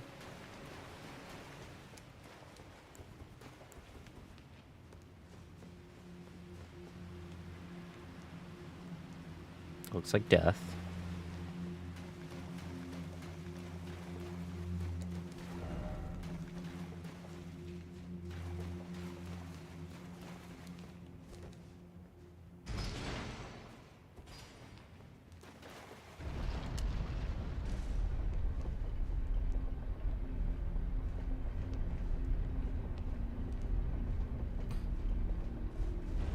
Aha!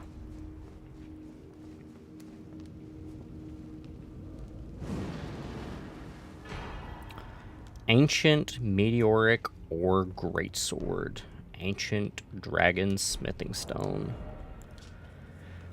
One of the treasures of the ruined forges, greatsword of ancient meteoric ore, ending in sharp point, fashioned from an excavated shard of an arrowhead that once was a part of the old god's arsenal, a capable piercing weapon that excels at thrusting attacks.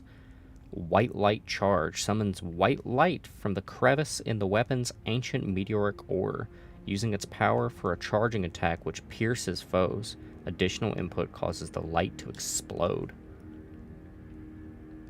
What? This weapon sounds insane.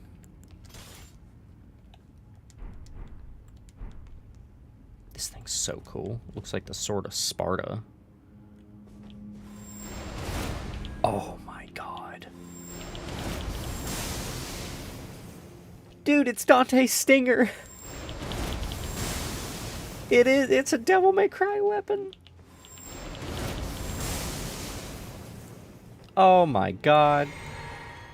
Oh, it's so cool. Oh, shit. I gotta upgrade this thing now.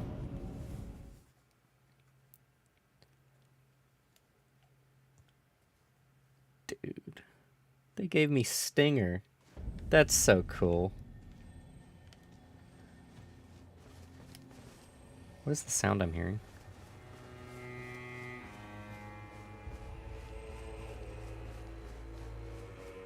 I hear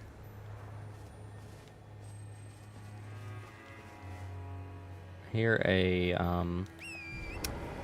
scarab.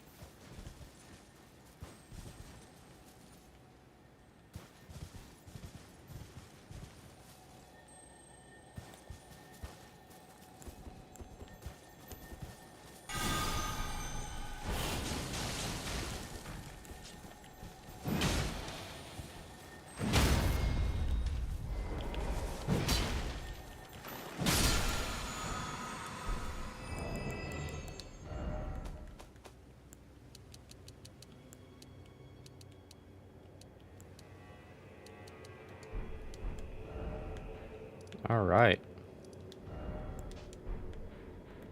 Let's go upgrade this thing. This is so cool.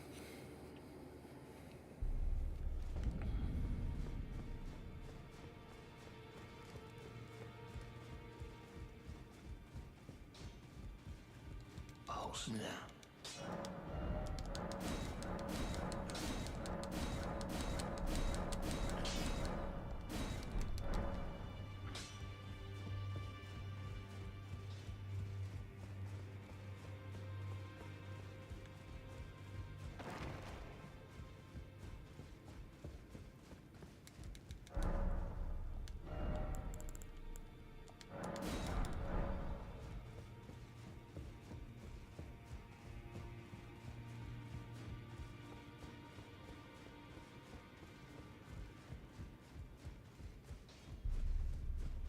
Oh, snap.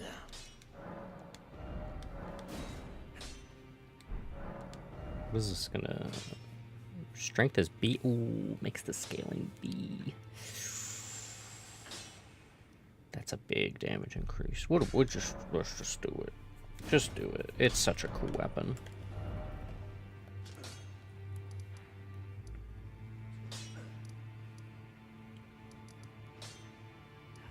Okay, we got to go through this area.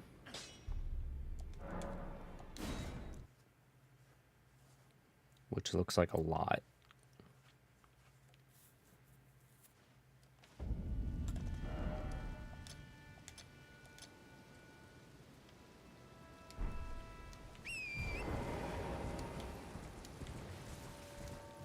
But I'm heavy load, so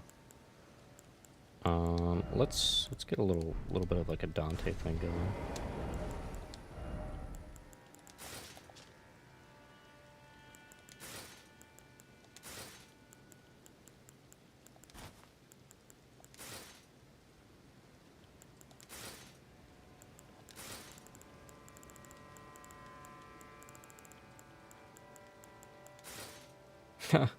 That's some goofy looking armor.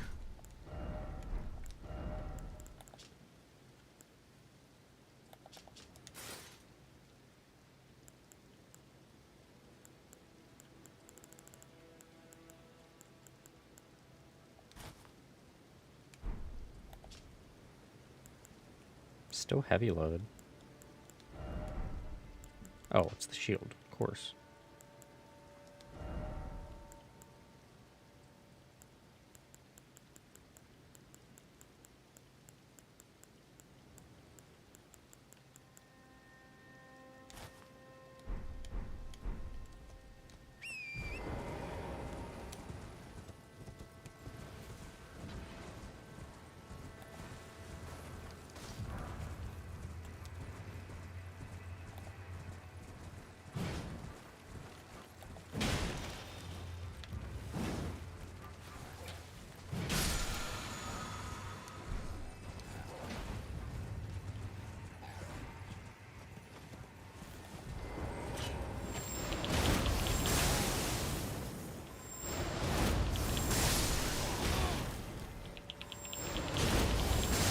Damn, that's sick.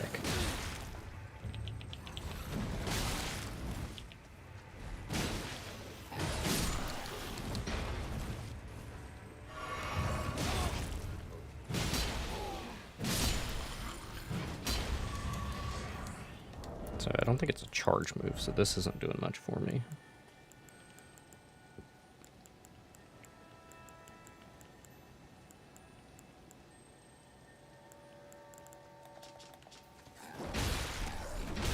Really, bro?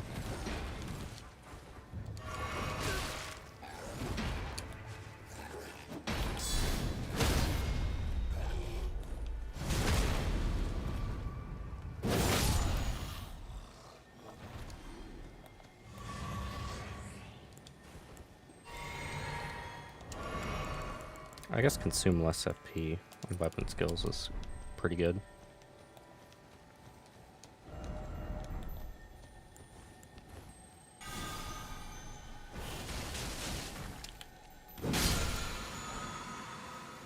Scatter shot throw. Scattershot throw. Employ smithing arts to conjure multiple copies of an armament in both hands and throw them all at once. Follow up with additional inputs to throw again. Cool.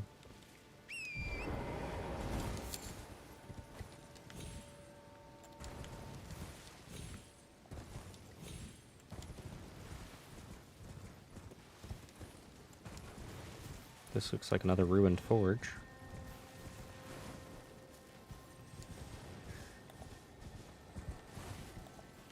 There's another scarab there.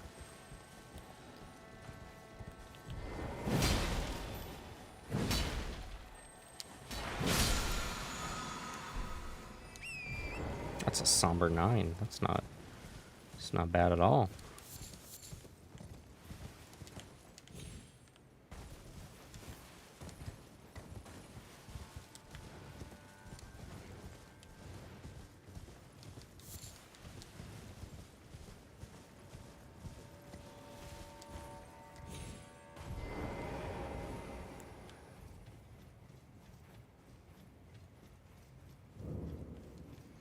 Telu's ruined forge.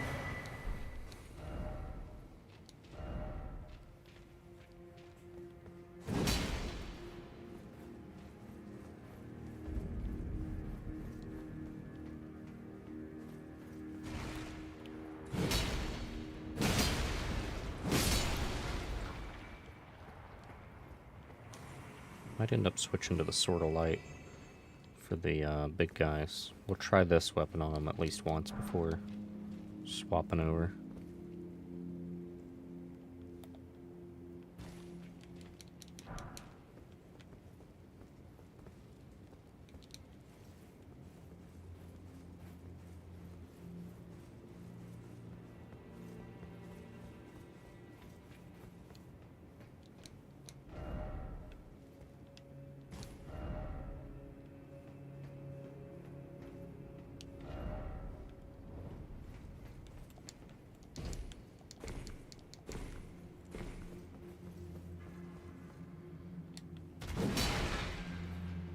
This thing's huge.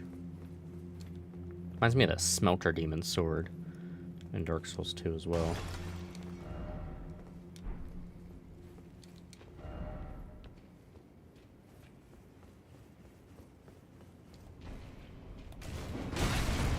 That didn't guard for shit.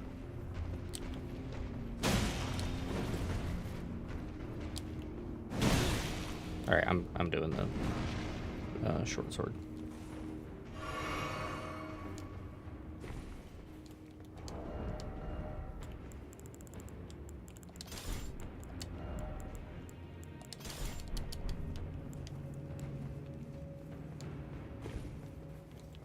Maybe I should be doing the jellyfish shield.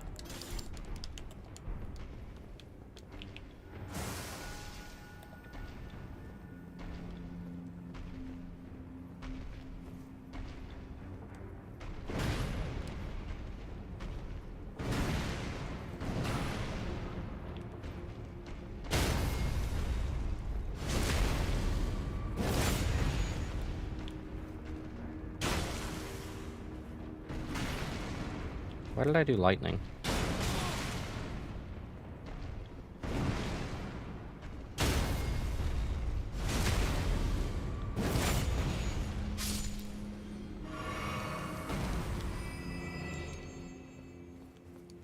This doesn't imbue you with lightning, does it?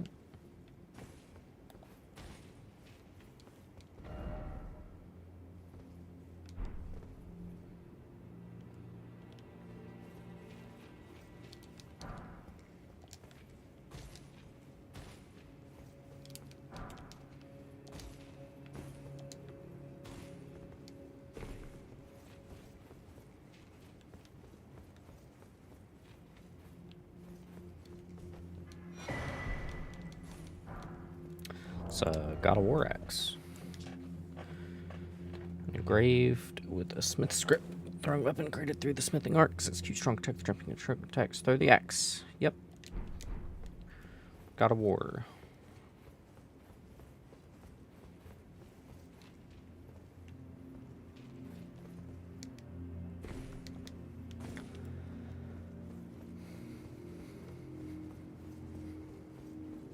The forbidden cheese beckons.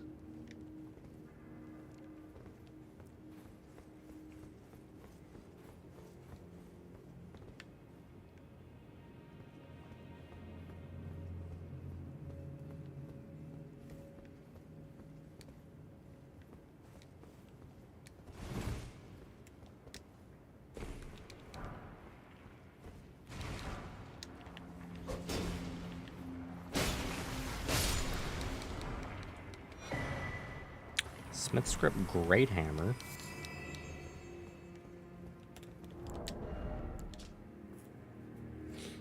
Yeah, you fling the hammer at him. Wow.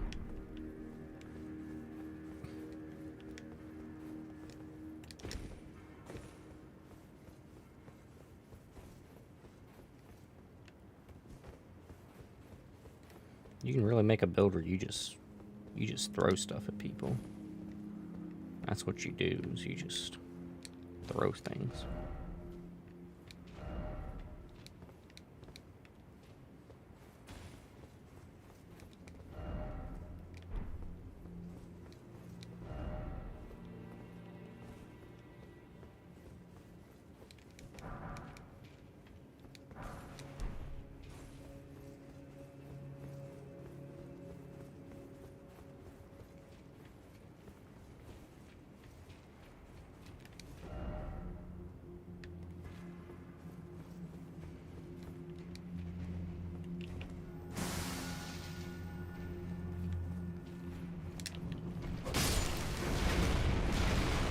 Oh my god, he has exploding fists.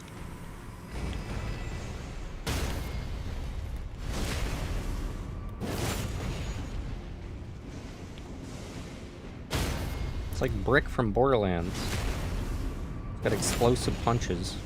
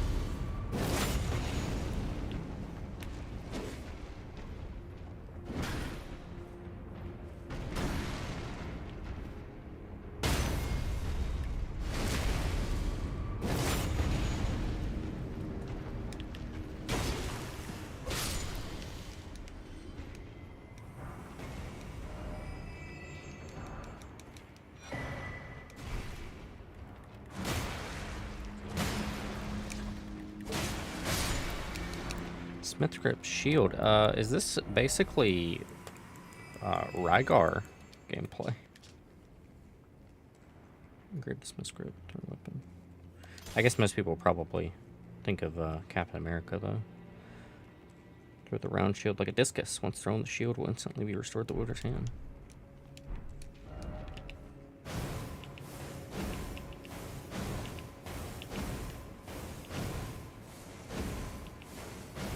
Cool.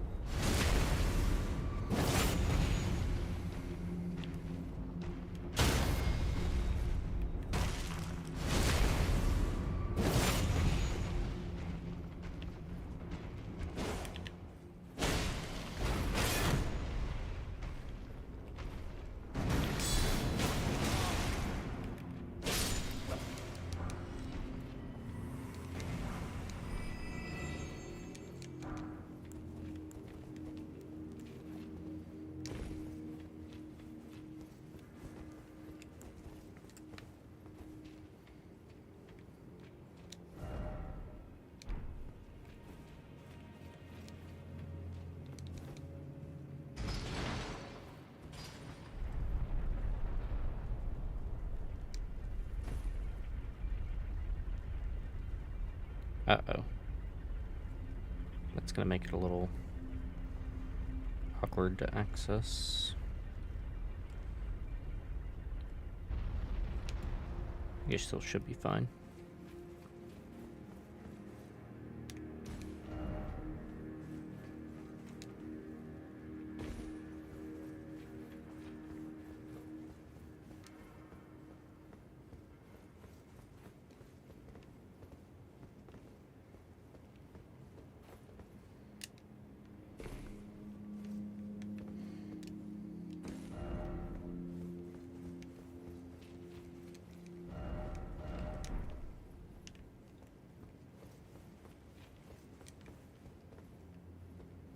What? Have I been here? I suppose I have.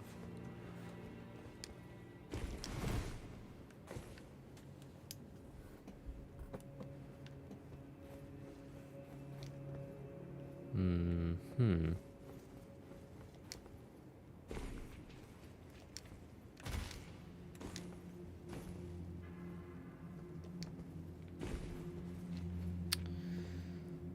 Well, that's...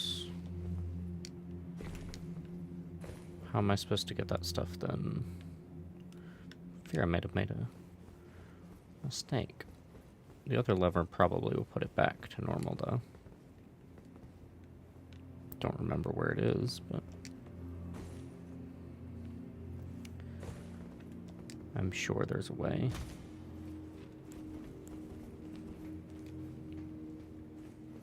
Here's where we started.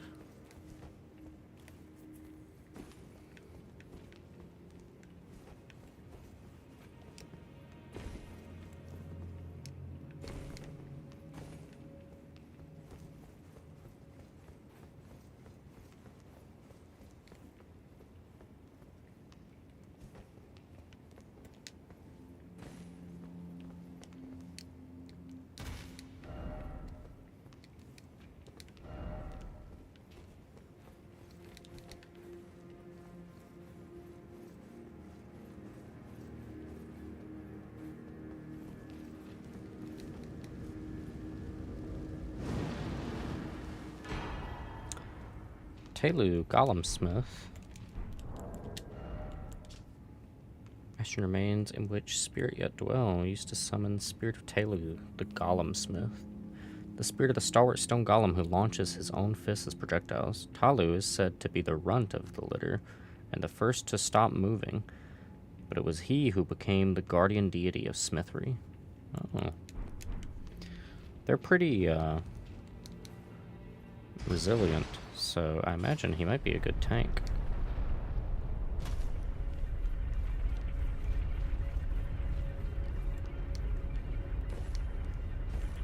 Oh shit.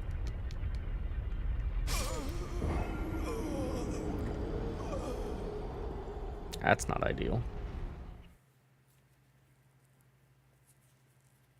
Well, all I need to do is go get the other side. And then I can just do the lever again and get my runes.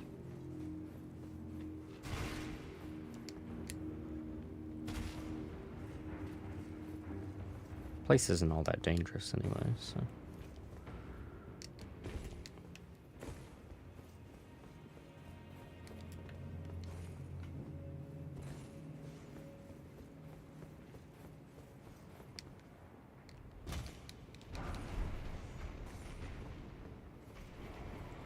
Two of them is not ideal.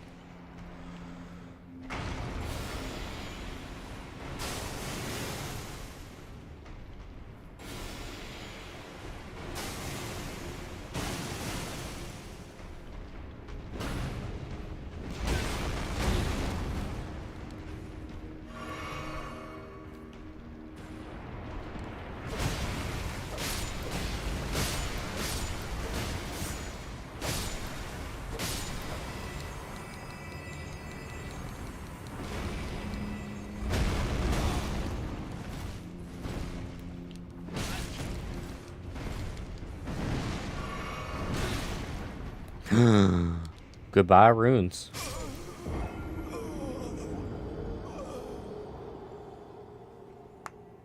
Meh.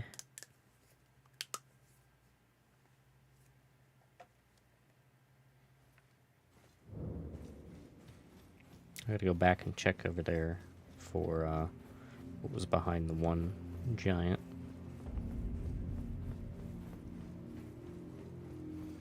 Yeah, one giant, not too bad. Two giants becomes a huge problem.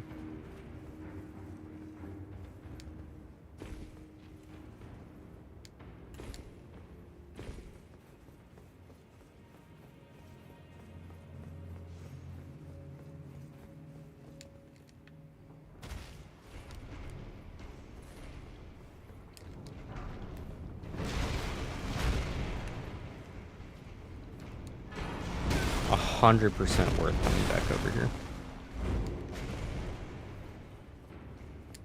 I don't have anything in the way of runes, so I can just use...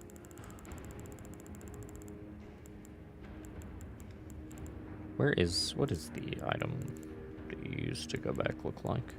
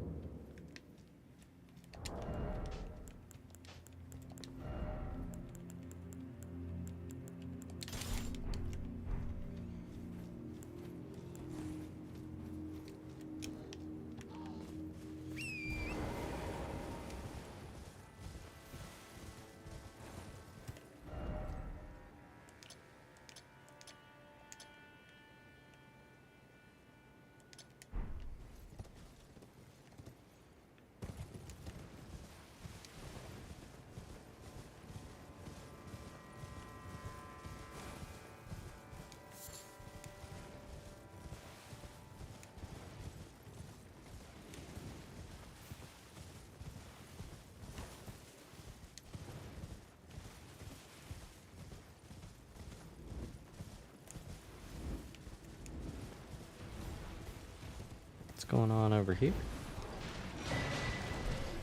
Oh, it's these guys.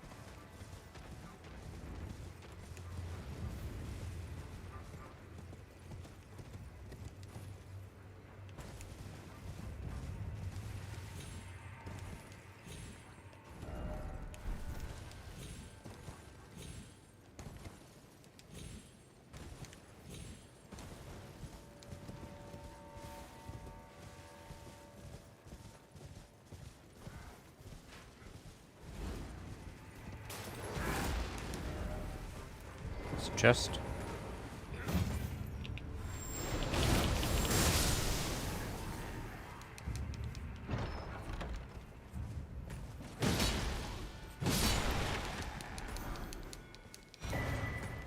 Pearl Shield Talisman. Now that sounds very interesting.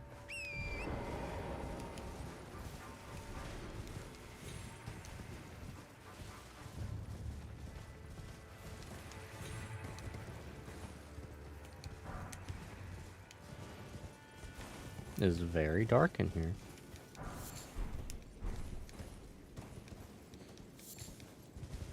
There's not much of note in here, though.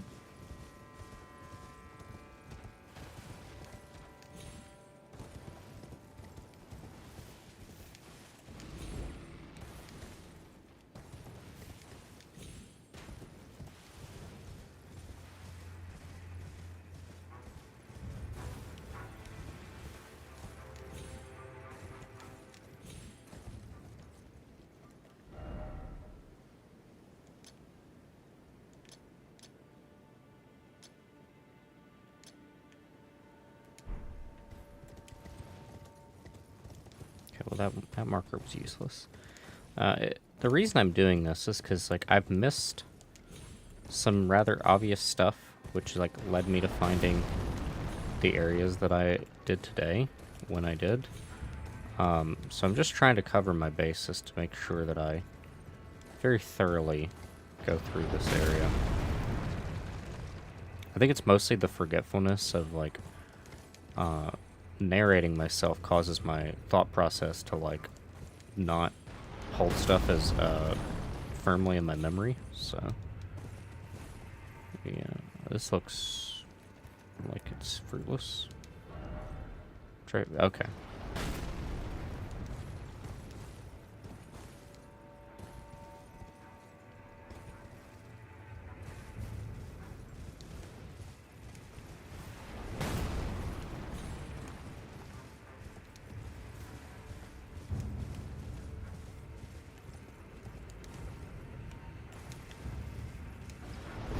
Ow. Give him a piece of my mind.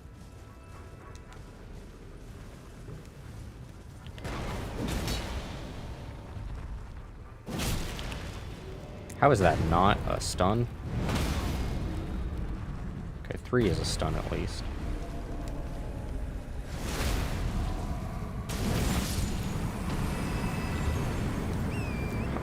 How much damage did my critical attack just do there? That's crazy.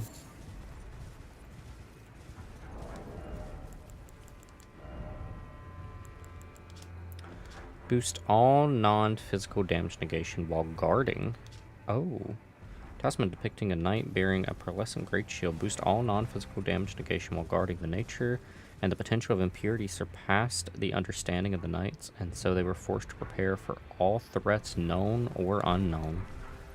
That might be really good versus Radahn.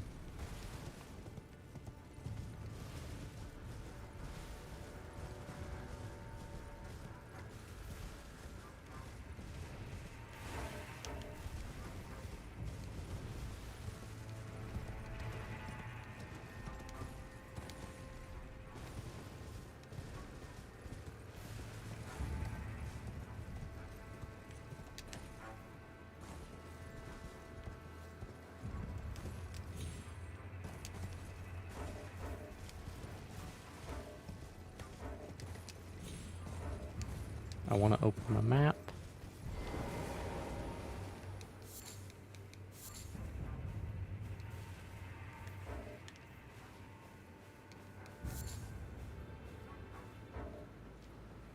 Dude, let me open the map. I think I know where this is, though. I think this is...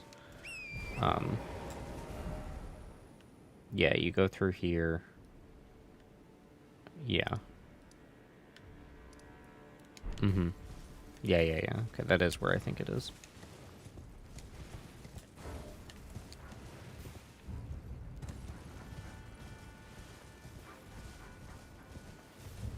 Okay, we gotta unseal this. Someone should really put a message down at each of those that says the cardinal direction that you should head to for the stones. That someone is not me. I won't be taking the time to do that, but you'd probably get lots of message appraisements.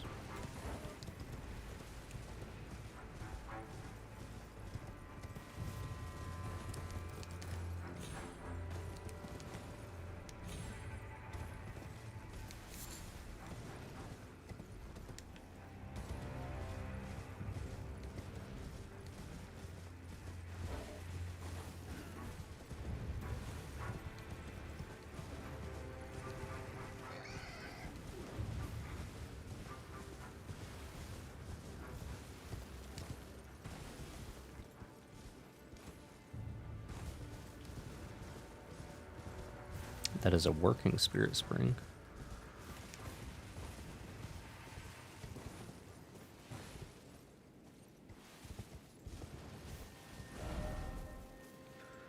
Okay, so all of this needs explored.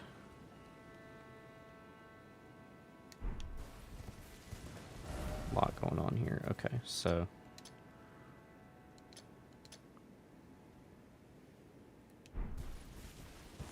let's head back that way.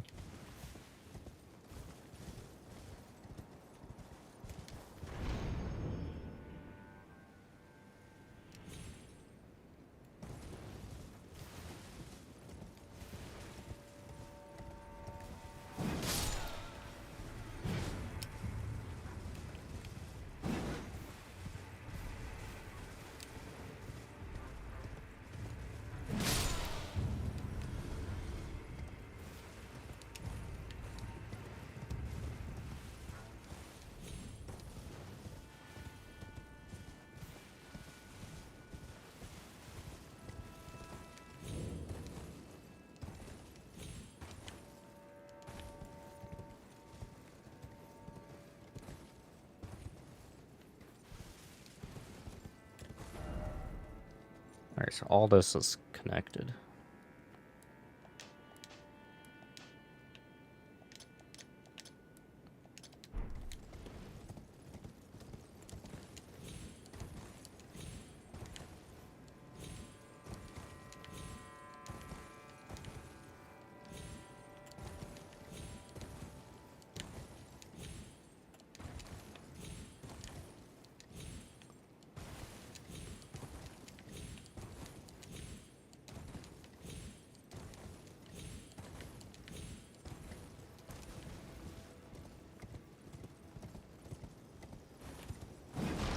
Nice. And that would get you up here, which you normally cannot get to.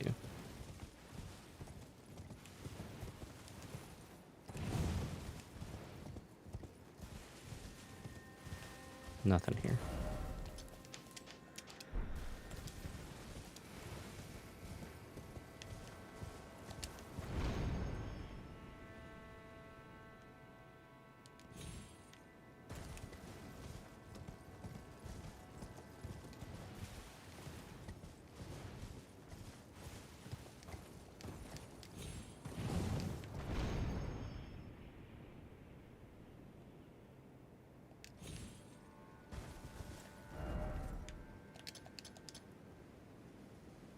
There's a side path down there. I need to make sure that I hit that up.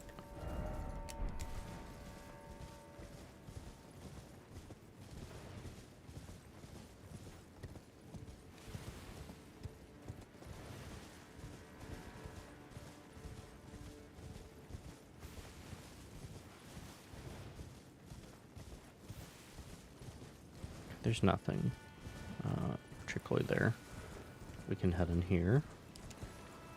This is a mausoleum.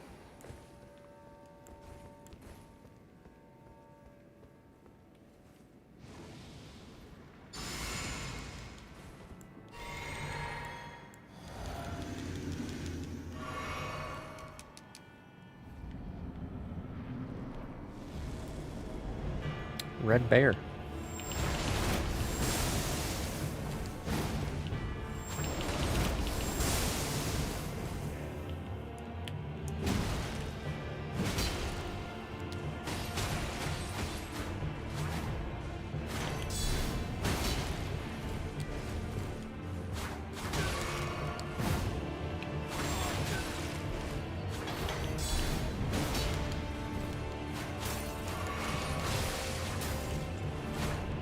Guy has the beast talons, I bet, or beast claws.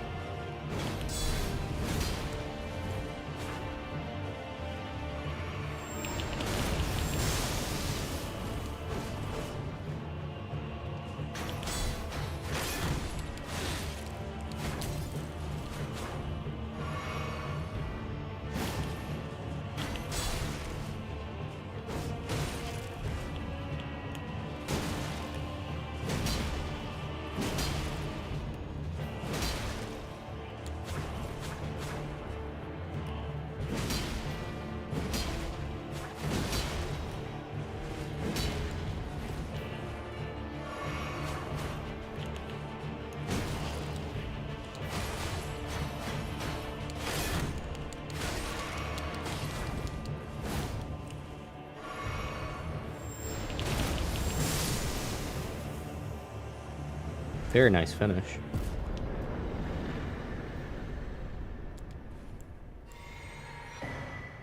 Beast Claw.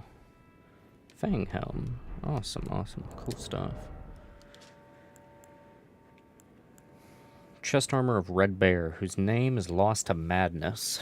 A vest reinforced with iron rivets. After killing the great Red Bear in a blood-soaked bout, he became fascinated by the untrained glory of its naked strength. I wish to be a bear, no more, no less. Helm of Red Bear, whose name is lost to madness. The cheek guards are shaped after lion fangs. Perhaps his fascination with the untamed strength of the wild stemmed from his past as a Redmane. This is Gao, the guy who trained with Radon and Gaius. Red Bear's Claw. Claw of a great red bear wielded without modification by Red Bear, whose name is lost to madness. After killing the great red bear in a blood-soaked bout, he became fascinated with the untamed glory of the naked strength. I wish to become bear. No, yeah, okay, yeah. Slaughters prey with a sharp claws in a great swipe of the arm. The attacks create a vacuum which deals continuous damage. Repeated inputs allow for up to 2 follow-up attacks. Very cool. Blood loss is on it. Very nice. The DLC has such cool weapons.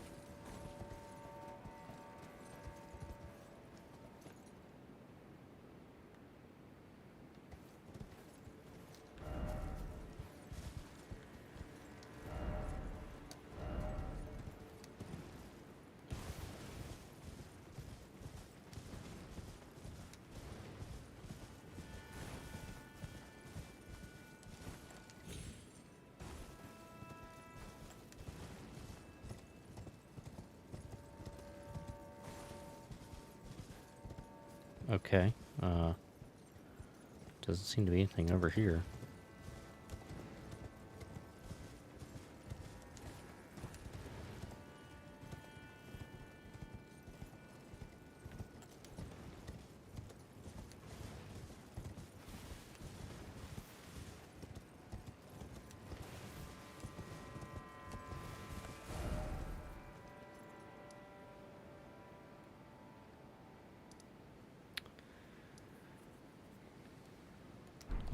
Back down to the Spirit Spring.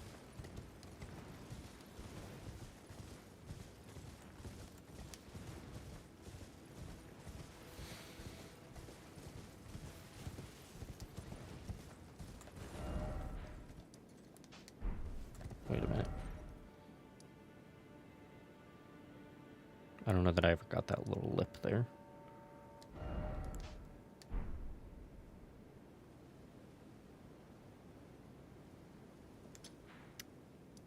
Kind of I want to see if I can spot anything up on that lip. Might be something I want to drop down onto. Have to be pretty high up though.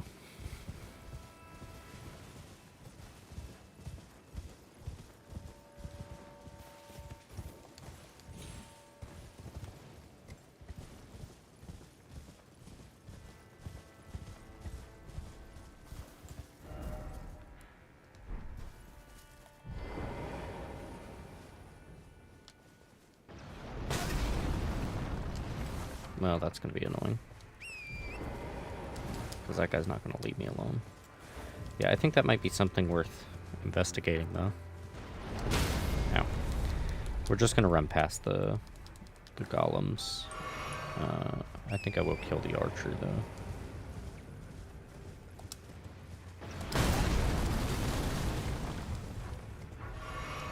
Don't shoot, Torrent.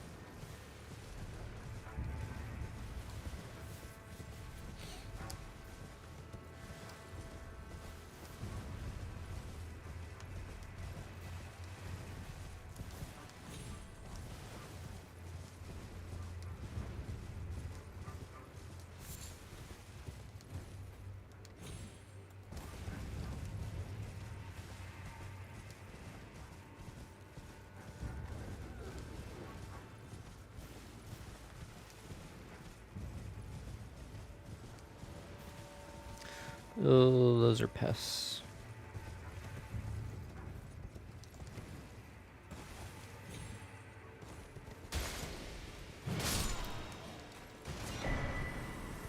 Antiquity Scholar Cookbook.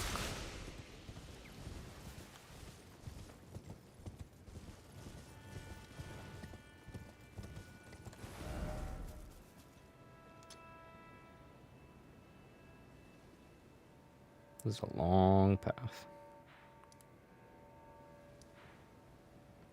Be shorter to clear out the temple town first, but I'm already way up the road, so.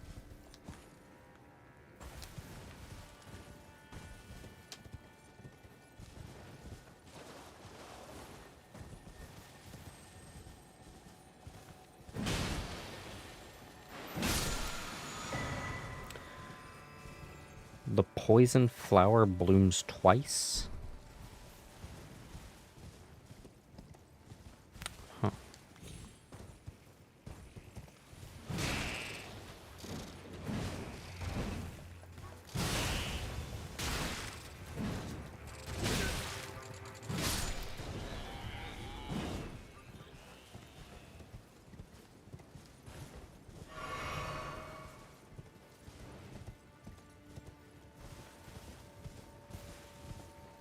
I'm gonna want to do sword and shield for this.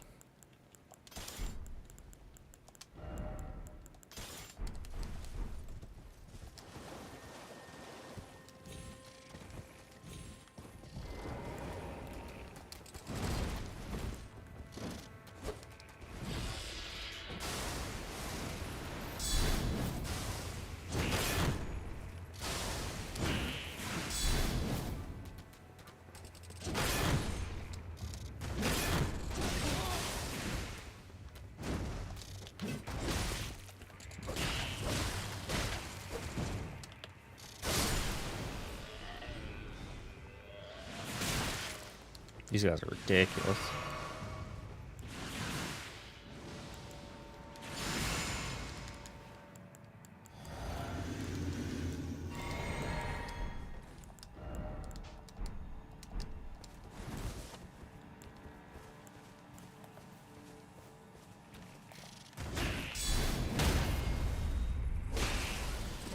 Why do you deny me my critical?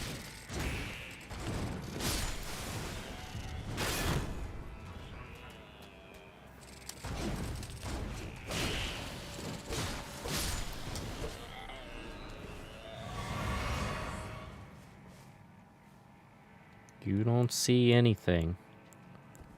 That's right. Yeah, you keep walking.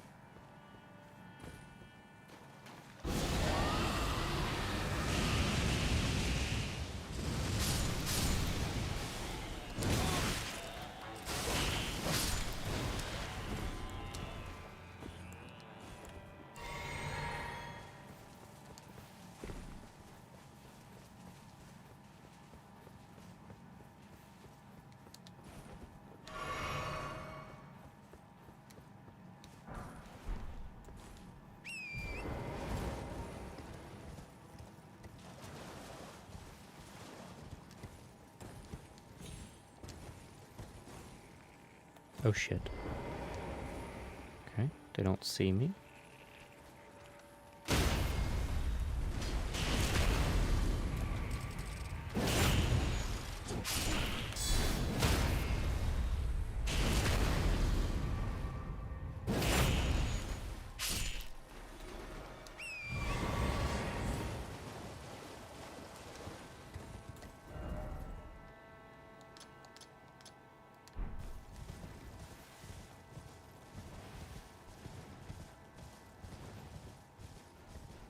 Mayhaps this is a Deathbird armor. Yes, it is. That is the chest piece. I might have the full set by now.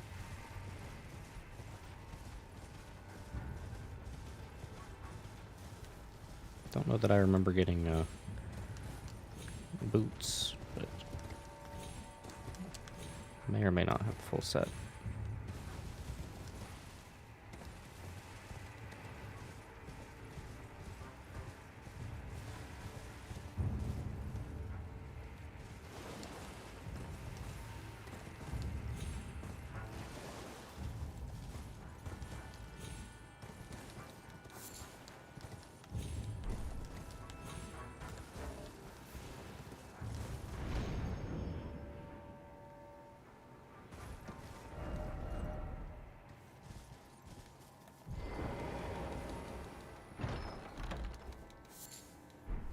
really? A beast horn? Really?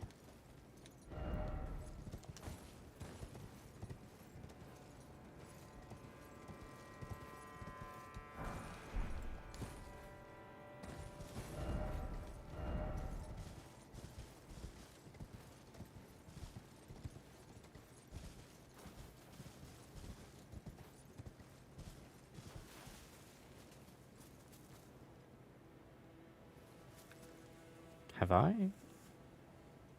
I don't... No. Okay, that's the, big section that I have not explored yet. Okay. There's a grace there, too. That would be a good get.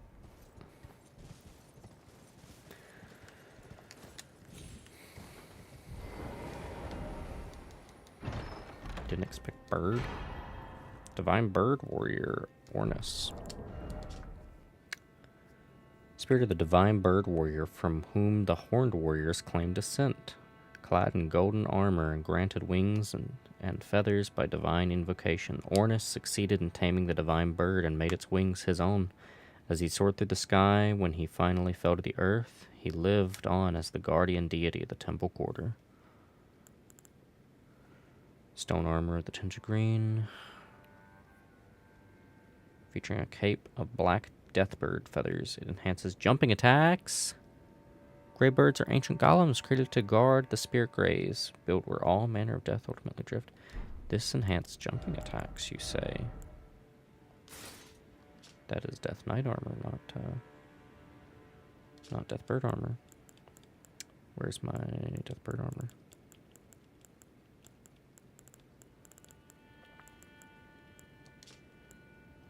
Oh, there's two. Oh. This says strength and jumping attacks. This says it enhances jumping attacks. What the hell does that mean?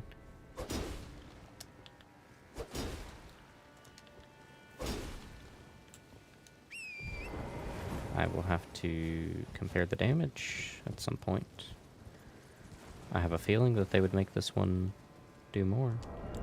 Does the headpiece assist jumping? Power spells which summon spectral light. The Deathbird spell that I've yet to try might be quite good. So this should be next to the Dancer set. Should be near that. Okay. And this is called the Great Bird. So, do I even know what the Dancer set looks like? No. Dancer. Great Bird.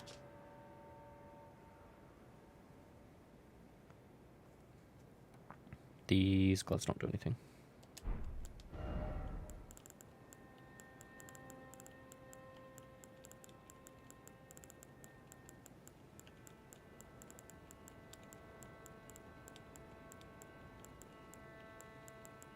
I don't think I have boots yet. No.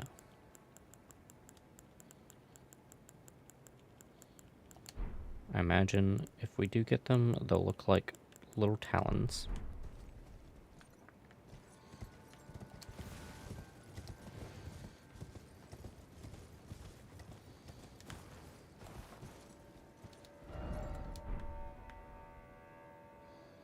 Where is the Spirit Spring?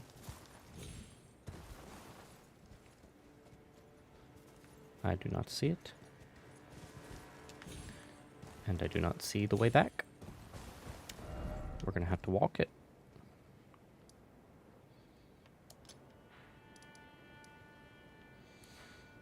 I want to investigate this drop-down point, though.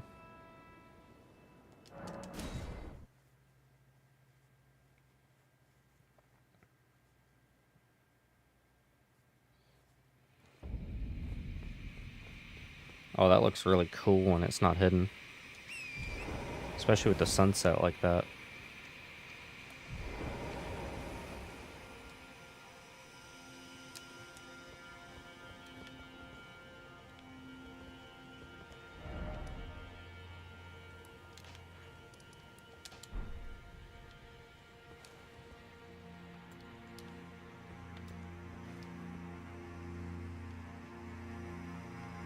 I don't know how to hide HUD.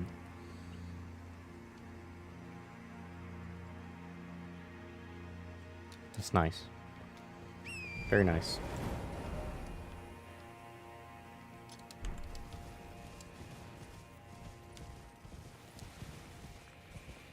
This is where I beat up those hippos.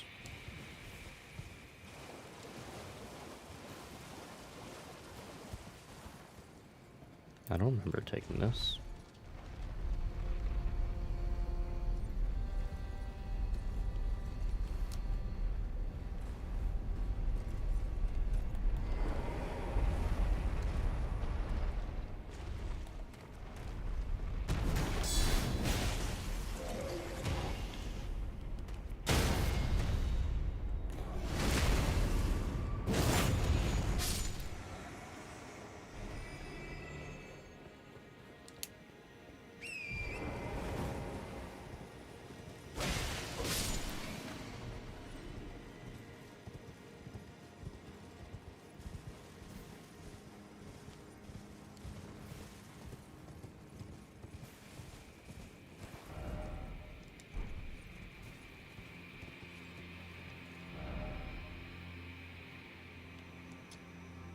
We'll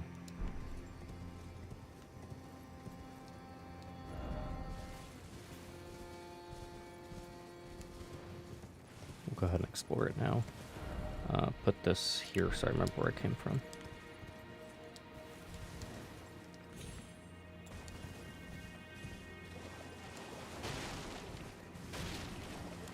I might have fought a hippo tier too.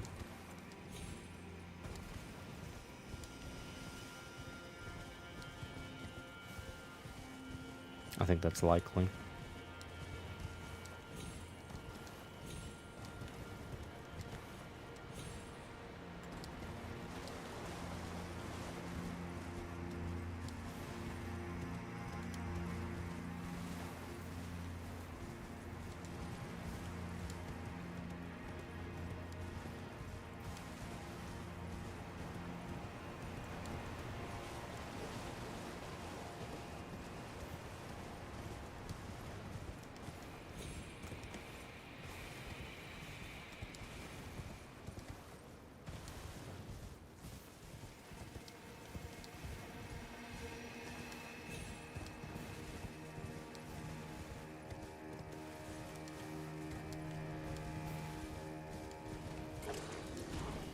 I seem to recall these guys. This seems familiar.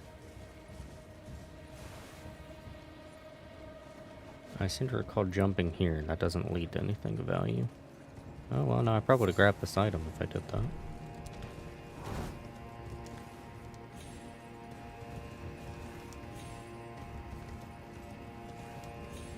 Nah, I remember making a comment about how that was dumb.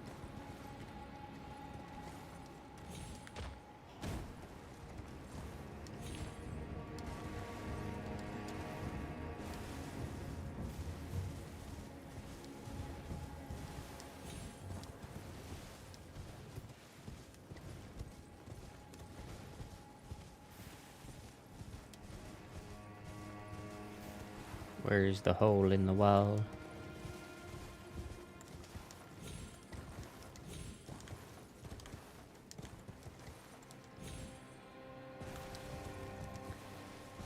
There it is.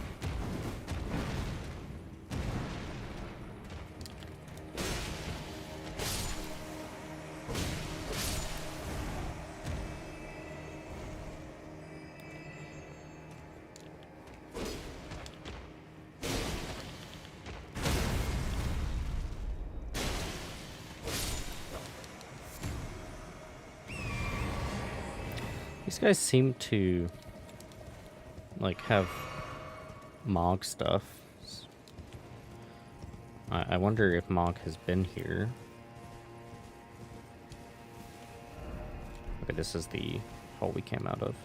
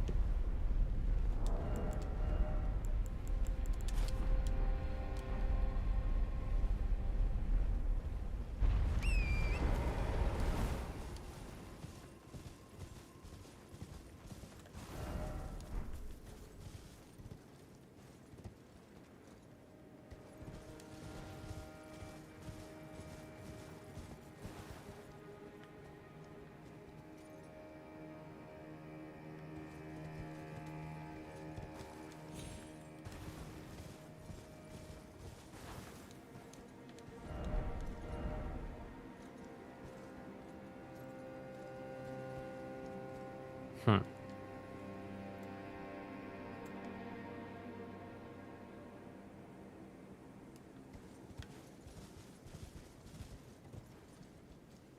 I don't think this is anything.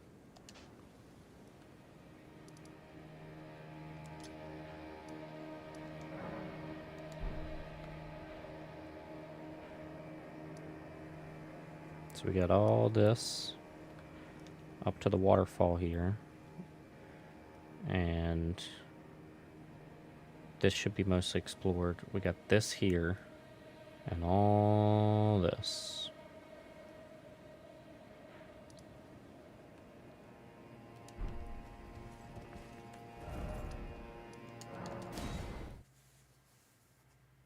Let's go get the other side of grace over there. And let me also put on spectral light.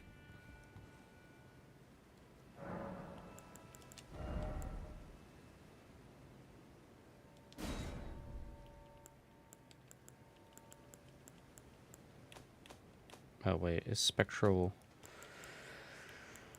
Oh, it's a spell. I don't have the intelligence for this.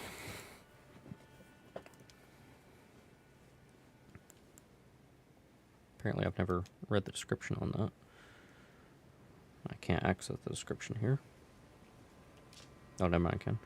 Sorcery of those who abandon the practice of incantations after devout faith rewarded them with only despair. Some of the scatter-trees penetrate both thorns and the ground. The sorcery can be used repeatedly. The image of the twisted scatter-tree is an edict. Denounce their ways, do them harm, for they have abandoned us.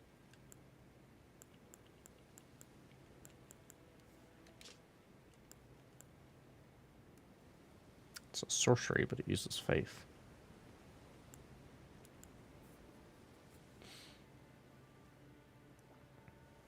This also uses... Okay, I'll put it on, and I can probably hit 24 int.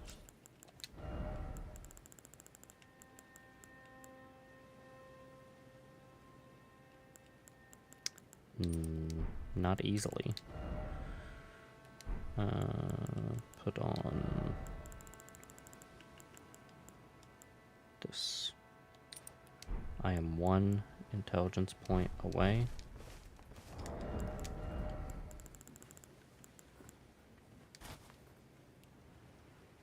Well, now I don't get to have my hat that enhances it, though.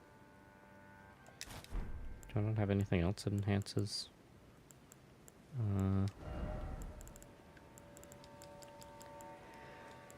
I don't think so.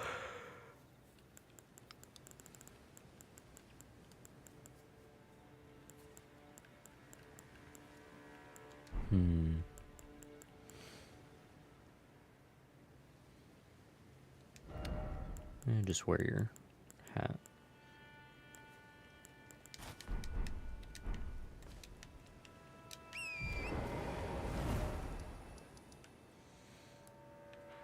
getting eepy. It is late. But I haven't even gotten the majority of what I wanted done.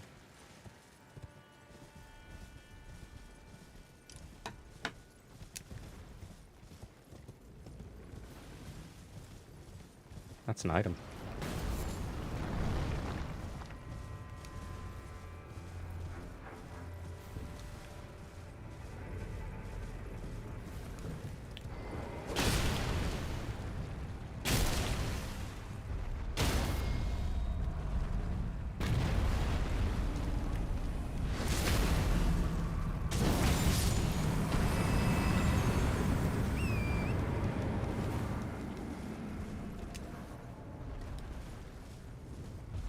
This guy annoys me.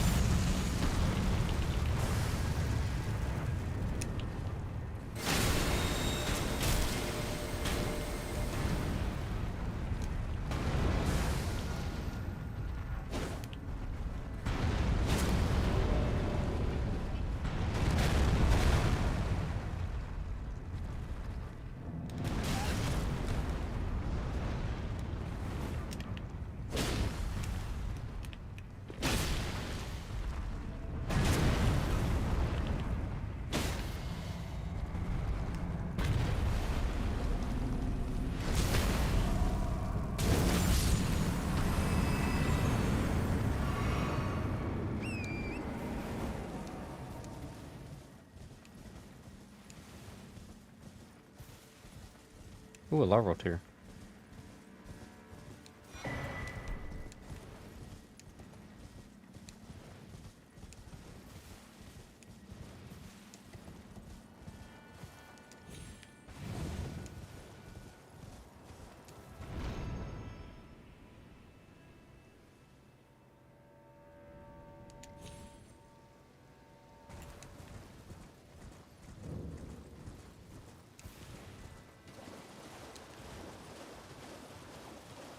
I don't see anything here. Let's just kind of hug the edge of the waterfall and wrap around to the site of grace.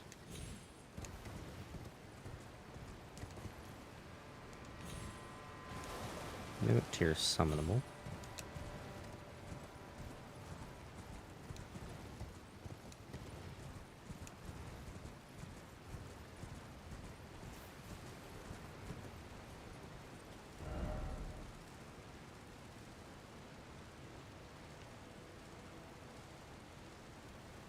Have I...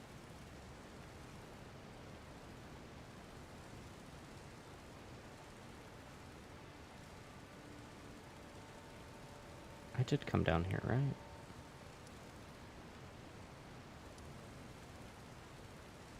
Yeah. Yeah, I think so. I'll put a thing here just in case.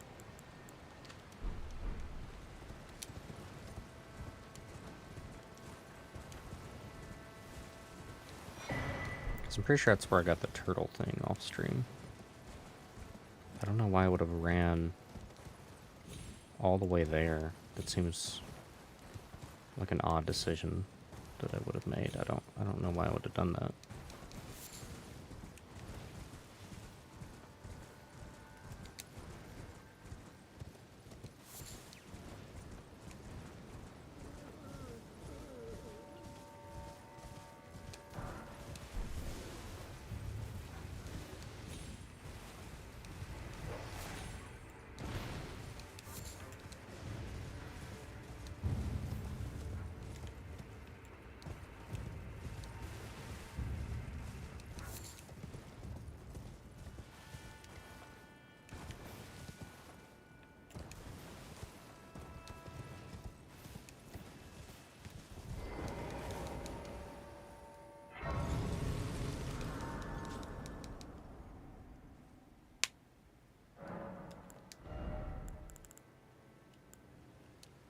If I do this, then I could take this hat off.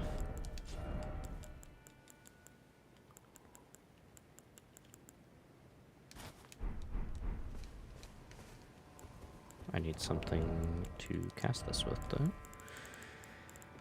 I would use, where is the catalyst? Here they are. 126. 149. 153 though. Thank you for the hydrate and the head pat. I will I'll finish up this little section here and then go to bed, I think.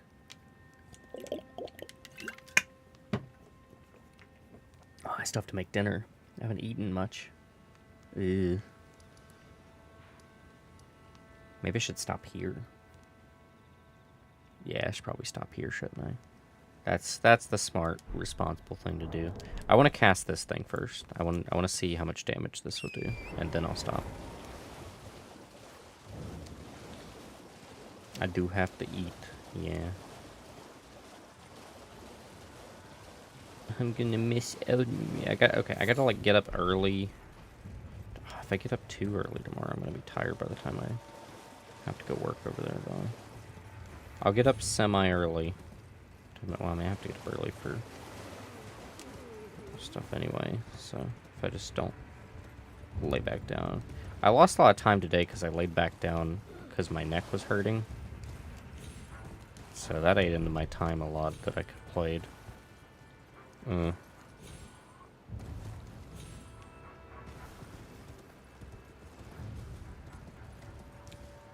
need something strong enough to test this spell on.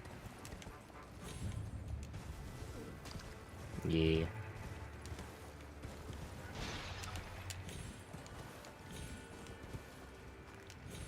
I don't think I'll be worked as hard as I was last time, but that remains to be seen.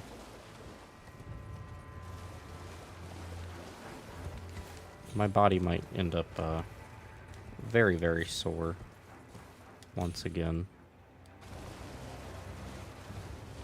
Should give my neck time to rest, though, because I won't be whipping my head back and forth trying to read chat.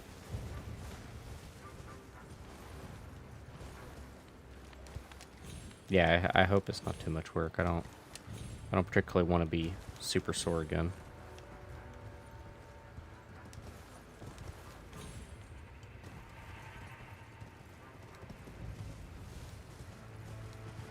How the hell do I get in this thing?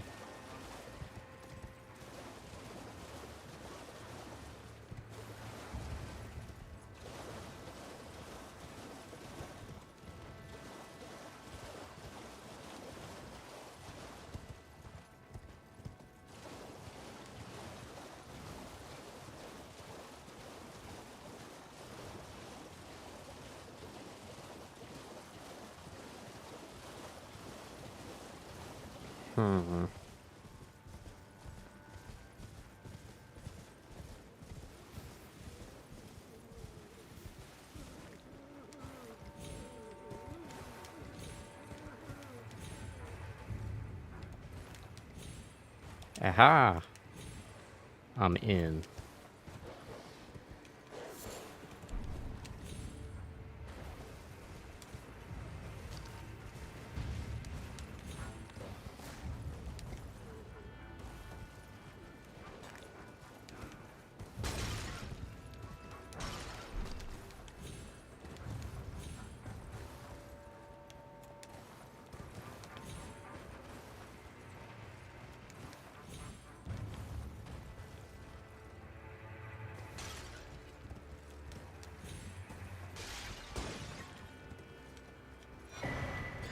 A Erdtree fragment. That's important. I hope I haven't missed too many of those in my playthrough.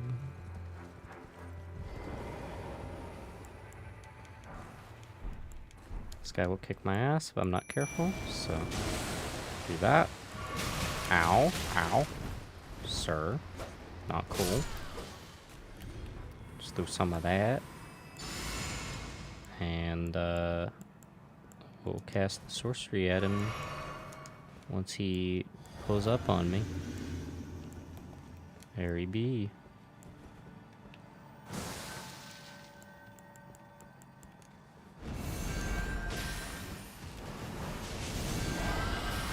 $312 damage? Are you kidding me?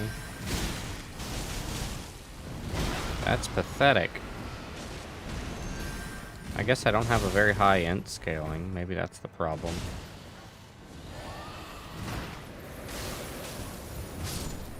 Seems a little lame, though. I have Golden Vow. I even did the Jellyfish buff. And I have the headpiece on. Feels like it should have done more damage. Might be the intelligence, but I don't know. It doesn't feel that good. I think it might be ass.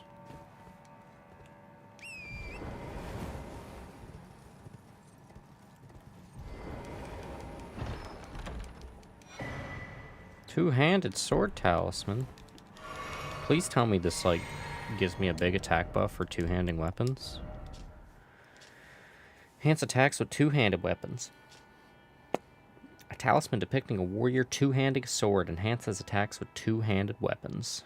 The Horned Warriors were fitting figureheads for the military might of the tower. They kept watch over their deft attacks, slashing through any and all foes. So what's this? What does this look like? If I put this on, I don't particularly care what talisman goes here. Sure, that. So if I two-hand my sword,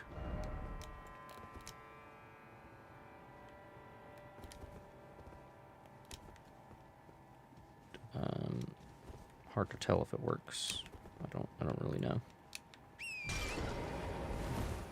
I would imagine it's just two-handing any weapon.